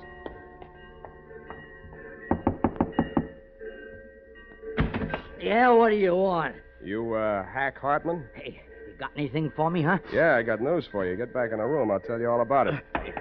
Yeah. Well, come on in. Drop the shiv. Yeah, I'll drop it. I'll fix you. I'll cut you good. I'll cut you. I'll cut you. I'm glad you did that. You make it easy for me. Now get over there. Leave me alone. Leave me alone. I'm not feeling so good. You can feel a lot worse. Who hired you to put the burn on Martini? You don't get nothing out of me. Who gave you that check? Oh, leave me alone. I got all night, Hack, and I feel better than you do. Now, what did you do with that check? I'll shake it if your teeth come out with it. Come on. All right. Stop it. I don't feel so good. Okay. Where? Pocket. My shirt. Don't reach. I'll get it. It was a company check, which is what I'd expected. It was for $1,000 drawn on the Golden Gate Trust and Loan. But I wasn't expecting to find the signature on the bottom line. It was signed in a bold, firm hand, Gordon Martini. Who was the penman on this? He wrote it himself, right in front of me. What was it supposed to be for? He wanted I should knock off his brother. You get mixed up? Well, he's dead, ain't he? That's what I mean. Gordon Martini's dead. The papers got it wrong. That was his brother, his twin brother. And that other guy, that chauffeur, kept hanging around the garage so I couldn't get out. I had to burn him, too. You know what you're saying? Yeah. I'm making sense. Now get out of here. I'm getting steamed. Don't let it worry you. I got a nice, cool place all picked out for you.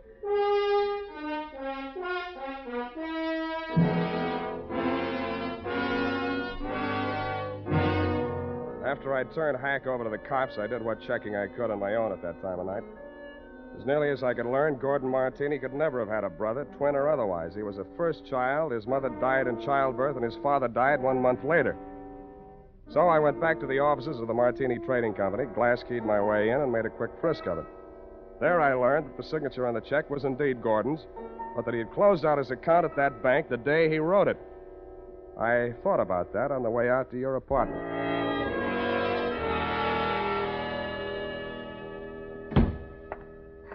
Sam, I've been calling and calling, trying to reach you. I've been so worried. It's the end. This time you might be right.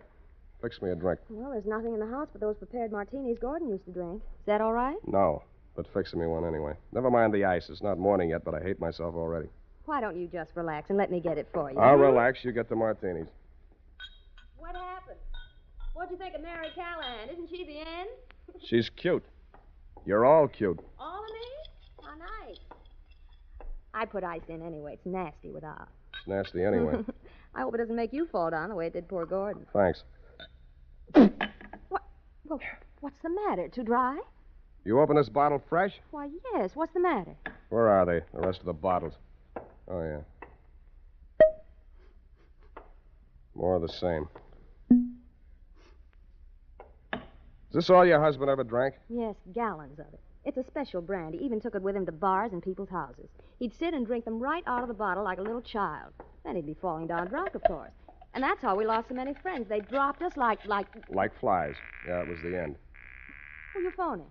City morgue. Maxie, Sam Spade. Sammy, what can I do on you? On Martini, Maxie, they got around to the autopsy yet?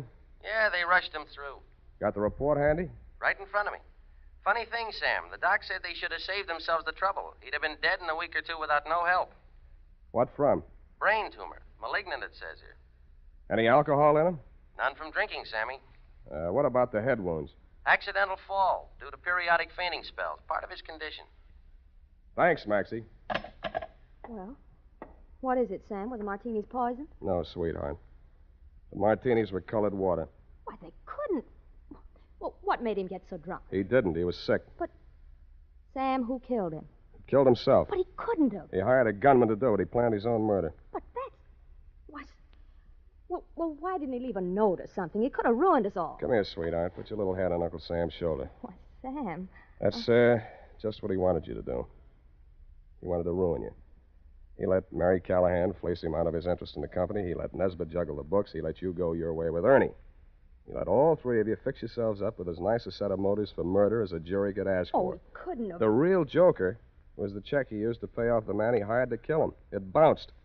It also proved he'd planned his own murder. But he still has his revenge. Because the insurance that would have kept the corporation from going broke won't be paid off on account of the self-liquidating cause. Oh, Sam, darling, what's going to become of us all? Well, Callahan and Nesbitt will probably sue each other to death. You might have to go to work and earn a living. Well, I have $500. I might invest it in something. You already have. Here's my bill. But, Sam, you didn't help me. What? This is the end. No, it isn't, sweetheart. This is the beginning. Come here.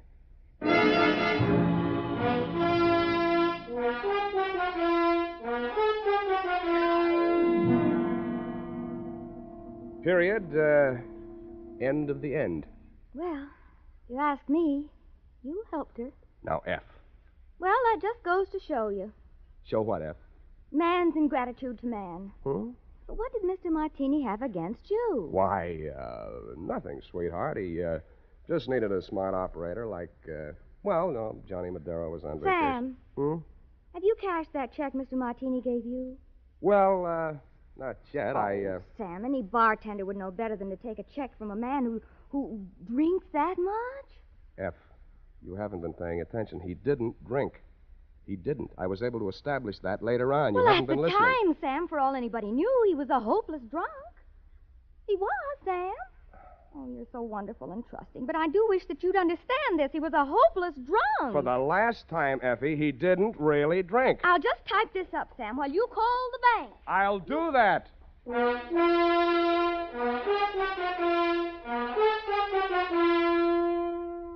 A final reminder, friends. Whether you're going on a long vacation trip or just a weekend to the beach, be sure you've got a bottle and tube of Wild Root Cream Oil tucked away in your suitcase.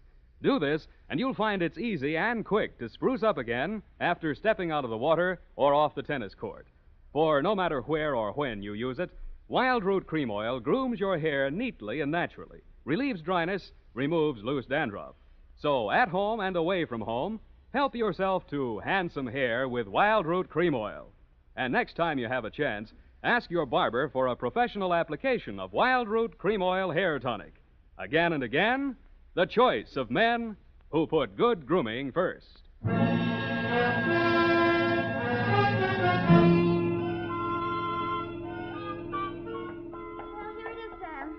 It was worth the price of the paper and carbons. You made carbon copies of that? An unimportant report like that? Oh, it bounced?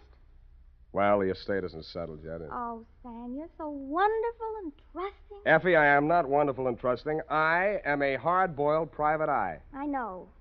Just a pity there's no money in it. And I'm also two-fisted. Sam, Hmm? have you ever thought of ceramics? Of what? Ceramics. It takes virtually no capital. All you need is a small furnace and some clay. And if you don't have any talent, you can just make ashtrays. Thanks, I already have one. Oh, flower pots are fun. You can pot them on a wheel. And you can pot your hat on and wheel on out of here and also take your furnace and clay. Oh, I love you when you're so gay and carefree. I am not gay and carefree. You are a hard-boiled private eye. Good night, Sam. Good night, and sue me for your back salary, sweetheart.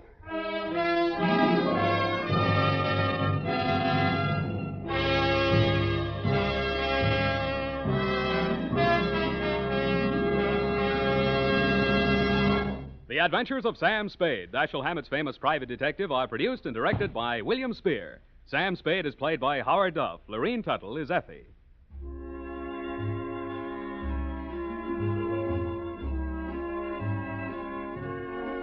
The Adventures of Sam Spade are written for radio by Bob Tallman and Gil Dowd, with musical direction by Lud Gluskin. Gil Dowd directed tonight's broadcast in William Spear's absence. Join us again next Sunday for another adventure with Sam Spade, brought to you by Wild Root Cream Oil. Again and again, the choice of men who put good grooming first. This is Dick Joy reminding you to get Wild Root Cream Oil, Charlie. It keeps your hair in trim. You see, it's non-alcoholic, Charlie. It's made with soothing lanolin. You better get Wild Root Cream Oil, Charlie. Start using it today. You'll find that you will have a tough time, Charlie. Keeping all the gals away. Hiya, Baldy. Get Wild Root right away. Thanks for listening to HOJO Radio. We have more classic radio coming your way next. The Adventures of Sam Spade, Detective, brought to you by Wild Root Cream Oil Hair Tonic, the non-alcoholic hair tonic that contains lanolin. Wild Root Cream Oil, again and again, the choice of men who put good grooming first.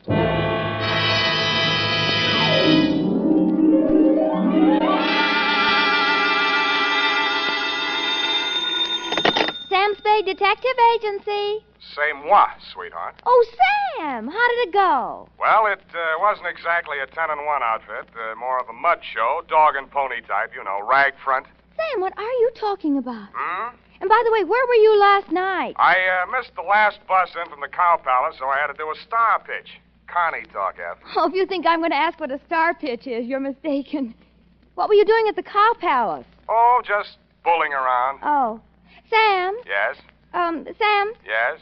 Sam... You asked too many questions. Sweetheart, in the patois of the carnival, I'll be right down to pitch my spiel my pitch, and make with the canvas on the Bluebeard caper.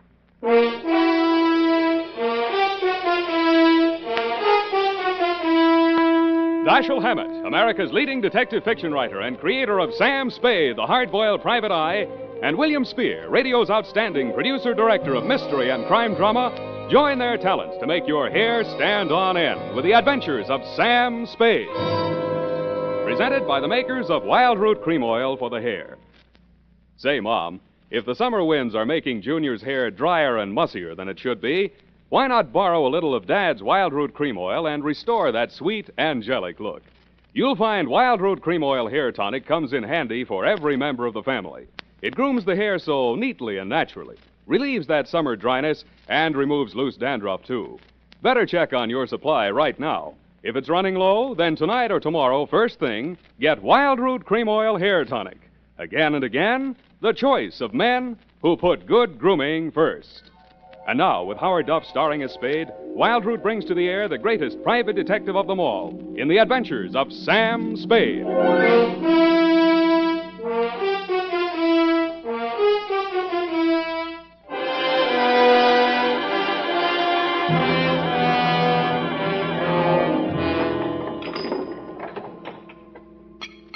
Ready, Effie? Yes, Sam.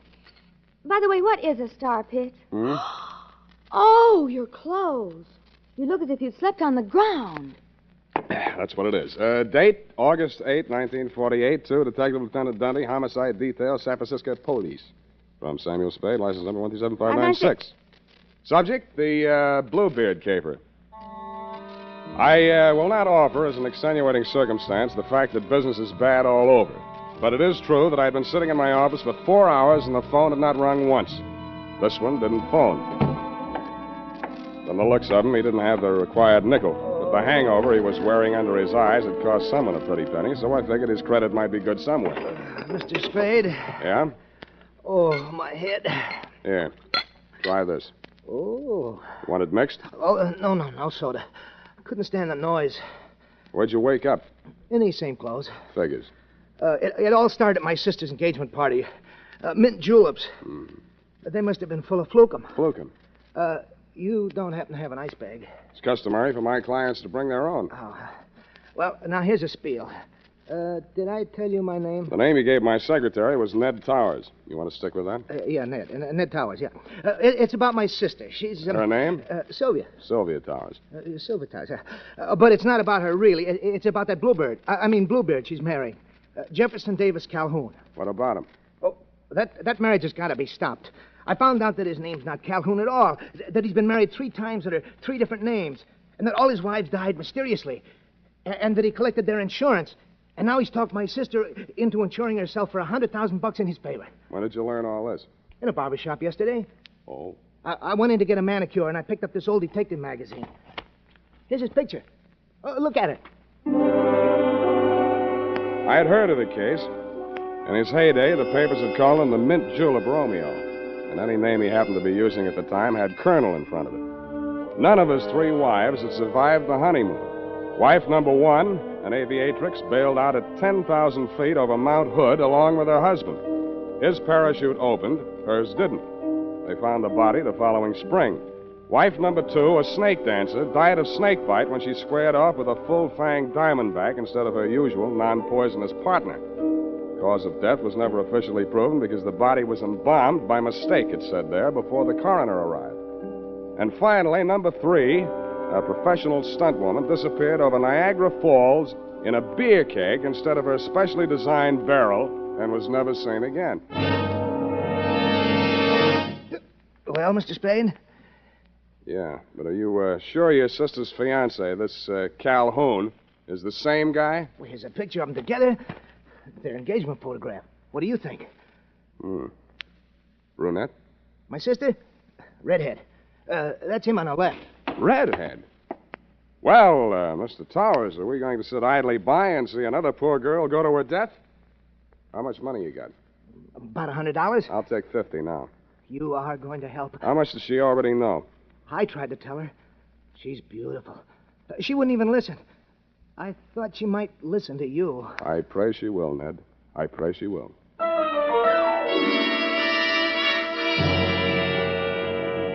There were 2 aspects of the case that I wanted to look over more closely. A, Sylvia's red hair, and B, the red splotches on my client's face. I had a hunch she might be suffering from more than a hangover. So I dropped him at the address of a medical friend of mine who specializes in poisons. He said the tests would take most of the afternoon, so I decided to find out who was Sylvia, what was she as kind as she was fair. Such a face as drifts through dreams. Yes? Yes. I beg your pardon? Miss Towers? Yes, I'm Sylvia Towers. Are you the florist? You're expecting maybe a detective? Come in. Thanks, I will. Well, as a matter of fact, I wasn't expecting a florist or anyone else. But I'm glad to see you. I really am. Huh? Sit down here. I was just relaxing. Oh, no, over here. Oh. Well, why not? There. Isn't this more cozy? Take your hat off. Oh. You'll have me believing you really are a detective. What do I look like? Well, I'll have to mull it over. Now, don't tell me. Let me dream. Look, Sylvia, Miss Powers, I mean. Oh, Sylvia, I like the way you dress. Nice and casual. Oh, you do? But, you really should wear a handkerchief. Hey. You ticklish. Now, look, if you want to frisk me, get it over with. It's your apartment. You got a right to. Well, isn't this way nice? Sure, it's fine. It's just that, I just didn't expect. Just didn't expect. Well, what do you want, a butterfly act? No, it's just that my feelings have hurt you. Haven't asked me who I am, what I'm doing here, anything. Oh, I don't care. I like you. Is this how you got engaged to Calhoun? No, he was selling some phony stock certificates, so I bought a few. They were phony, so you bought a few. Figures. He'd had bad luck with marriage. It was the only way I could force the issue. You're forcing him into marrying you? Darling, don't be so critical. I did it very nicely. I'm sure you did, but why? Oh, I don't know. He's so courtly. A real Southern gentleman. How real? Hand me that cushion, darling. Oh. Oh, no, here, behind my head. Oh. Oh, that's better. Oh, don't go away. Why do you want to be number 4 on the Bluebeard parade? Oh, do you really think he did kill them? Oh, that's one of 2 theories. He either did or he didn't. Oh, I love your hair. So nice, bristly. Does this bother you? Yeah, but don't stop. Now, wait a minute. Look, I got my client to think about, and I'm trying to think about it. Darling. I didn't want to take this assignment, but he really seemed to be worried about you. Oh, now, who on earth would be worried about me? I'm a little worried about you myself, and I'm not even distantly related to you. Well, don't say that yet. This marriage may not last long. Don't you say that. Oh, I know his marital life has been full of tragedy. But I'm not superstitious. I think I may change his luck. Okay, Sylvia, okay, it's your life. I told your brother I'd talk to you, and I have. My brother? Yeah, Ned. I think maybe your boyfriend tried to poison him last night. Oh, no. Uh-huh. Oh, Jeff, you're just in time. Well, my dear, we will discuss this further in private. I have only this to say at the present time. In the South, it is not customary for a lady to receive a gentleman alone just prior to her marriage to another gentleman. But, Jeff... I know your motives were pure and innocent. Customs differ, that's all. I am Colonel Calhoun at your service, sir. I'll call you when I need you. I'm afraid I must ask you to remain. Sylvia? Oh, Jeff, I meant to tell you. It was just a flirtation. Yeah, that's I didn't all. think it... You mean she didn't think. He made certain proposals? Well, what could I do? What could she do? He said there were things in your past, Jeff. Yeah, that's what I said. Things that... Oh, well, there, my dear. It was blackmail. That's all it was. I did it for you, Jeff. Go to your did it for chambers, you. Sylvia. I will deal with this adventurer. If this were the South, there would be better ways, but never fear. Where there's a Calhoun, there, too, you will find Southern chivalry. Please. No, Jeff. Phone the police. Sylvia, I must insist that you do as I say. Very well, Jeff. You know best. Well, son, how about you and me putting our heads together over little old mint julep, huh? Thanks, I'm not thirsty. What's the pitch, Colonel? How come your girlfriend yelled, "Hey, Rube," just now? What is your asking price, sir? Let's hear a bid. $5,000 now, $5,000 after she's buried, $20,000 after the insurance people pays off. No dice. Caper's worth $100,000. 50 for me, 50 for you. That is out of the question, sir. Okay, from here I go to the cops. Now, son, let's not be hasty about this. It will require a slight change of plan, but I reckon I can swing it. All right, 50-50. When are you going to knock her off? You want her to fly the coop? Is there another way out of here? Well, not that I know of, but she's crafty. She's crafty. Well, come on, let's get it over. Yes, you're right. Maybe now or never. That's right. Sylvia? Wait a minute. Come here. What is it? How are you going to do it? Well, hit her with this and then out the window. Let me see, then. Sure. That's got quite a heft to it. Where'd you get this sap? Souvenir of Niagara Falls. Know where you're going to get it? Why, you Yankee!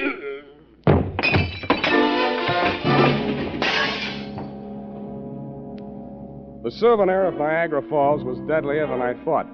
The blow spun him around like a top, and he went down on the other side of the room, taking the bar and the mint julep ingredients along with him.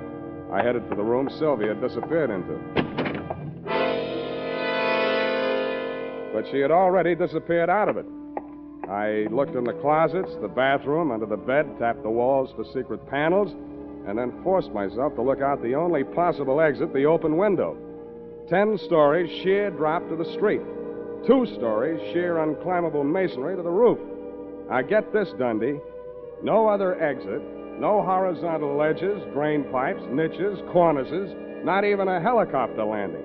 I asked myself, who is Sylvia?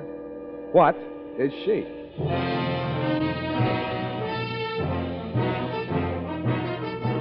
The makers of Wild Root Cream Oil are presenting the weekly Sunday adventure of Dashiell Hammett's famous private detective, Sam Spade.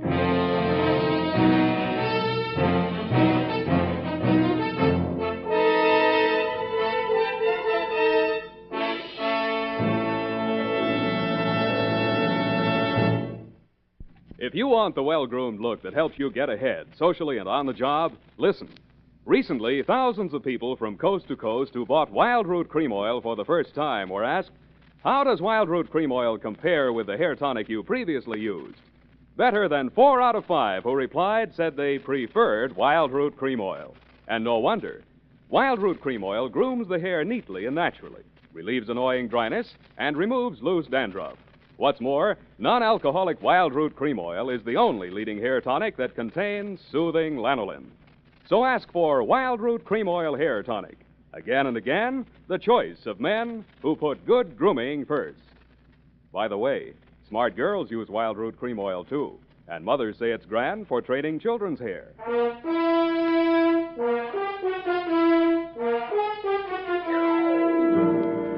And now, back to the Bluebeard Caper. Tonight's adventure with Sam Spade.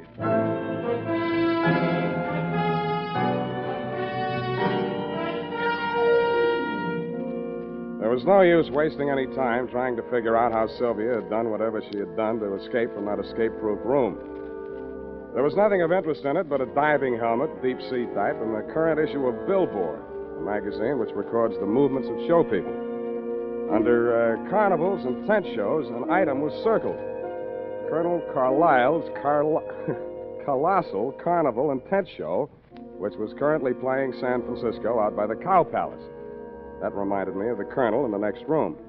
I went in to hit him again, but somehow his not being there didn't surprise me a bit. What I found on the roof did surprise me a little. It was a rope and grappling hook, human fly type, which fitted with the circusy aspect the caper was beginning to take on. But I'd never have taken Sylvia for a stunt woman. I did a deep knee bend to get into condition for what lay ahead, slid down the banister to the top floor, somersaulted into an elevator, and rode it down to the lobby, no hands. Pausing only to acknowledge the applause of the scrub woman, I skated on over to the phone booth. Sylvia's hair's like the night. Dr. Mandel's office. Bernie, Sam Spade. Oh, say, I'm glad you called, Sam. That patient you brought in here, Ned Towers? Yeah, what about him? Well, your hunch was right. There was enough poison in him to kill him twice. Uh-huh. And that ain't all. He dead? No. Then what's all? Well, his stomach had enough foreign objects in it to keep all the newspapers in town in Monday morning feature stories for the rest of the year. What type foreign objects? Oh, glassware, spoons, hunting knives. Well, nothing valuable. Where'd you send him? Oh, he wasn't a hospital case, Sam. Enough poison to kill him twice, glassware, spoons, hunting knives, and not a hospital case, huh? The poison, he's developed an immunity. The other stuff, it's harmless. Harmless, huh? Do you want me to send you the complete report? No. Forget it, Bernie. You've given me enough. Thanks.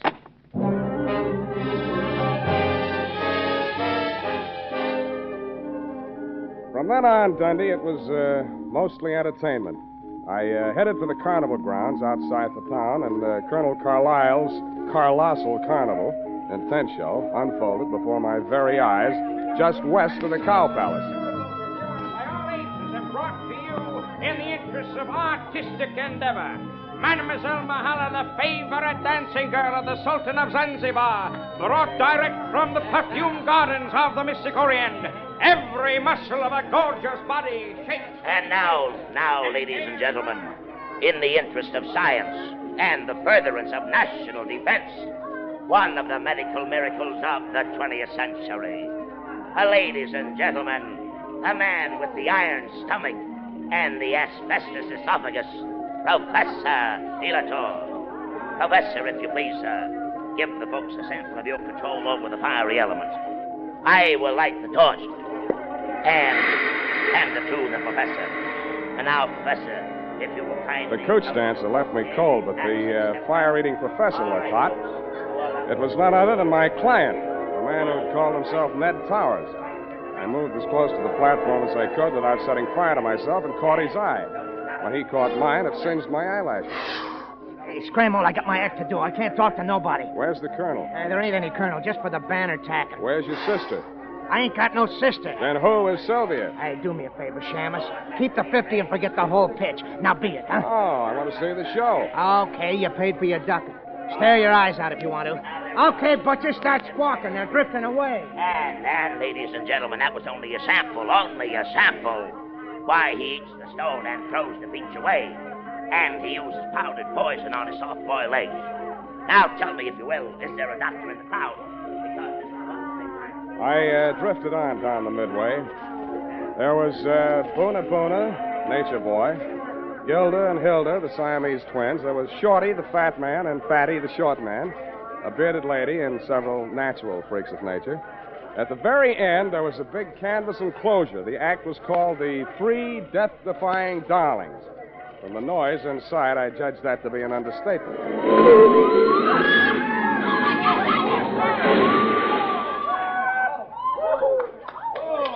I bought a ticket and got inside just in time to see a trim, energetic blonde in tailored coveralls crawl out of the twisted wreckage of the car she'd just driven point blank into a concrete wall at an advertised speed of 80 miles an hour. She took a bow, tripped lightly out of the ring, and a brunette about the same size and shape, but wearing a costume consisting mainly of 3 live rattlesnakes, passed her coming in. I swear she did. I also swear that she danced so well I didn't even notice the snakes after I got used to them. Before the lead snake had taken its final bow and wriggled out of sight, a redhead in green coveralls appeared at the top of a 60-foot tower. She climbed into a barrel, and some stupid fool pushed her off. The tank she landed in was no more than 3 feet across and couldn't have had more than a foot of water in it. But she emerged from the splinters with her face wet and some of the greasy carnival-type makeup washed off. The red-headed branch of the death-defying Darlings was, you guessed it, that miraculous escape artist, the one and only Sylvia. I was anxious to meet the rest of the act, so I vaulted over the canvas to their trailer dressing room. There was a sinister buzzing sound at my ankles as I entered. I jumped out of the way just in time to miss getting bitten by one of the brunette's dancing partners, the Diamondback. Sylvia looked at me pityingly, grabbed it expertly just behind the head, and shoved it down into its basket. Sam, you should have known better than to come in here unannounced. Strangers make Salome terribly nervous. Then we're even. How did you know I was here? I didn't. I was looking for my client. Then you are working for Ned. Who else? Well, when I heard you bargaining with Jeff, I didn't know what to think. Before that, I'd been so sure. Look, sweetheart, I haven't been sure of anything in this caper from the start, least of all you. No matter how sure I get, I still won't believe it. Look at me, Sam. Touch me. I'm only flesh and blood. Yeah, well, anyhow, how did you meet yourself coming on with the snakes when you went out in the coveralls? Oh, zippers. I was wearing the snakes underneath all the time. Snakes? Doesn't the auto crash make them nervous? Oh, no. They're used to it. Mother trained them. That was after Father... Never mind your family. Let's talk about you. All 3 of you. Well, after Mother and Father... Well, the act was a threesome, you see, and they wouldn't keep me on as a single. Yeah? So Jeff Calhoun worked out a routine so only one of me would be on at one time. That figures. How often do you come out of it alive? You mustn't say things like that, even in joking. I'm terribly out of condition. I haven't had a real workout since... Since you went over Niagara Falls in that beer keg? And by the way, how did you manage that? It's simple. Relaxation. Secret of everything. I could teach you that, Sam, darling. Mm. Jeff could never learn it. How long do you think we'd get away with it, sweetheart? Aren't you taking rather a lot for granted? Maybe not enough. So far as I know, you've only been killed and resurrected 3 times. Darling, if it frightens you, I promise I'll never do it again. How did you drop 10,000 feet without a parachute? Oh, that Mount Hood stunt? I crash-landed the plane, set fire to it. There were witnesses. Something dropped. Oh, nothing but a weighted flight suit. Whose body was that they found? There are always bodies when the snow melts. By the time they get to them, they could be anybody. Oh, that's a relief. What about that other body? Which other one, darling? When you were embalmed after the snake bite. Oh. Well, Jeff just claimed somebody from the morgue that nobody else wanted. Don't be so critical, darling. We didn't hurt anybody. Better not try to tell that to those insurance companies. Well, they should be happy. Jeff says it helps them with their taxes. Does it make you happy? Dying and being dug up every year or so? Well, it's better than doing it every night. But I couldn't go back to Jeff. He lost his nerve after Ned found out. You see, Ned's the only one left who knew me in the old days. If I were dead, he couldn't prove anything. Jeff really meant to kill me this time. What was Ned after? Blackmail? Oh, no, he wanted me back with the show. He hired you to frighten Jeff into letting me go. After all, I am the best threesome in the business. Well, anyway, in the stunt field. Did you see my review in Billboard? I saw for myself. You know something? I was thinking. With all you know about crime... Don't say it. But, darling, it's so easy. And we could have a honeymoon every time I came back and we got married again. Thanks for the offer, but if I get married, I want my wife to stay alive every night. But I wouldn't really be dead. Only legally for the insurance. Only legally, Sam. Come here. Sam, darling. Look, sweetheart, let's not relax. You're not safe. Not as long as that insurance policy's floating around with Jeff's name on it as beneficiary. He'd never think of looking for me here. Well, the same. You better take that policy into town in the morning and make some changes. Where is it? Oh, it's in my safe. You got a safe here in this trailer? Well, it's just a secret place. I only call it a safe. But it is safe. Dear, I thought I'd find you here. But I hardly expected to see Mr. Spade. You don't surprise me a bit, Bluebeard. Hello, Jeff. Sit down and stop waving that revolver. What do you want? That policy. I heard every word you two have been saying. Not that that piece of paper means anything. You won't even be around when the bank's open. But having the original policy in my hand will save a lot of delay, red tape. Of course, Jeff. Where is it? Oh, what's the use? It's in the basket, right by the side of your chair. Wait a minute. Don't move, Spade. If you do, I'll blast you. Listen to me. Don't raise so that this is lid. your safe. Still a child, aren't you, Sylvia? Don't do it, Calhoun. Don't do it.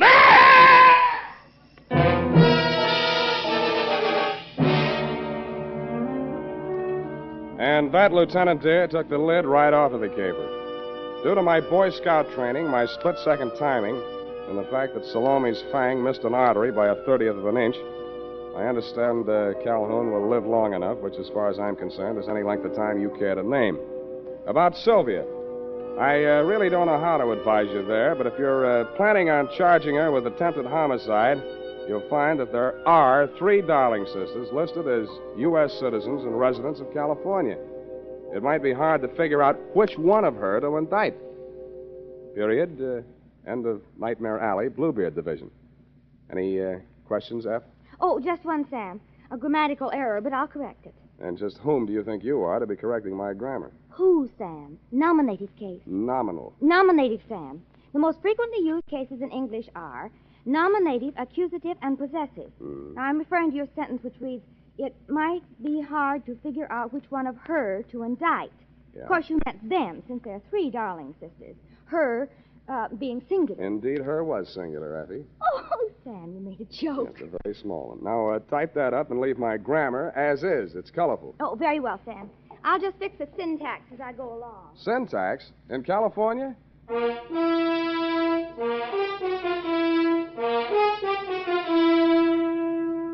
Say, are you looking for a hair tonic that will groom your hair neatly and naturally? Then you're looking for Wild Root Cream Oil. Want a hair tonic that relieves annoying dryness? Get Wild Root Cream Oil. Like a hair tonic that removes loose, ugly dandruff? The answer again is Wild Root Cream Oil, the famous hair tonic that gives you the big advantages men consider most important.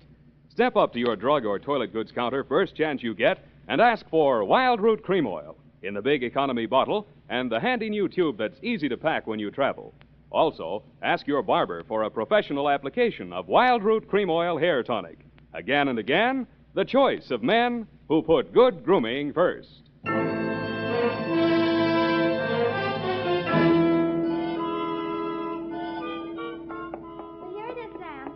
Quite right. She was only one girl, so I left it to her and made the correction back farther. Back where, The Twinkle sentence Toes? just prior. Hmm? Twinkle Toes. Hmm. You know, where you said 3 Darling sisters, I changed it to 1. That's impossible. It takes 2 to make a sister. That is not funny, Sam. Who's laughing?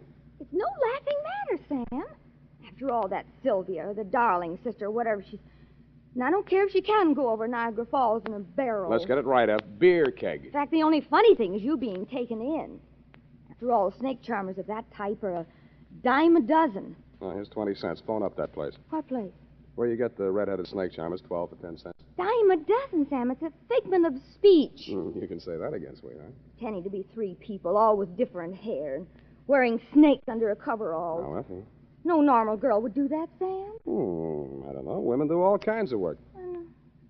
Oh, Sam. Why can't I be an adventuress like some girls are? I wouldn't trade you for 30 cents worth of snake charmers. Oh, Sam. That's the nicest thing you ever said. Well, next to the nicest. Good night, Sam. Good night, Salome. Twinkle,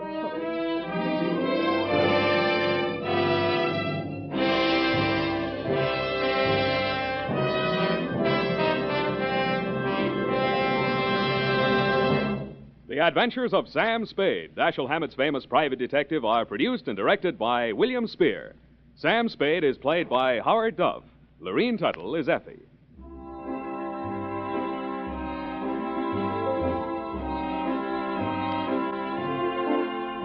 The Adventures of Sam Spade are written for radio by Bob Tallman and Gil Dowd, with musical direction by Lud Gluskin. Join us again next Sunday when author Dashiell Hammett and producer William Spear join forces for another adventure with Sam Spade. Brought to you by Wild Root Cream Oil. Again and again, the choice of men who put good grooming first.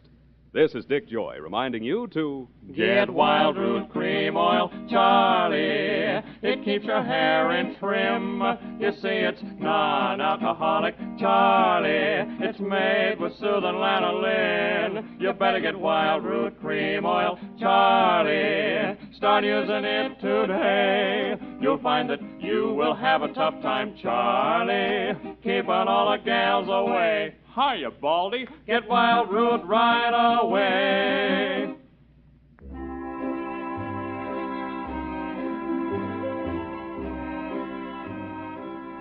This is CBS, the Columbia Broadcasting System. Thank you for listening to HOJO Radio. We'll be back again very soon.